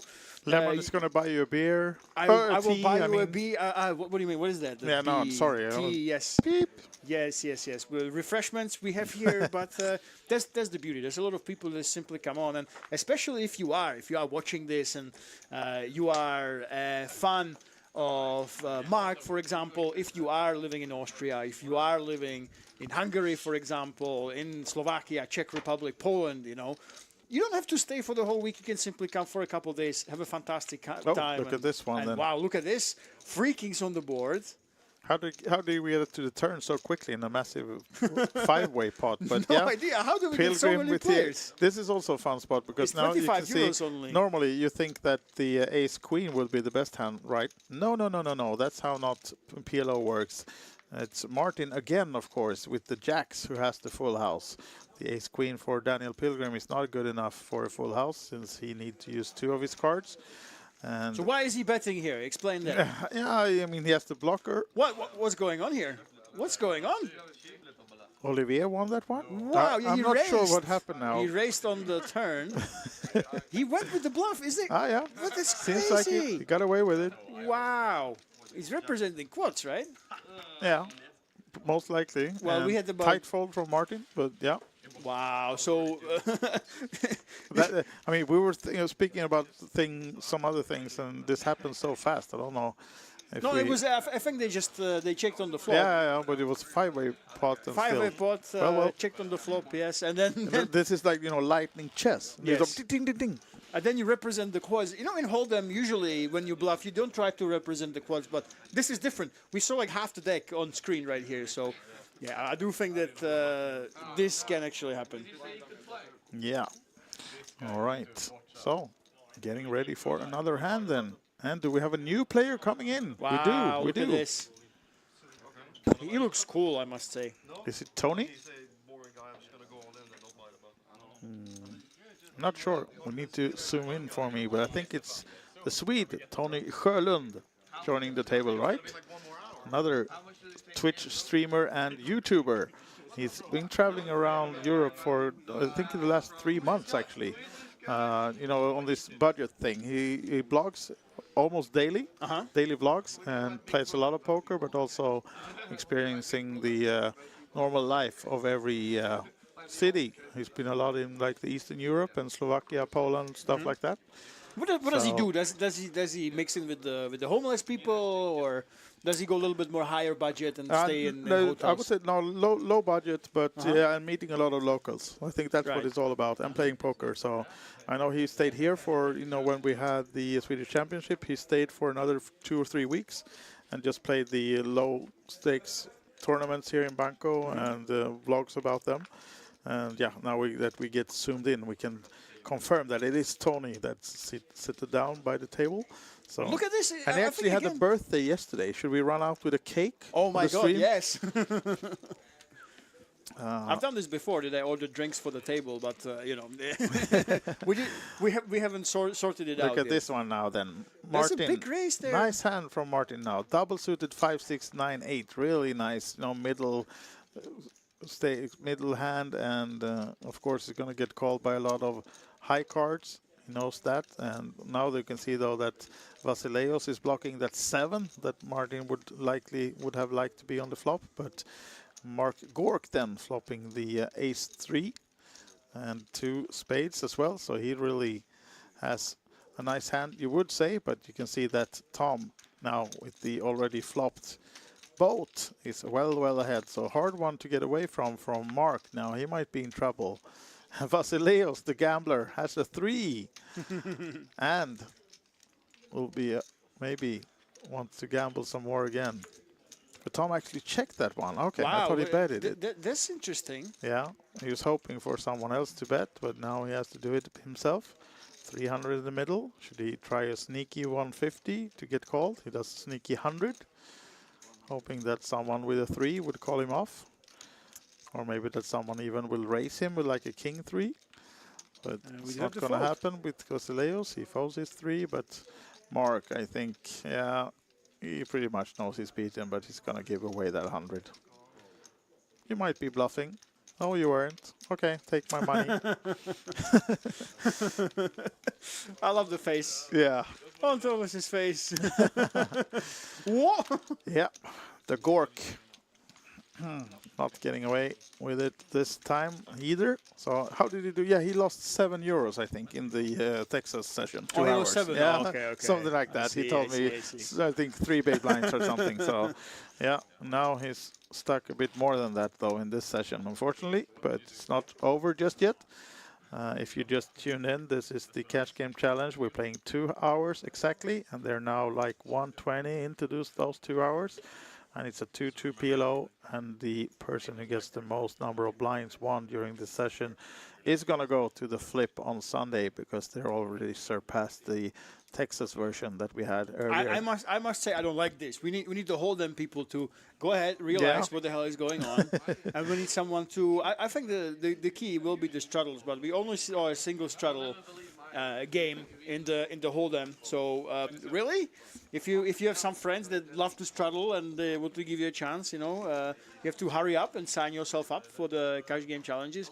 Because let me tell you, the locals that play regularly here, all of them, they want to play. They want to keep playing on stream every single time, So, guys, if you want a little bit more fun, you want to still have a chance before the weekend when we will increase the stakes to 5-5 and 10-10. You really want to get yourselves into these low-stakes games. No limit hold'em, of course, if you want to have a chance. This is the, I think, only way how you can have a chance if you play the 2-2. And, of course, the PLO. And, again, so many hands right here. Yeah. So it's even tough to see who favors of this one, but Martin with the queens. We have so many cards, we're actually covering part of the flop. This game is insane. Wise guy, what the hell is going on? Still though only 50 in the middle, and Martin is the head with the queens, but of course the king is a scary card for him. So, I mean, this is really not going to build much action on this one probably. Oops, look at this one. Dealer spilling chips on the floor. Go quickly, let's go grab them. We were 30 minutes too late. Oh, the floor is there. The floor is there. Oh, don't spoil it for the children, wise guy. Of course, are commenting live on this. It's happening right now. Well, we should actually say that we are on a 30-minute delay because it's these guys for safety, Exactly. It's for the 18-year-old children, of course. 18 plus. If you are under 18. Turn this off right now, guys. We're here only for the adults, and of course, we are all about the gamble awareness. Which Vasilios, I mean, he does have the deep pockets, I think. He doesn't need that reminder. I think not. And he's actually now going to win a hand, is he? Or is Olivier going to bet him off this one? He probably should be bluffing on the river, right? Surely. Only chance to... Oh, nice. Gives it up. And small win, but still a win. Vasilo, he's my favorite player. Win or lose, he's having a good time. Yeah. A lot of laughs. I think this is the spirit of the festival series. You want to come here, you want to have a good time. That's the number one. You want to, of course, gamble responsibly. And if you have managed to win money and beat somebody else, I mean, that's even better. But, the experience this is what this really is all about. Yeah, definitely. So, dealer change coming up, and I'm going to take a short break as well and go powder my nose, Lemon, and I'll be right back. We don't do that here. Okay, sorry, then I'll need to go to the loo. Okay, to the loo, all right. Yeah. So, guys, you are with me, the No Limit Hold'em expert, of course, that is commenting now on the No Limit Hold'em plus 2 cards. And Vriesi, loving your enthusiasm in the chat. And let's see what we can do. So, guys, I implore you, if you are from Austria, from Germany, from the Czech Republic, from Slovakia, from Poland, from Hungary, you really are only a stone's throw away from Banco Casino. We are going all the way through Sunday. You don't have to play our big main events. You can just come in, have a good time, maybe play some cash games. Maybe go ahead and jump into the Cash Game Challenge. You can simply come for the flips and for the drinks, for the tea. And you will have a good time. I guarantee it, because the festival series, we are all about the entertainment. We're not just about the cards, but Now, of course, in the cash game challenge, we are about the cards, and there is a lot of them. As Mr. Pilgrim, we don't see his cards, so we have a mystery hand. And of course, Tom with the free bet, with a really good double-suited connected hand. Will get called, I'm assuming. There we go, Vesa calling. And Dan calling, and we can't see his hand, so you in the chat, you watching this, you can go ahead and have a guess what hands they can actually have, and it's almost impossible to know that in PLO, as Weddy82 is in the chat with the E's, welcome. And Dan Pilgrim is ahead right now. Currently with 2 pair, but it's no good. Look at this, Vesa with the turn straight. Dan Pilgrim might lose some chips here. Let's see how he actually plays this. No, he's simply folding. We went with a full pot size bet. He doesn't play around, and he's scooping a smaller pot, of course, but every pot matters. Right now, when the winner is more or less locked up, Martin, he's got so many chips, guys.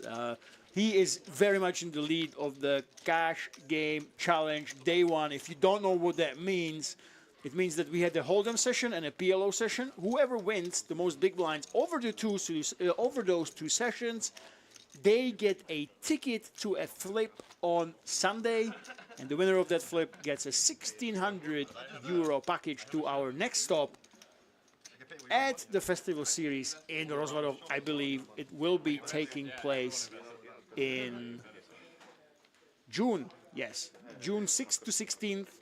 But in between then, if you are missing out, if you couldn't make it for any reason, there's still a week to go. Of course, if you are in the neighboring countries, you should absolutely swing by. Even if it is for a day or 2, you should come to Bratislava, say hello, have a good time with us. But if you are from far away, you didn't win a package, you don't think you will make it, the next stop that we do have is actually the Festival Online at iPoker.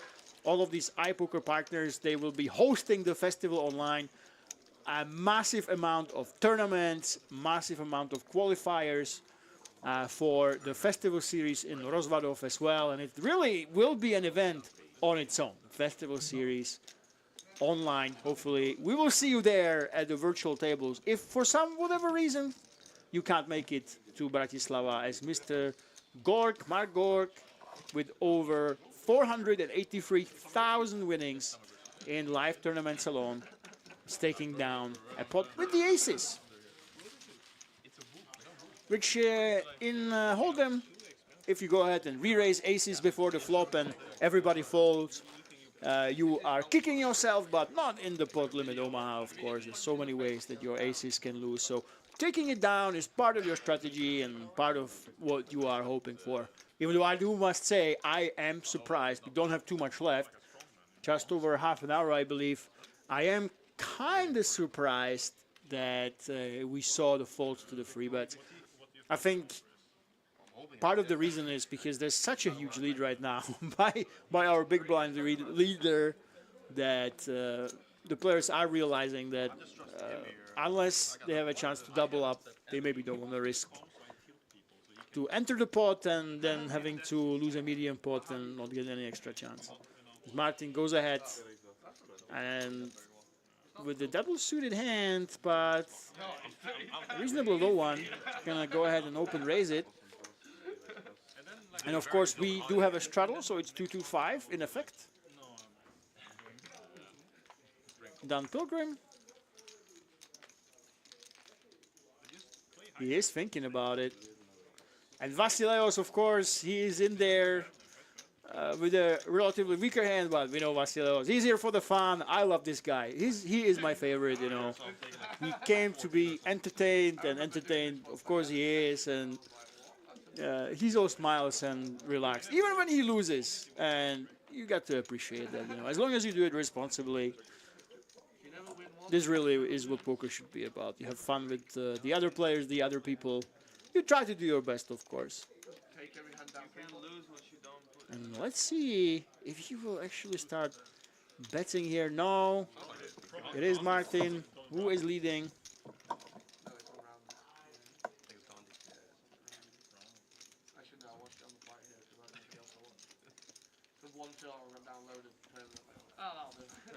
Vasileos, I wouldn't put it past him to try to go ahead and do something crazy here, like raising.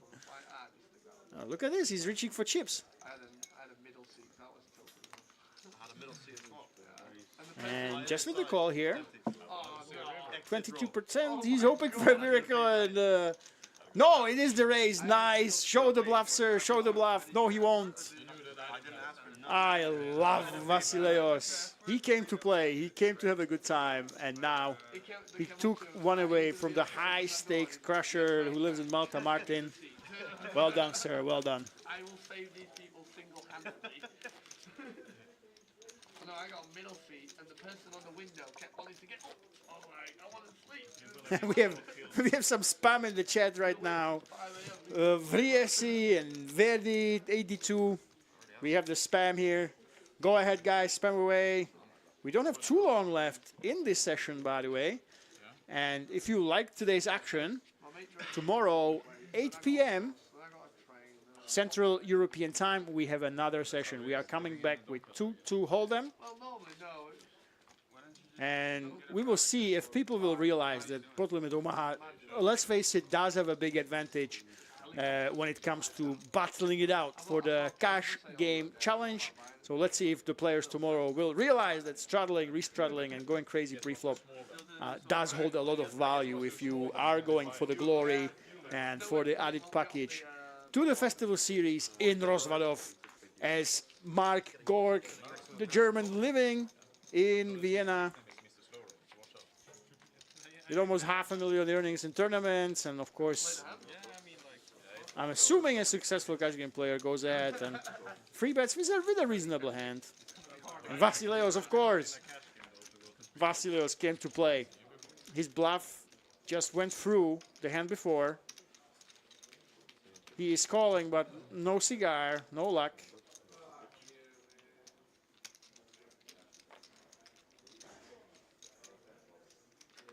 And I think this is the first completely pure bluff that we have seen in this session. So I really want to see something crazy happen.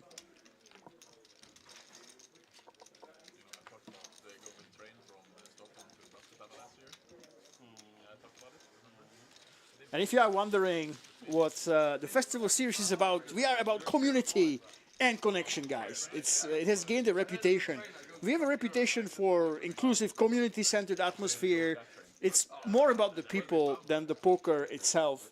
And as you can see, we have high-stakes players with VIPs, with fun players, with traveling nomad poker players, all of them getting along, having a great chat right now at the table, as you can see.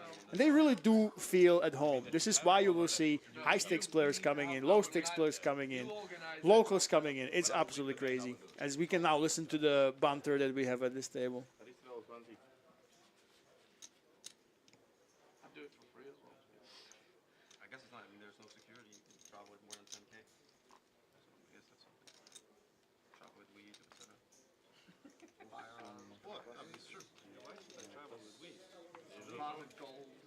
He looks very criminal. They get stopped all the time.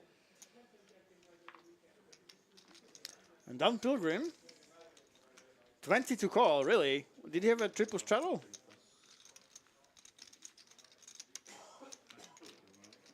Yeah, it seems like it, yes. My man. The straddling, this is almost unfair. If we play PLO and people straddle, there's such a big advantage over the Hold'em, you know, as a Hold'em player. I'm just thinking how crazy you would have to be at the Hold'em table to have a chance at winning the daily lead in the Cash Game Challenges. Vasileos, for the first time in a long time, he has it absolutely locked. Absolutely locked. Look at this. Look at this.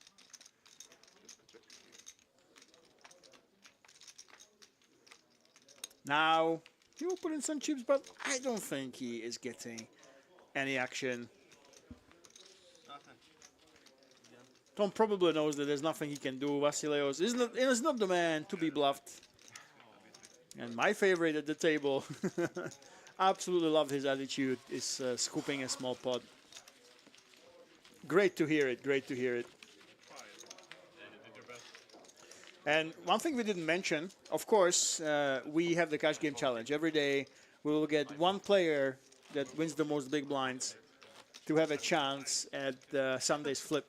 But the most prestigious title, the most prestigious, besides maybe the main event. If you win the main event, of course, you have tens of thousands of euros, 70k, 80k, 100k, 500,000 guaranteed, by the way. We have, it's not usually about the guarantees at the festival series, but the expectation is to smash that. But the prestigious thing that we're playing for is the player of the series, and it is accumulated across select events, creating a thrilling competition to become the series' standout player. Basically, you are the best player of the tournament if you win the player of the series. So this has the biggest prestige. Everybody wants to do it, and this stop is the first one where we will have updates every single day. So every single day, people will be able to come, see where they are at, how many points they actually have, and then they can try to play more tournaments, less tournaments, try to compete, and you will be able to see the leaderboard. You will see which tournaments people won, where they got their points, and where they can fight for the glory. So I think this title, besides the main events, the horses, and the Nolan Hold'em, is what you're really playing for. As we have another family pot here, guys. Nice and friendly. 6 players. On the turn, we couldn't even fit the cards on one side. So we have 7 people on this pot, on the flop. And of course, the kings try to take it down.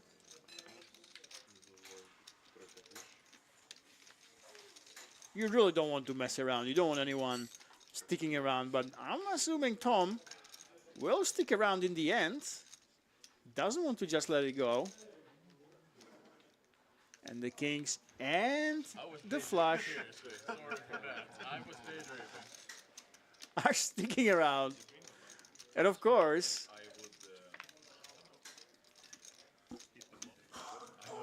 this is as much of a lock as it can get. And Mark, with many fans in the chat, will take it down. No. We have a continuation. Look at this. And he is all in, of course. Don't just say, damn it. Missing.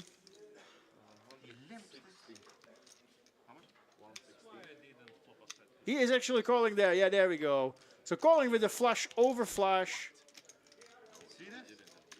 And Gorg is back on the horse. In a massive, massive family pot. We are nearing the end, guys, by the way. So, of course, there was no getting away from this. And a big, big pot being played right here at the Festival Series Cash Game Challenge. And if you're wondering why this is so possible, just look behind the players. All these amazing partners, all these sponsors. The Festival Series qualifiers are played on all these sites. Every single one of these sites has been holding qualifiers for the Festival Series, and a lot of them will hold the Festival Series online in February 23rd. On February 23rd we begin, we end on March the 10th. That will be an absolutely insane online stop of the Festival Series. So if you will miss out somehow on Bratislava, I hope you won't, then you have a chance to play the festival online. As we have Fishy82, oh my god, we have the spam in the chat. There's so many emojis, almost as many emojis as there are cards on the stream when we get to one of these famous family pots. I love to see it. So Vriesi, Fishy82 jumped in the fray with Vedi and Vriesi. As again, one more time, we have a multi-way pot with Mr. Toft locking it up with 50% equity, of course. But such is the pot limit. Oh my god, Martin pulls ahead.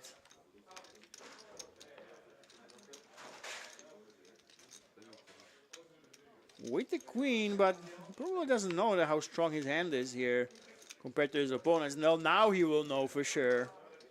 Now he knows he's doing really well. But I don't think there's too much value to be gotten here, really. He probably needs to bet. Well, what can he bet that will get paid off by his opponents?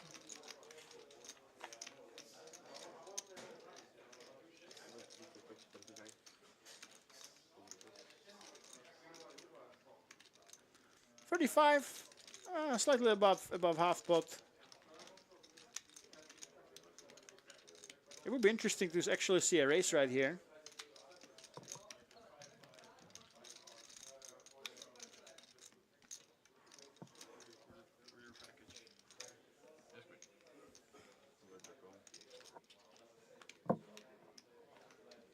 No, he does take it down. No, he does call. Wow, look at this. Called on the river. Crazy, crazy stuff. Martin gets paid off again. What a man. He's just laughing. Yes, of course, he does play much higher stakes.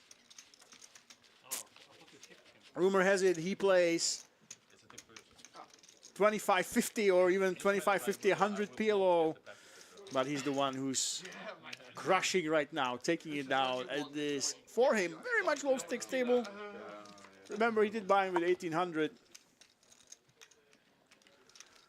And this is not uncommon at all. We have had people with millions of winnings in live tournaments. We had cash game crushers, high stakes players that don't really care about the stakes that we have, that literally come here for the experience, for the fun. And I think this is what is really important. This, we have Vesa now, the obvious regular. Going for it. Hello, Lemon, I'm back. Oh, you are back and you brought an entourage. Yeah, we're not going to tell you who, but of course. we might be talking to the winner of this stream in a couple of 15 minutes maybe when it's all over, because we are on a delay. So a few of the players has joined us in the booth. We can say that we have Martin, Tom and Tony in the booth with us, and then we're going to maybe, who do you predict going to be the winner, Lemon? Oh, it's very tough to tell. Very tough to tell. Who has the most chips? I'm not sure. We see Martin right now sat down with, he has 2.2 ahead of him. And Martin, how much did you buy in for? I bought in for 600. 600, yeah, all right. So I said this hand is pretty interesting also. What's going to happen on the let's put Martin on the mic with this one. Okay. Commentary on your own. So guys, this is a world first. We have Martin Kanak commenting on himself. So please walk us through this hand.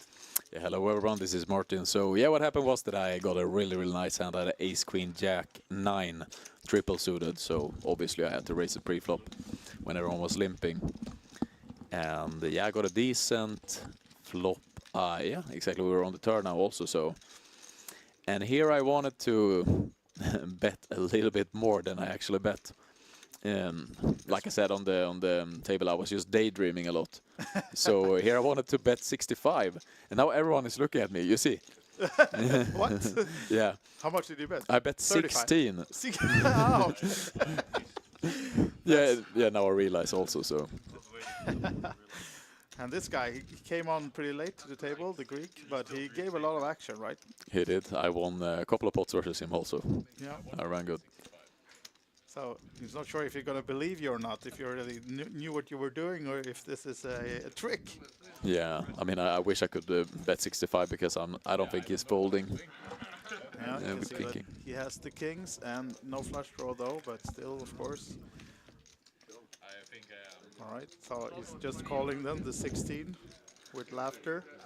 Yeah, here I wasn't really sure what I wanted to bet on the river. You confused yourself now. Yeah, because the problem was like when I bet 16 on the turn, and here I was considering if I would like bet a little bit smaller to get him to raise maybe. Because now the flush gets there as well. Yeah, you but find the boat. Yeah, exactly. But I think I was just going for value at this point. I wanted to bet a little bit bigger, but I was putting on like him on this kind of hand, and yeah, I mean I could size up. I wasn't really sure about like how much it was in the pot and all of that. I'm gonna say I was a little bit exhausted at the end, so that was it. So I bet 85, and yeah, I think I probably like a smaller sizing or a bigger sizing, but we'll see. I think he was thinking about it. Yeah, so you almost went half pot, and he gave it some thought, but yeah. Unfortunately for you, he didn't have the king, queen, king, jack, or spades. So yeah, I mean, obviously, it would be better for like not the flush to come in, because that's what he was thinking. Like, do you have a flush? He was talking to me and all that. So. Oh, okay. So he put you on the flush instead, then, yeah, or maybe. Yeah. In a 9, but yeah, because he still looks confused from that 16 bet on the turn, right? I mean, I was yeah. This session was pretty fun. I mean, I was running very well, obviously, and yeah, but it was a fun session. Yeah. But how's the table talk and the feeling? It was a little bit quiet at first, yeah. But I think we got into it a little bit later. Thomas and me started chatting, and the British guy in seat 1 also. Yeah. And yeah, exactly. And Slovak guy in seat 2, and then obviously Tony came in, seat 3 also. And he's been there for 3 minutes, but still he looks the most tired of them all, right? Yeah, he's been traveling a lot. 91 days and going. Yeah. Yeah, we talked about it when he sat down, that he's traveling around Europe and doing vlogs and playing a lot of poker. And he told me now between the breaks that it's on his 91st day of traveling, but maybe not the last day either. He's going to be out for a few more months. But now Pilgrim is folding. Let's see if Tony's folding as well. Tony, did you play any pots on this table? 2 pots. 2 pots. Oh, okay, nice. Maybe we missed them. They got cut out because it was too small, baby. Aces again. Then you guys don't know it, but we had a lot of aces on this table. At least the first 30 minutes was aces every hand. So if you saw some action on your table, then probably the guy with the aces was the one racing, because there were a lot of aces in the beginning. And now then it's Olivier with the aces, and it's a double suit as well. Nice, really nice hand, of course. And flopping the 2 pair with the 9-6. And Tom then with the jack, and no flush draw, no 8 for Martin. Yeah, I mean, usually I wouldn't call this hand, but I mean, I was going for it. And yeah, okay, the Greek guy is also in this one, Vasileos. Yeah, he had a little bit of trouble with scanning the cards, so we tried to help him, and that's what I did also. I tried to, like what I said, I marinated the cards to like get him in. Usually that works. Yeah, true. Okay, so seems like a round check on the flop, and now Vasileos getting active with the mystery hand, making it 60, and Olivier, of course, with the aces and the 9-6, staying in. And fold from the others. So go through the river between Olivier and Vasileos then with the mystery hand of the Greek. And no additional help for Olivier. Might be well good with the 2 pair though. It's a 150 bet into the 200.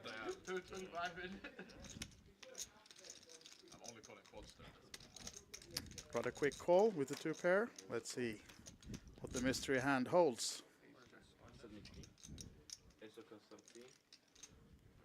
Seems like Olivier might be showing the winning hand, is he? Yeah, he was. Yeah. Vasileos had, I think, yeah, he had ace jack. I'm not sure if we're gonna see it, but he had ace jack. Something. Oh, here we go. There ace we king have jack his eight. hand. Okay. Oh yeah, the nut flush draw already from the flop as well. Okay. So yeah, he sat down rather late, but he gave a lot of action, the Greek guy. He did for sure. And it seemed like he had a lot of fun as well. He did. It was a very friendly guy, and yeah, I enjoyed having him at the table. Yeah. We had a couple of pots there in the beginning also. So have you, Martin? Have you played with a lot of these guys before? I know maybe Tom and Tony. Yeah, I mean those guys I've played with a lot. On your very right. Yeah, I played with what's his name? Like the Slovak guy in C2. I played with him before. I think he's from Slovakia. Yeah, I might be. Yeah. I'm not sure. I forgot.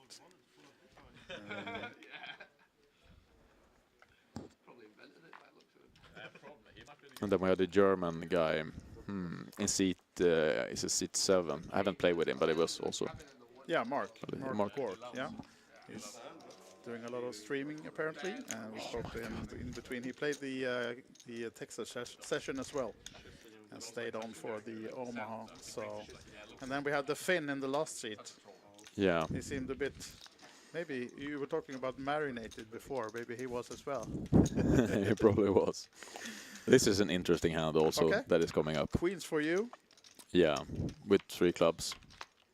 Yeah. And Tom, of course, staying in, and Tony, of course, already folded. He didn't even look at his cards, just folded. He was just enjoying like being at the table pretty much. Oh, there's TV lights. Yeah, exactly. Yeah. Yeah. Just walking by to say hi to you guys, and there was an open seat, right? Yeah. All right then. Flop ace, jack. Yeah, I mean, I have the royal. Yeah. And it's so unfortunate you have this kind of hand also. I mean, yeah, Thomas is standing here behind me. Yeah. He flopped like a lower flush with 8-7 of clubs. Yeah. I obviously blocked the clubs with 3 clubs and had the second nut flush. Thomas picks up the 2 pair on the turn. And yeah, I mean, I probably can go a little bit bigger here, but I just wanted to keep some hands in. Yeah. And I don't. So you bet 16 or? No, yeah. That's my move now. From now on. To get Vasileos really confused again. Yeah. Yeah. So of course he's staying in with the top 2 ace jack. And Thomas now then. Yeah, because at this point. Building the pot. I mean, obviously, I think I'm ahead by a lot, and I think they have lower flushes, and yeah, they have these kind of hands like ace jack and all that. Yeah. Maybe they have a set, but when the 9 hits, yeah, that's a problem when you're having this kind of hand, because you get 2 callers also, and the problem is here that a lot of 9s and a lot of yeah, and Thomas bets the pot. And for me, it's a little bit of trouble here because I also have a guy behind me that could have called with, of course. I don't know, hands like ace, jack 9. Because you know that Thomas is capable of bluffing here or semi-bluffing as he has. Exactly. And yeah, but having Vasileos behind, of course. But it's spot. Yeah, but it's also a little bit that I'm not sure what Thomas gets to the river with, that it's not a full house. Thomas looks rather happy now with a smile. Yeah, of course. But of course, now he would have liked the call with the flush and won some more, but at least getting some chips. Yeah, I mean, I think it's a very good bluff. Obviously, it's. And now you're telling Thomas, "Oh, you're such a bad player, you idiot! How can you bet?" Pretty much. No, all friendly. No, I was just. But you can live with giving back 100 to Thomas, right? Exactly. I mean, it's fine. I won a couple of pots from him also in the beginning, so I'm happy. Yeah. So guys, if you're just tuning into the stream and wondering what's happening, if we're commenting on something old or not, we're not. We're though on a delay, which means that this cash game stream ended on IRL like 20 minutes ago, and now we have Thomas, Tony, and Martin, seat 3, 4, and 5 on this table in the booth with us, commentating the last 15 minutes or so. So we're about to close the stream for tonight. They're playing exactly 2 hours, and they're 1:45-ish into this one. So a few more hands coming up. And Martin and the others are staying in the booth to help us through how they thought during these hands. And Martin right now the biggest winner on the table and picking up aces. No single suit. And nice, pretty nice hand, but 4 diamonds for Vasileos though. Still calling. And Mark and our Finnish friend is out. Pilgrim is folding, as is seat number 2. And Tony, did he even have cards? No. I don't think he had. Did he get? Does he have chips? The dealer was just not giving cards to him at the end. It's just a massage guy sat down by the table. Right? Yeah. All right, so heads up against the Greek and 10-6-2, 2 clubs, not favoring the Greek friend of ours. And I think Martin is checking. Yeah, I did check. Yeah, round check on the flop, and of course a pairing on the turn, not bad for the aces. What's your thoughts here now then? I just wanted to bet. I think that this guy was, I mean, he had lost a couple of pots, so he was just looking to pretty much find a like spot to double up or just like find to win a pot pretty much. So I was just thinking, yeah, okay, I don't bet the flop, but on the turn I just just trying to So like. we said like 30-40 minutes ago when you won the really big pot that you pretty much could now sit back and relax. How do you feel in that spot? Because you know you wanted to win as many big blinds as possible, but you still, of course, want to make the max out of the table. You're running good and everything, but what do you think about the big blind competition, or do you just play like a normal game? I mean, I was thinking a little bit about the competition, obviously. I mean, that's probably why I play so many hands also, because I know the people at the end, when they're losing all that, they want to go after you. So sometimes you can call a little bit looser. So I was thinking about it. But in the beginning, I was just trying to have fun. I was playing like most of the hands pretty much. And yeah, so I don't think it goes that much into it. I mean, it's just fun being on the stream. We were saying like if it were being a full package to be won at this very table, but you still have to do the flip and everything. So I mean, you can't really focus too much on that, although it's a small factor. And Tony now will be open folding the King Queen 8-6. Yes. Tony, did you have fun at the table? Yeah. Oh, really? He had kings one time, he says, if you didn't hear it. So now then, Vasileios with the aces. As you can see, there's almost aces every hand again then. And trip jacks for Mark. I thought he was calling for a while, but it was the Finn who flipped in the call. Vesa with the ace queen 9-8, double suited. And seems like they will be going heads up. Yeah, Vasileios just reloaded also. He was down to like 100, but now he got 600. So this one. Okay, okay.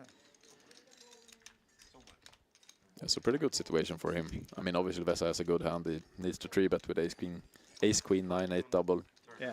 But aces is so good when you're playing 4 cards. So I think Vasileios just wants to get it in here.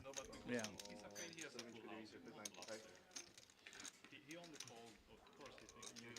Coming with the 4-bet, 95. And Vesa not going anywhere. So almost 200 in the middle between these guys then. As you can see, even though it's aces against ace queen, still almost a flip pre-flop. And of course that's due to the double flush draws for Vesa, and it's actually found the nut one. And with the 9 as well. So nice flop for Vesa, but still pretty much a flip, and likely that these guys will get it all in now. As Vasileios is betting straight out. Was it 100? Oh, full pot, 185, and Vesa chips it. So, yeah, all in and call. Greece versus Finland. And these guys both stuck, so they need to find quick wins if they're going to catch Martin in the cash game challenge part of this one. But of course, it would be nice for any one of them to win a hand and get near to even. A 5 on the turn of clubs, another club, and it's the ace for Vasileios as well. So Vesa bricks the flush draw, and no straights either. So the 2 pair will not be good enough. Oh, they run it twice, right? Yeah, and he turned 2 pair on the second one, but he got counterfeited with the 4. Yeah, exactly. All right. That's it for our Finnish friend then. Vesa will be leaving the table as we just have about 5 minutes left to go, I think, of this stream or this challenge.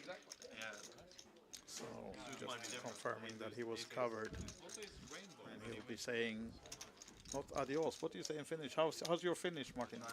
How do you even say goodbye? How do you say it in Maltese then? We had a language lesson last time we met in yeah, you say what you do is pretty much. I mean, that's the most used word. You say ciao, ciao. Okay. Yeah, ciao, ciao, pretty much. So I would say ciao, ciao. Ciao, ciao.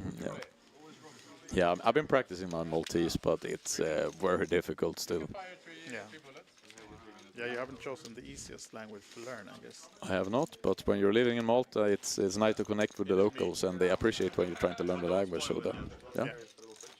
Here we see the current chip count then. And Martin, you're in front, 2.2k. Olivier second with 2k. I think he bought in twice, and he was in for about 1,000. So you're still well up in front in the number of big blinds then. Because you said you were in for 600. Yeah. Yep. So currently then winning 1,600, which is a lot of big blinds in the 2-2 game.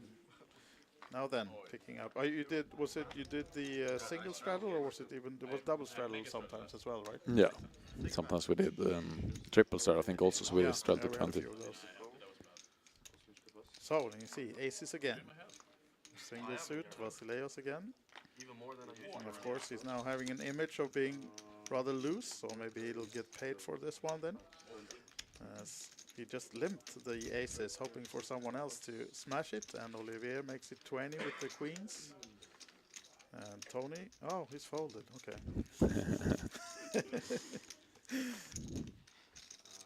Lemon, can you make sure we get Tony on every one of those streams, because we really like these action players. So we need him. Yeah, save a seat for Tony on every. Maybe he can short stack folding, would be nice TV. All right, guys, back to this one. As now Vasileios limped, raised it to 65, and Olivier with the queens double suited calling. And look at this one for Olivier. Flush draw 6, and Vasileios just with the bluff ace, unfortunately. But still ahead, of course, with the aces. A lot of outs for Olivier, though. Yeah, and he leads this flop, which I think is fine. Yeah.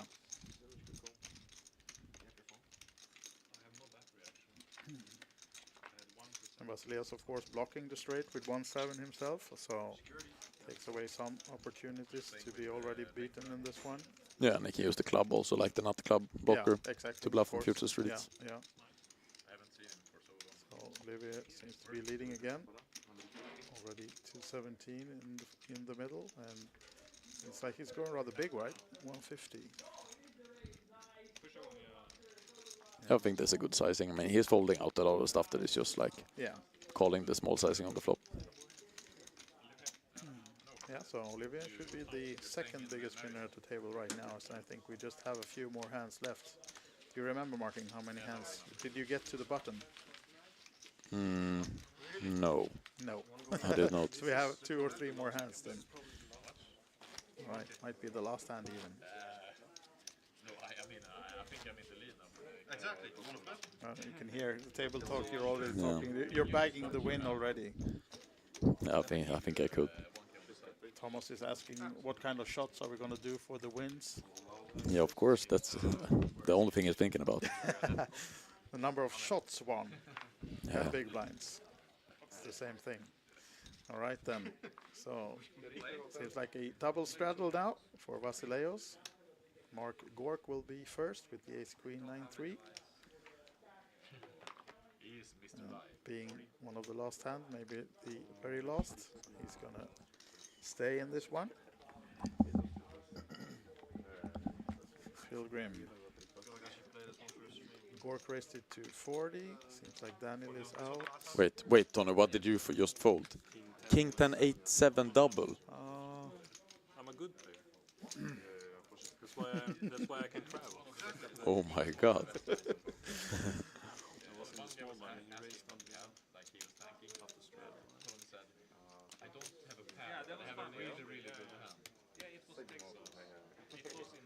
Right then, so we're heads up.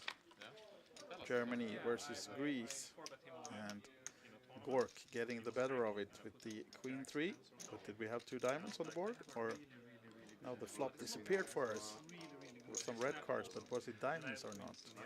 Did they both flop the flush draw? No, it was just 1 diamond. Okay, so not much for Vasileios. He needs a 4, but he stays in. Backdoor diamonds possible, of course, as well. He finds some help. No, the queen for Gork. Pretty much sealing this one. You can see the check mark already, but it will be kind of hard for him to get more out of Vasileios, maybe. And Martin, you're just counting your chip in the background. Yeah, I think it was the last hand, so yeah. Yeah, getting ready to sum up. So you ended this one with 2.2? Not exactly. I had 2.1, a little bit under. Okay, yeah. So 1500-ish. Yeah, ish. Yeah. It was a nice run. Yeah. I mean, I was running well, but that's what you sometimes have to be doing when you're gonna win these challenges. Yeah, of course. So that means, if you're not been with us all the is broadcast, that Martin has secured his seat in the flip on Sunday. There will be 6 persons, one from each day, winning the cash game challenge of the day. Will go through, but of course you have the chance to win more seats. If you win one more day, you will have 2 seats in the final, or at least you will eliminate, get it down to 5 people. I'm not sure if you're going to be playing 2 stacks or not in the final, but you can. If you win all days, you have no opponents. Then you have the package. So maybe some incentive for you to play the other ones as well. Then it's so fun. I mean, if people get the opportunity to do it, I think they should sign up, because it's so fun to like play on a stream and all the chat and like all the viewers going in. I think it's very exciting. And you can see Thomas in the background giving you some nice massage, trying to get some 50 euros back. Yeah. Were you the only winner on the table? No, I think Olivier won as well. He ended up with 2K, and he was in for about 1K, I think. Something, maybe 1,200. So he should have been a winner as well. I think Gork might won also now when he won a lot at the end. Yeah, okay. Yeah, maybe. Yeah, exactly. He ended with 1K, so he might be up a couple of hundreds actually. He lost 7 euros in the Texas stream, so he needed to win something back. Yeah. All right, so that's it, guys, for this stream. Playing-wise, they're done for today, and when we summarize this up, we do have Martin Kronwalker. Here we have the winner, and 2.2K is what he ended with. He bought in for 600, so almost 1,700 euros in profit, and that gets him the win and the seat in the final on Sunday, when you have the chance to win the full package for the Rosvadov stock. What's your plans for the next upcoming days? Tony, you will be folding whole week? I will be folding. Yeah. Then when I have 3 big blinds, I will maybe gamble a little bit. But will you do, tournaments? Tony, starting with you, will you do most the tournaments or cash game? Only tournaments. Only tournaments? We can see why now from this cash game. Yeah. The cash game mostly on the internet, and when I play live, I want to play tournaments. Yeah, it's so fun. Yeah. Martin, plans for the week? No, I'm just gonna try to like enjoy Bratislava, play a couple of tournaments, play like some cash game and all that, and yeah, I mean, I don't really have a big plan for it, but that's what I'm planning to do pretty much. Thomas, you playing any tournaments? Yeah, I played heads-up tournament. Oh, it yeah. Sounds like fun. Yeah. Yeah, crazy point. And some cash games. Cash games. And as we spoke about, we think we do have a 10-10 PLO coming up, so hopefully see a few of you guys there. And yeah, Tony, it might be hard getting a stake from people to get you on that table, but we'll you never know. We'll fix it. Yeah, you have to win the tournament first, and then you can free roll, right? Yeah. Okay, guys, for me, Andreas, and Lemon, thank you guys for coming and guesting us in the booth, and we'll be back tomorrow, Lemon, with some more cash game action. JJ Hazard. Oh, yes. All right. See you guys. And thefestival.com, there's where you find the schedule if you want to come join us. Poker and more, of course, happening throughout the entire week here in Bratislava. Thank you for tuning in. See you soon. Thank you, Bye-bye. Bye-bye. That's awesome.